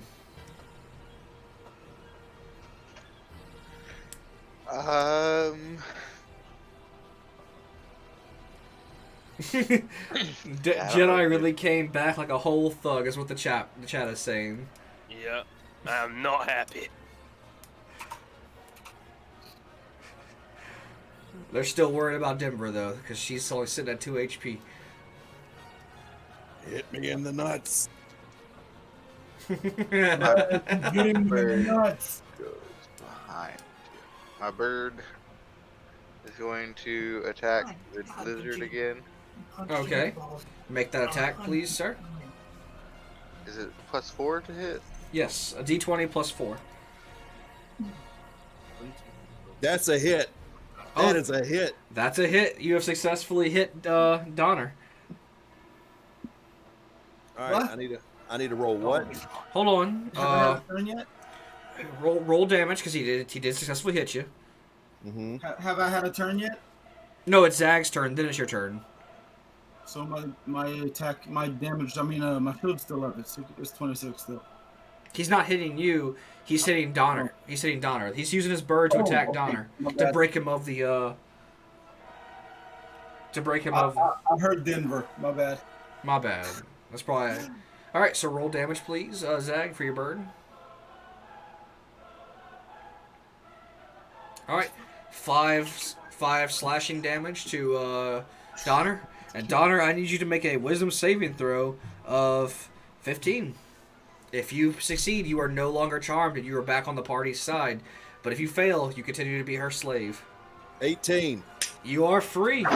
Yeah. Yeah, he's back in the party. Get me down. You are no longer charmed and you are immune to her. You are immune to her charms for the next 24 hours. It's Ooh, And you better. I still get Fist in the. time, boy. I'm a spank a bitch. Fist in time. I'm going to roll to hit her. All right, knock and launch your arrow. The chat is so happy for you, Donner, right now. I know, I can play. And now I can go back to shitty rolls. That's how it works. Unfortunately, Zag, that does not hit. Just kind of flies over her. So is that your turn, or do you have anything else you want to do? I can move, right? Yes, you can still move. Okay, so you are putting yourself behind a pillar, but she still knows you're there because you used your action to attack instead of stealth, just to let you know. Okay. Alright, is that your turn? Yeah. Alright, it is now Denver's turn, followed by Phil. She's still in the sky. Wait, what? Is she still in the sky? Yes. Okay, I don't have anything that can reach her up there except for this hand axe. Oh. Throw. Alright, throw your hand axe then. You can't add that, Casey. You can't tell him what to do. I'm not telling him what to do. I'm offering advice. That, sure. Lizard Boy is fixing to fold this bitch. That's what the chat is saying. I'm gonna let that axe fly, Alright, throw your axe, sir. and I'm gonna attempt to aim for where that wing connects to her back. Okay. I assume her back is still aimed towards me since that's where her enemy on the map is. Sure, why not? Alright, so I got 54 on that. That's not great, but it's what Does I'm she doing. still have him in the whip? Yes, she has him dangling. Yep. Still dangling here. Have fun falling. What? No. Shit. that does hit. Roll your damage, sir. Blood in his gore. Someone said someone saved the I mean, she said someone saved the prize pig. 6. 6 damage. Yeah, to the wing stop. Alright, let me see something. Preferably the one on the right. Oh wait, since it's not a magical attack, it is halved. It's the one from the axe, the fucking bull dude at the beginning. Wait, what? You remember the minotaurs in the beginning? That's not a hand axe, that's a great axe. Okay, well that's what I threw. Oh God. It's still not magical though. Sappy. Don't hit me with It's it. definitely not a 1d6 then. Well, then re-roll then half the damage because it is not considered a magical. So re-roll your damage. 1 second. I'm just typing great. It's a D10 or a D12. If you throw it with both, if you throw it with both hands, it's a D12. If you throw it with one hand, it's a D10. I'm definitely throwing with both hands.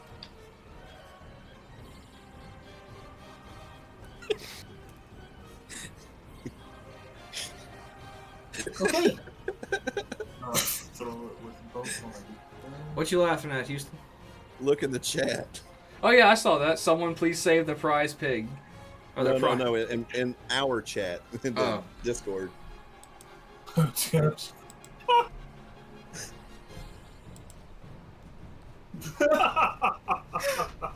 damn it. I keep forgetting that this mic is really good and picks up everything I say. This is no. Oh shit. Shame. Anyway, Shame. so damage, please, John, so we can proceed. I'm sorry. God. Oh man. Oh man. 8. So 4 damage to her. Yes. All right, is that your turn? That's my turn. All right, Phil, you're up. I mean, you are I'm up. really trying to think what. Well, yeah, I'm up and I'm up. Houston, Well. you are up next. So get your turn ready while Phil's doing his attack, or while Casey's doing his. So you She's are on. flying right now, right? Indeedly, do she is. I found myself in here. Well, shit, huh? Really don't know what to do. I mean, I can break free and possibly break, or I can do a little shimmying, thoughts randomly bouncing around in my brain. Right. So, metagame question: if I break free, am I able to do any form of acrobatics to Oh, thanks grab hold? for following, Jedi. Yeah, I just created an account. Hold on. What's What you trying to do, Casey? I'm basically trying to break free, but use the whip to swing myself up onto the roof, since I can spider climb onto it. You will be falling downward. So if you can't fly, then no. Because she does have you. I can't even grab onto the whip. I mean, I'm wrapped up by it. The whip is technically, it's not really a whip. It's like, imagine a lightsaber whip, but she's using ethereal magic to like keep you bound. So it's not really a physical whip. She's within 5 feet of me, right? She is. Alright, I'm gonna attack her some more. Like a rabid dog. A rabbit dog? Yeah, Like bunny? like the bunny. All right, roll to hit, please. Okay. Are you watching the stream as well, Jedi? Yeah, I'm watching the stream. That one missed. And I think that one missed too. Yeah. Okay, so first attack is not hitting. That's only an 11 to hit. Does not hit. All right. Second attack. Unarmed. The kitty. Mm, Hi, kitty. I know you want attention. We're playing D&D right now. Roll the bite again. Try to keep myself. Yeah, it's probably All right. I'm gonna go ahead and use my vampiric bite. I'm just gonna like lunge my head forward and snap at her wrist. I guess it'd probably be the closest thing to me, since she's holding me. All right.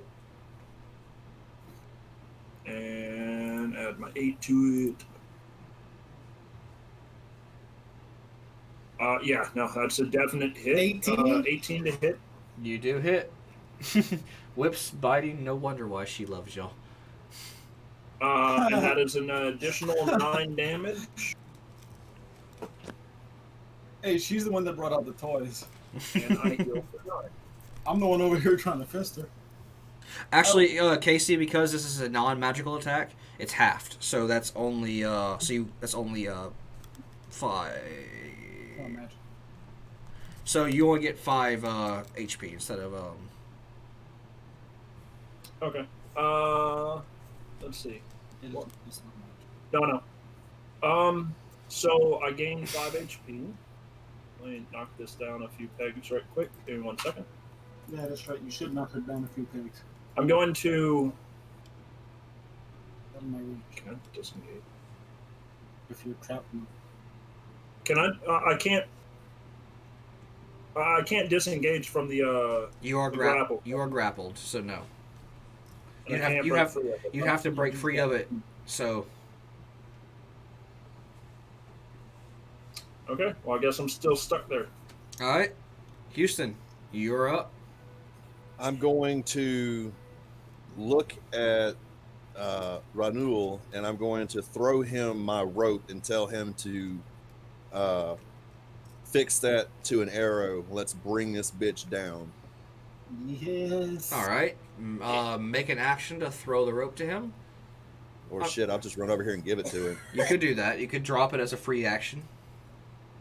All right, giving him the rope. And after I give him the rope and let him go and fix it up, I'm going to run back and assume the position to let the ass clapping begin. All right, so are you holding your action for whenever she's in? Because you can withhold your action to whenever she's in within range, and then you can attack her as soon as she steps into range of you. Okay, I'm going to hold my action until she's within range of me. Alrighty. Chat's saying to fold her. Right, so is the idea I shoot her with an arrow with the rope on it, and then we use the arrow to tow her to the ground? Yes, probably. Yes. Okay. But it is her turn though, so Yeah. she hovers, she takes Casey's body, and she hovers over Denver. No. And then she undoes the bind. No. She undoes the bind that holds you to the thing. Reaction. To do what? I'm falling out of her distance. No, she's making you move out of her distance, so she's making an opportunity of attack on you. So basically what she's doing, she's trying to drop you, prompting an opportunity of attack, and then she's going to drop you on Denver, therefore dealing the fall damage to both you and him. Additionally, That would be like pushing, technically. she's still dropping you, and as soon as you leave out of her range, she's going to prompt an opportunity of attack. Wouldn't it also proc one for me as well? That would be a shove. So it'd be like a shove action if you were on the ground. For me? Like if you were like in normal situation, like both of y'all were on the ground, y'all would both be doing a shove. Yeah, but she's just dropping him, and sure, we can both prompt opportunity of attacks, so you can do it. I'm saying that there would be no opportunity of attack from either in this situation. Even if she just freehand dropped him and then he left her It attack. would be like shoving him off of a cliff. There's no opportunity. Oh, because of the fall. Exactly. Very well. She okay, fine then. She reels you up to her as close as she can, making you the full 30 feet, and she says, "Let's see how your healer friend likes this." And she undoes the bind on you, dropping you, doing 3d6 damage to both you and Denver.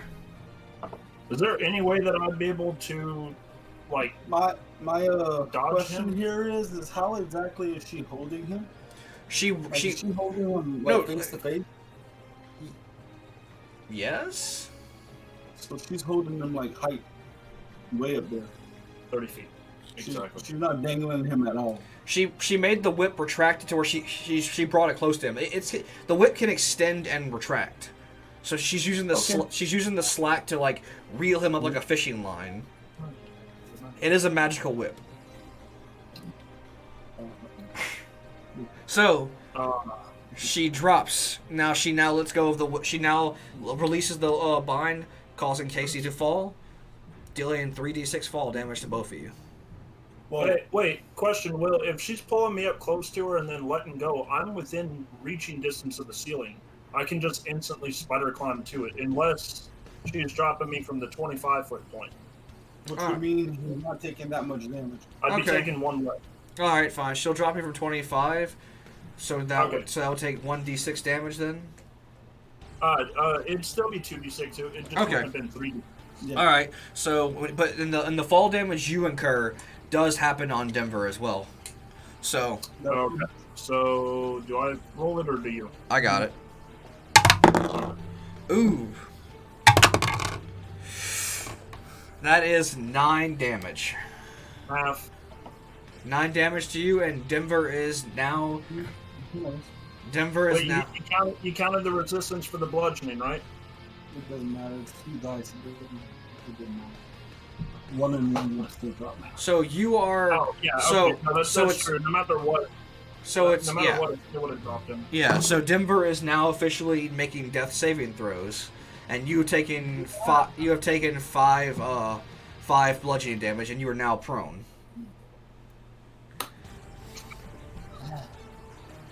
And then, as she then takes her gaze, and let me just move this so right now. She points it towards Jedi. Oh no. 2.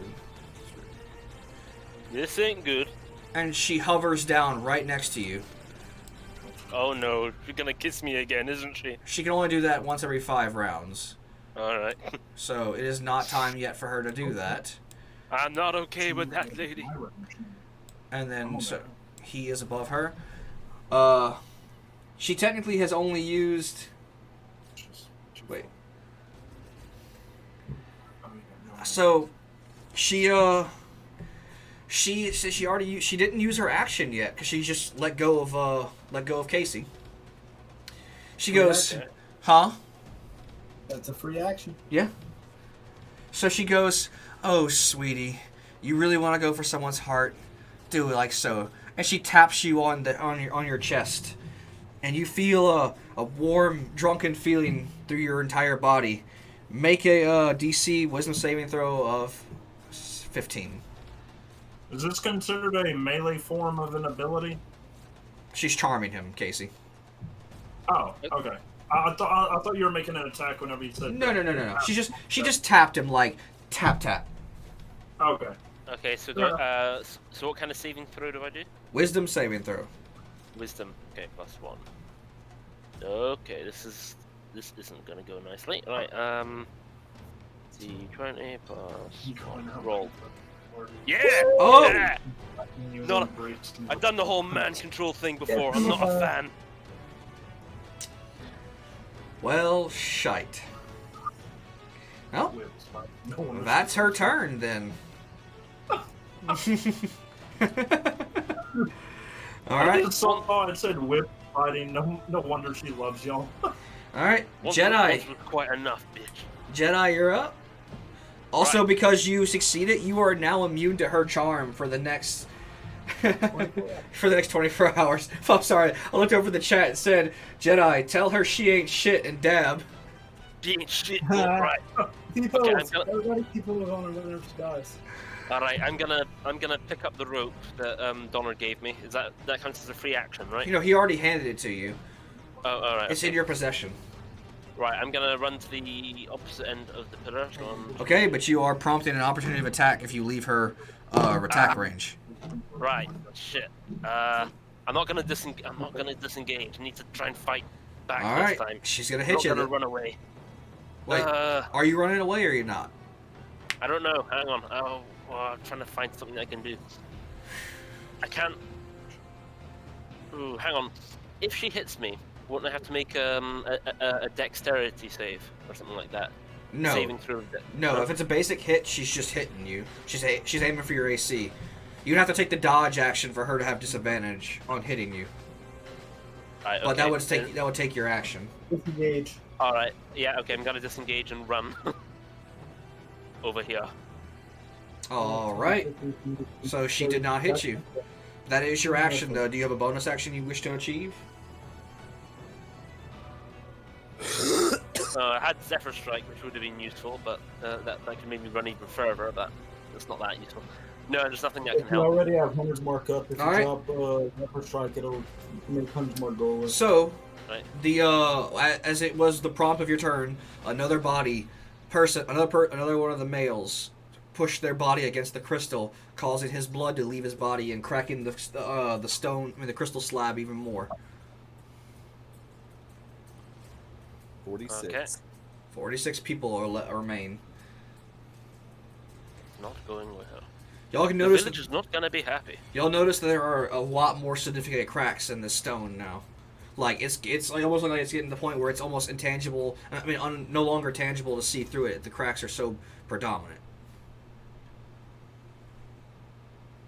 Okay. All right, so that's Jedi's turn. Making it Zag's turn. Chris.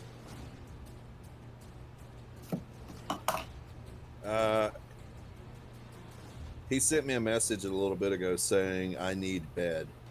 Ah. Okay, John, you should have access to his character, don't you? I'm here. I'm here. Oh, Can you hear me? never mind. Mhm. He's back. Never mind. My mic muted for some reason. Let's see. I'm out of her range, right?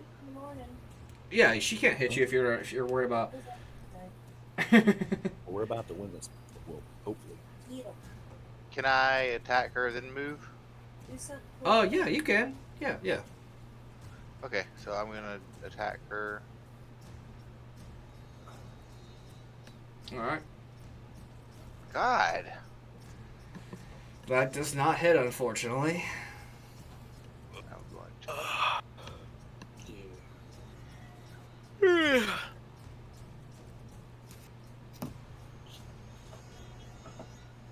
Is there anything? Okay, so you're gonna move out that way. All right. Anything else you can do, or want to do? No. Oh, what about your bird? Oh yeah, my bird. So, let's see.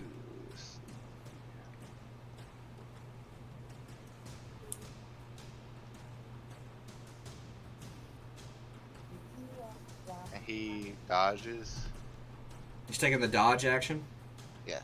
Okay, so if she tries to attack him, she has disadvantage on attacking him. All right, that is your turn, Denver. Make a death saving throw, please. Let's pray it's not a 1 like Jedi made. Because if it is, that'll be two fails. Come against on, you. Denver. You got this. That's a D12, y'all ignored. I forgot to change the die. All right, that's one positive. You have one positive check on you. Hey. Can't believe I rolled a 1 on a death save. All right, so that is Denver's turn, making Yeah, it. but then you split up like 2 turns later, so it's all good. Yes. It is now Phil's turn, Phil. followed by All right. Houston. So, Double I'm assuming that we all started with 1, right? Hey, Will, you said we all started off with 1 potion of healing, right? Technically, John bought one for everybody, but since you came in late, yes, I will allow you to have one. Okay. I'm gonna shove it down Denver's throat. Pretty much, I'm on top of him, and I'm going to make him drink a potion of healing. Okay. I'm not gonna refuse because I can't refuse. Okay. I mean, you could give him the what's the medical term for it? Whenever you use the opposite hole. No. No, I don't. I don't want the. No. Suppository? Yeah, you can give him a suppository effect. No, I'm good. It's quicker that way. It'll get to Yeah, your. I'll give him a suppository if you double the healing effect. I was just about Double to. chug that potion. I was just about to say. You gonna boof it. Nah, you can give it to him regularly. All right. So that is a 2d4 plus 2. Go ahead and roll that. I did 2 good. Awesome. Yeah. That's There we go. He is now up to 10 HP. How do you have a 7 on a D4? What? That's 2d4s. Why did it add a 1? Why did it add a 7? It says a 7 and a 1. Even roll, like I'm even looking at it right now, it says 2d4 plus 2. Yeah, and it shows a 7. You can't get a 7 on a D4. I'm so confused. We'll just knock it down to a 4. Oh my! We all are. This is weird. How'd you get a 7 on a D4? The highest you can get is a 4. Just knock it down to a 4 plus 1 plus 2. Yeah, sure. Yeah. 4 plus 1 plus 2, so 5 plus 2, 7. Yeah. It's like, I'm even looking at, like, it even shows the shape of the die in the I know. background. You somehow, you broke the game by adding... that D4 didn't know It's because of your Twitch followers. They're praying so hard for him. Unless they're trying to say I have a max heal right here and they're giving me a 10. No, unfortunately, no. So you have 5 HP, so you are no longer at death's door. Wait, no. Okay. 4, 5, 6, 7. 7 plus 2 is 9. You have 2 HP. No, I had none. I just forgot to Oh, subtract. okay. Okay. The chat is saying, they're not saying they had something to do with that, but they're not saying that. Yeah. All right, so I go ahead and I stand accept up. everything that I get, guys. I accept it all. Why are Go you ahead at and Why are you stand at up. 7? You should be only at 5, John. Huh? You said you gave him the 4 plus 1 plus the 2 that it comes with. Yeah, it should be only 5 though. 5. Wait, no, you're right. Never mind. I'm sorry. It also I comes with missed math. it's Never 2d4 mind. plus 2. Never mind. I missed Okay. math. I missed math. This is why China kicks our ass. I was just. I had a brain That's why fart. you gotta moment. make up for it and marry an Asian. All right. Alright, So Phil, that was your action to force feed him a potion. You have a bonus action you want to use? well, first I'm going to use half my movement speed to stand up. Why would? Oh, that's right. Because you're prone. Yep.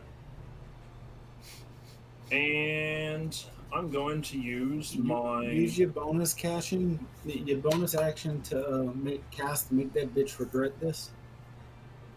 Huh? That spell that you have, that spell that says make that bitch regret this.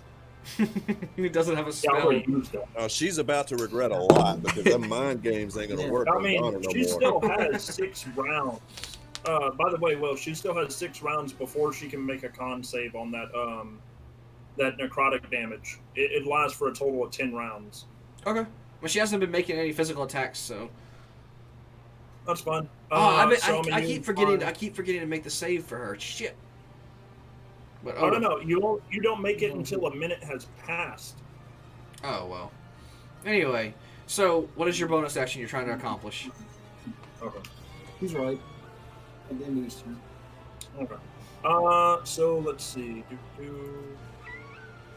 Yes, I'm kitty. going to How can I help you? hit you with one of my ranged weapons that I do have on me, which is my sling. As a bonus action? No, you have to have made the first. I thought the bonus action was to use the potion. No, if you need somebody else's Oh. action. Well, The bonus action is as following: make that bitch regret this. It's a nice spell. You getting all Can I comfy pat- on the blanket, can I kitty? Howard, you. You getting all comfy on the blanket? The cat is getting all comfy on the bed. But anyway, so bonus action. What are you doing, Casey? Ooh. Deal. I can't do anything, I don't think. All right, then it is Donner's turn.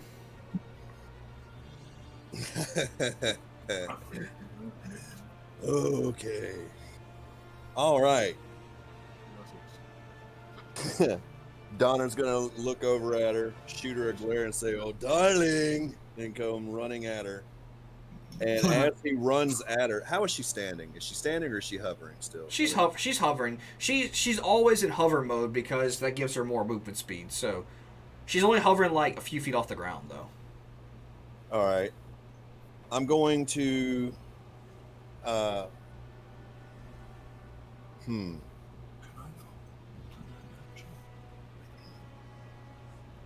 I'm gonna slash at her wings.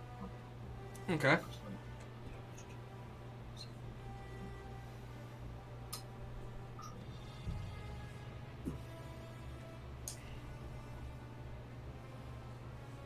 21. To hit? Yes, that does hit, sir. Neat.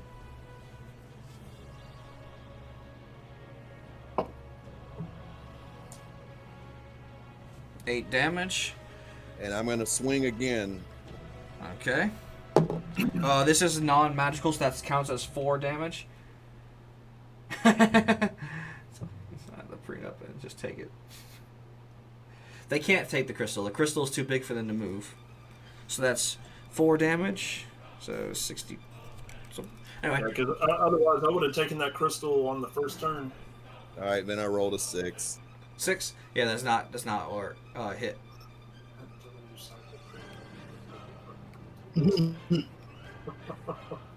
For technicalities. Donna's going to look up at her and tell her to get her pansy ass down here on the ground, fight like a bitch. Alrighty. Well, it is now her turn. Motion. It is now her turn. And she's going to take her whip out, extend it again. And she's gonna hover around you. She's not leaving your range of attack, but she's getting over here. Oop, that's the wrong one. Don't move that one. And she just simply says, "As you wish," and she lashes back and goes 2 whips to your back. Making 2 attacks. That 14 plus 14 plus 3. That's a 17 to hit. Is that hit? Miss. Wait. No, I read the wrong thing. I read the wrong bonus. That's a 19 to hit. Is the 19 hit? The 19 hits. Okay. Second attack. Hey. Oh, yep. That it. You can't cut it, John. You're no longer a bard. Fuck, wrong campaign. Sorry.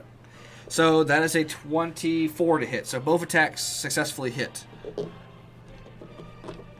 So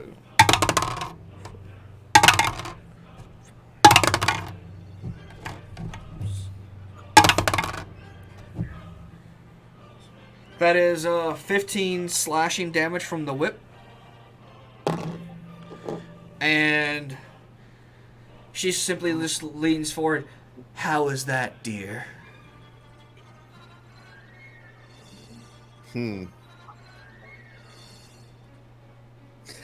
He's going to just turn around and say, "Give me more." Alright, well that is her turn. And as it being coming Jedi's turn, again, another body flings itself into the crystal, causing more blood to flow. And Alright. hold on. And you all turn around, you all hear a cracking sound. The crystal stone shatters, and the gauntlet falls to the ground. And she looks over, and she just simply smiles as the room begins to get colder. All of a sudden, the floor begins to glow a shade of blue, and these magical, ethereal tentacles come and start wrapping all of you and binding y'all in y'all's hand. Binding y'all's hands and feet and pins y'all to the ground. I've seen enough hentai to know where this is going. So y'all are all on y'all's hands and knees right now. This is stories, so there's no saving to get out of this. Just to let y'all know. If anyone is trying to question this. Alright. And behind the stone. Sorry, over to the chat and it made me laugh. So a portal opens up behind the stone, and y'all see a figure walk out. Dude looks like a normal man. Looks like he's wearing blackish armor. He just looks like a normal dude in black armor, and he goes, he picks up the gauntlet. I have searched for you. Salim, you have done well. King Thanos. On the map. Yeah. He goes, And just to give y'all flavor, I'll go ahead and say it. You know, after all this work, dread it, run from it, but in the end, destiny comes all the same. And now it's here. And he puts on the gauntlet, and he says, or should I say, I am. Salim, come. We have much work to do. But Master, I can finish these fools. You have them bound. I can just kill them now. They are no threat to us any longer. We have what we came for. Now leave. She looks reluctant to listen to him, but she does. And she goes through the portal. Do what your daddy says.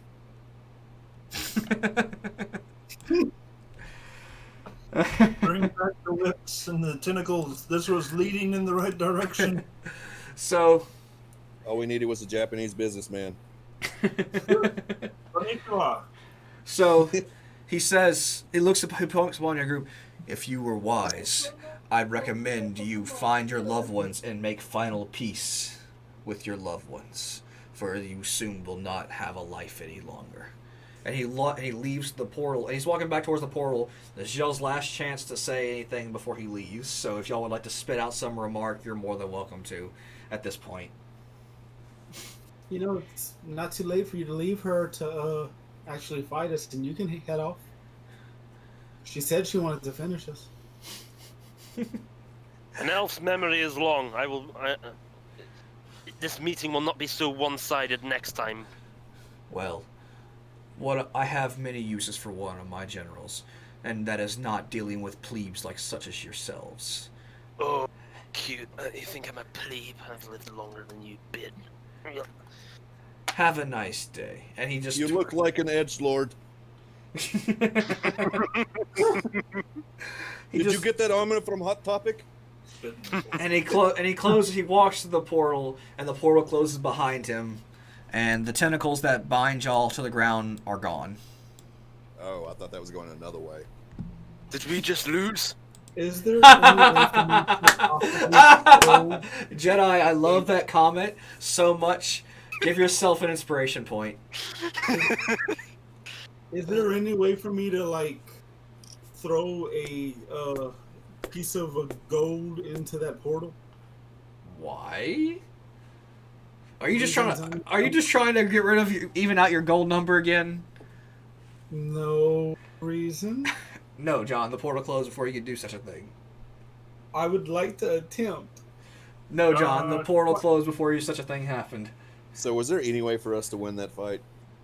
Okay. If y'all had done more damage, maybe, but it is getting a little late, and she still had plenty of health. So. Oh God. Question: have the townspeople inside returned to their normal senses? Yes. As soon as she leaves, y'all do notice that the townsfolk start realizing where they are and such. And just to answer your question, Houston, y'all could have won the fight, but story-wise, I still needed her to be alive for other reasons. So y'all could have won. She would have been alive regardless, but y'all still could have won the fight. Okay, so this was to set up the villain. For All right, the sake of brevity, Yes. can I throw silver then? No, John. No throwing money at the portal. The portal's closed. It's done. It's gone. What would have happened if he would have like grappled her and like tried to force feed her silver? What would that have done? You'll never know until you find out. Until you encounter her again. Oh, I wish we knew what happened if you like smashed the crystal and grabbed the gauntlet. You'll never know. I am Iron Man. Wait, Well- is someone talking? I'm slightly upset now. Unfortunately, all the food has come back to their senses. I'm going to pout in a corner now. They got some cooked food in the hall. You could always go and lick the crystal. I have to have blood. I don't know that it doesn't have blood. Well, we even though we got our asses handed to us, gentlemen, at least we saved a number of the humans, and we can go home and get some payment back to the village. Denver, I am There's sincerely money involved. sorry. Well, I guess I'll stick around now. I'm still just learning. Donner apologizes to Denver for anything that happened. Fucking the chat. Casey, read the chat. Strangest shit I've ever been to. What'd they say? This is all the townsfolk woke up and said, looked around, was like, she. This is what the chat's saying. That all the townsfolk woke up and was like, this is the strangest orgy we've ever been to. Hey, aren't some of you guys married?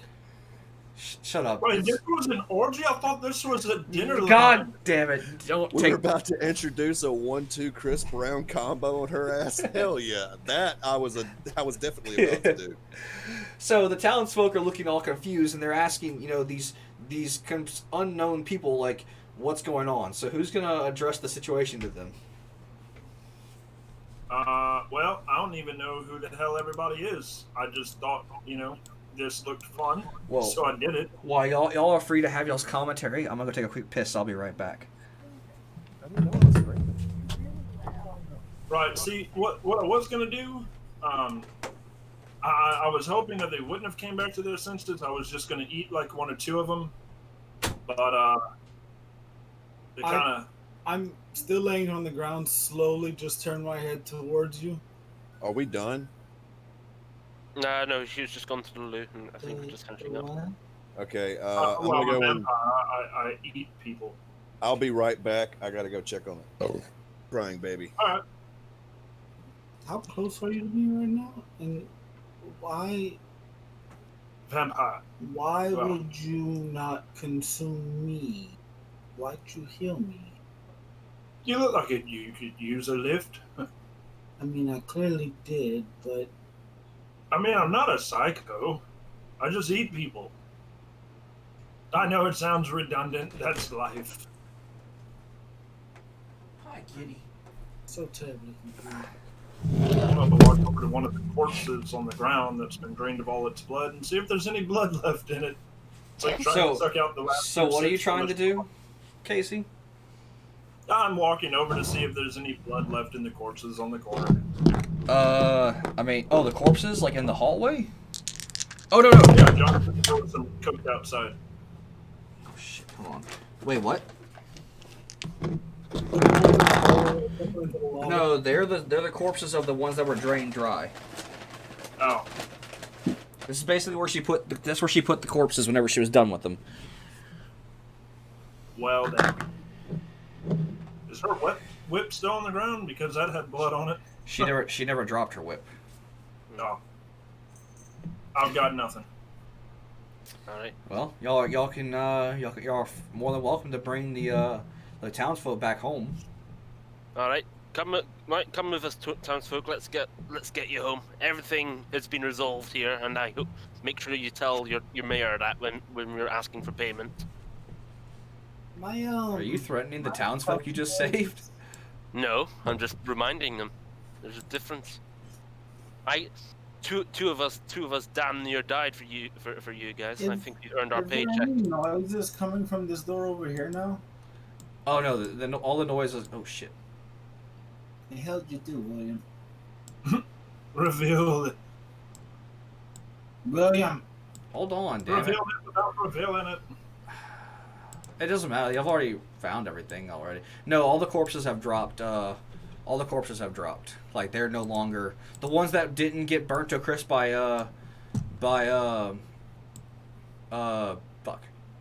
Rick. They are now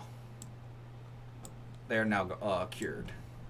Oh, Not before we cured. introduce, yeah, you said one of the bodies was one of the citizens was not a citizen. He was wearing armor and stuff, just like an adventurer. Are we able to talk to that guy, or is the whole thing around him? That's the thing. That's the dude that helped. That was the dude that just helped y'all. The vampire guy. That's right. That's Casey's character. This guy right here. Oh, right. Okay. Hey, question, Will. Yes. All the townspeople that were like being drained of their blood and whatnot, are they like dressed as they normally would be? Like they were just sucked right from the town and brought here? Yeah. Why would? Cool. I'm gonna go rummage through the corpses.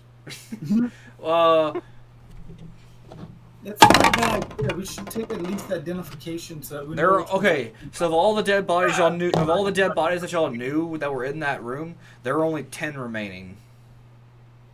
Because the rest burnt to crisp in the lava pits below. I thought you said there was 50 people in the room. Yeah, and Rick led 40 of them out into burning the pits. Do you not remember? He's the one who's like Rick is the one who distracted them long enough for y'all to go through and get rid of some of the zombies for y'all.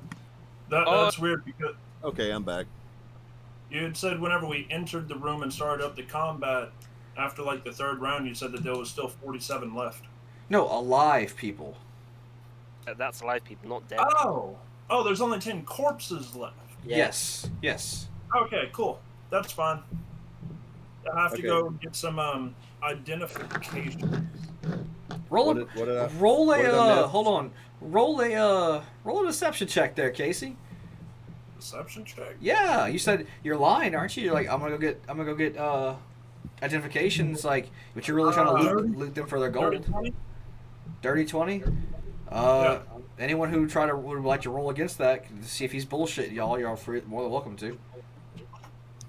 I mean, I can add a D8 to that if need be. I'm about to get on. Okay. Houston, is someone telling you to leave the game? Allison's got to work at 7 in the morning, and we're about to. Yeah, hit but the you hay. don't. Just tell her to go to bed. It don't work that way. The demon is I said left. just tell her to go to bed. Okay, real quick before I hop off of here, are we leveling up after this? No, but there is something important that's going to happen. So if you can be here for that, I'll skip around for time skip purposes. But Yeah. there is something that is important that's going to happen. So just trying to stick it out for a little bit longer. We're almost done. Alright. Almost done. As far as the whole looting the corpses thing, if there's anything I got off of the people, we can do that another time, Will. No, it won't take long. Just anyone who'd like to try and see through Casey's bullshit. With my hemo die, that's a 25 in total. Okay, I'm gonna roll a perception check to see if he's bullshitting. It's not. It's an insight check. Insight? Okay. Insight. Okay, +1. Nope. No, he I believe that man. I believe every word of him. You believe that man you just met? Right, you're a good man. I have sharp teeth. He has sharp teeth. All right. Anyone else want to try and roll a insight check against this stranger? I'm going to check on Rick. Make sure he's okay.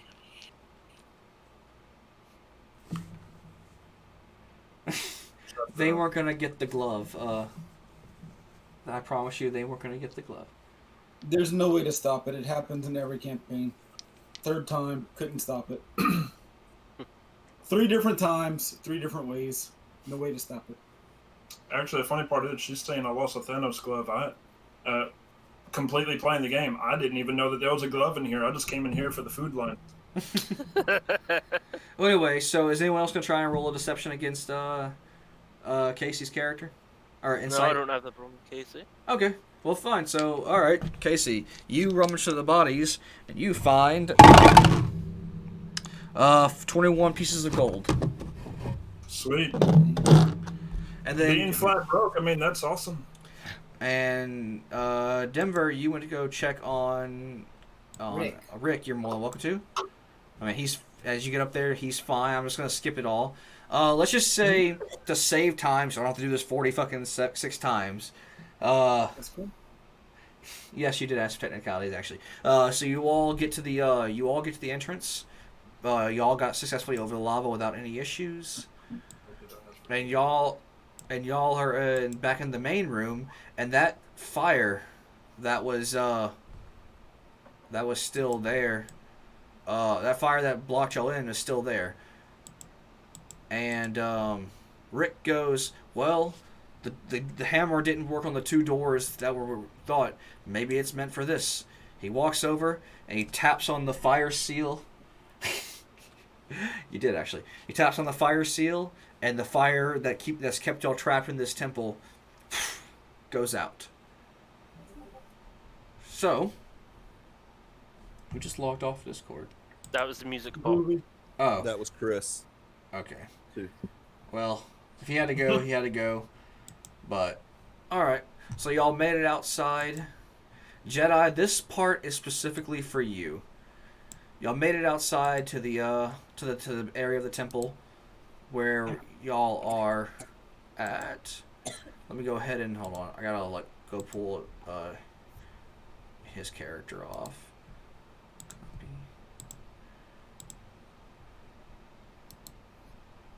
Paste. Okay, so y'all go out. I'm not gonna move Chris right now. I'll just move him later, just to save you some time. Y'all see y'all's cart where y'all thought y'all would see a halfling sleeping in there, still partially drunk. But when you get to the cart, there is a note on the wagon. Okay, what does it say? You pick it up and says, "Sorry guys, I would have loved to continue on this adventure with you, but a really hot female elf came by, and I decided to live the rest of my life with her." I want to. Damn it! I want to say the word that I can't say on Twitch. Does it rhyme with chimp? Yes, chimp. Come on, look, I figured if Brittany's character was going to leave the campaign, this is how Brittany would want it. Yeah, probably. She got seduced by a sexy elf and left. And I was an extra punch at Jedi because he's a racist elf against other elves. With another elf in the party. Yeah. The gnome simpleton. Fucking elves and halflings. Ugh. So, after a safe travel back to the town, y'all successfully... You don't encounter anything. Y'all successfully bring the people back. Alright, let me go ahead. Oh, that's too dumb. I have a question. How long is the travel to town? That's a 2 days walk. 2 days? Yes. We make camp those 2 days, yeah? Yes, y'all can make camp and have a long rest. Thank you very much, sir. I am no longer in fatigue. Before we slept, I charged up my ring with my 7. Remember, it only lasts 24 hours. Okay, ignore all that. Ignore all that. You have to do it the day of, and then once 24 hours are up, it stops being charged. Do it the night before, and it lasts until the night of. Okay. I'm not being a dick. I'm getting the eye. Wait, what? I said I'm not meaning to sound like a dick, but I'm getting the eye. All right. What's the important part? It's coming up. It's coming up. So, as y'all are arriving to the town, y'all are expecting to see the normal town that y'all had left, but surprisingly, the town is surrounded. God damn it, Jedi! I just moved y'all to the edge for a reason. Y'all see that the town is actually surrounded by what appears to be guards. Casey, given your character's backstory, since I have a contact or tour guide, I guess you could say, in every single city across the world. So you would recognize these armors as the main capital's primary as the main capital's primary soldiers. So you know these are not attackers, and y'all watch the village people. Like you see them running back to the village. They're reuniting with their families, their wives, and their children. They're the YMCA. Yeah, they're all happy. Yada yada, and the guards are letting them through. Y'all walk up and y'all notice particularly there's one particular large man who's standing amongst. He's wearing the same armor as all of them, except his is pure. It's made of solid. Looks like it's made of solid gold, and he looks most important. And he looks upon you guys, and he recognizes that y'all are adventurers or adventuring type, and y'all are not part of this town. And he simply says to you, "Well, hello," and that is where we will leave tonight's session. Alrighty. God damn it, he is not a pimp. It was great playing games with you guys tonight. I enjoyed everything. Is he a lord named Slickback? No, he is not a lord named Slickback. But he is important to the story, which y'all will find out on the next episode of our D&D campaign. Dragon Ball Z. Oh. No. So, until then, I will catch you guys in the next one.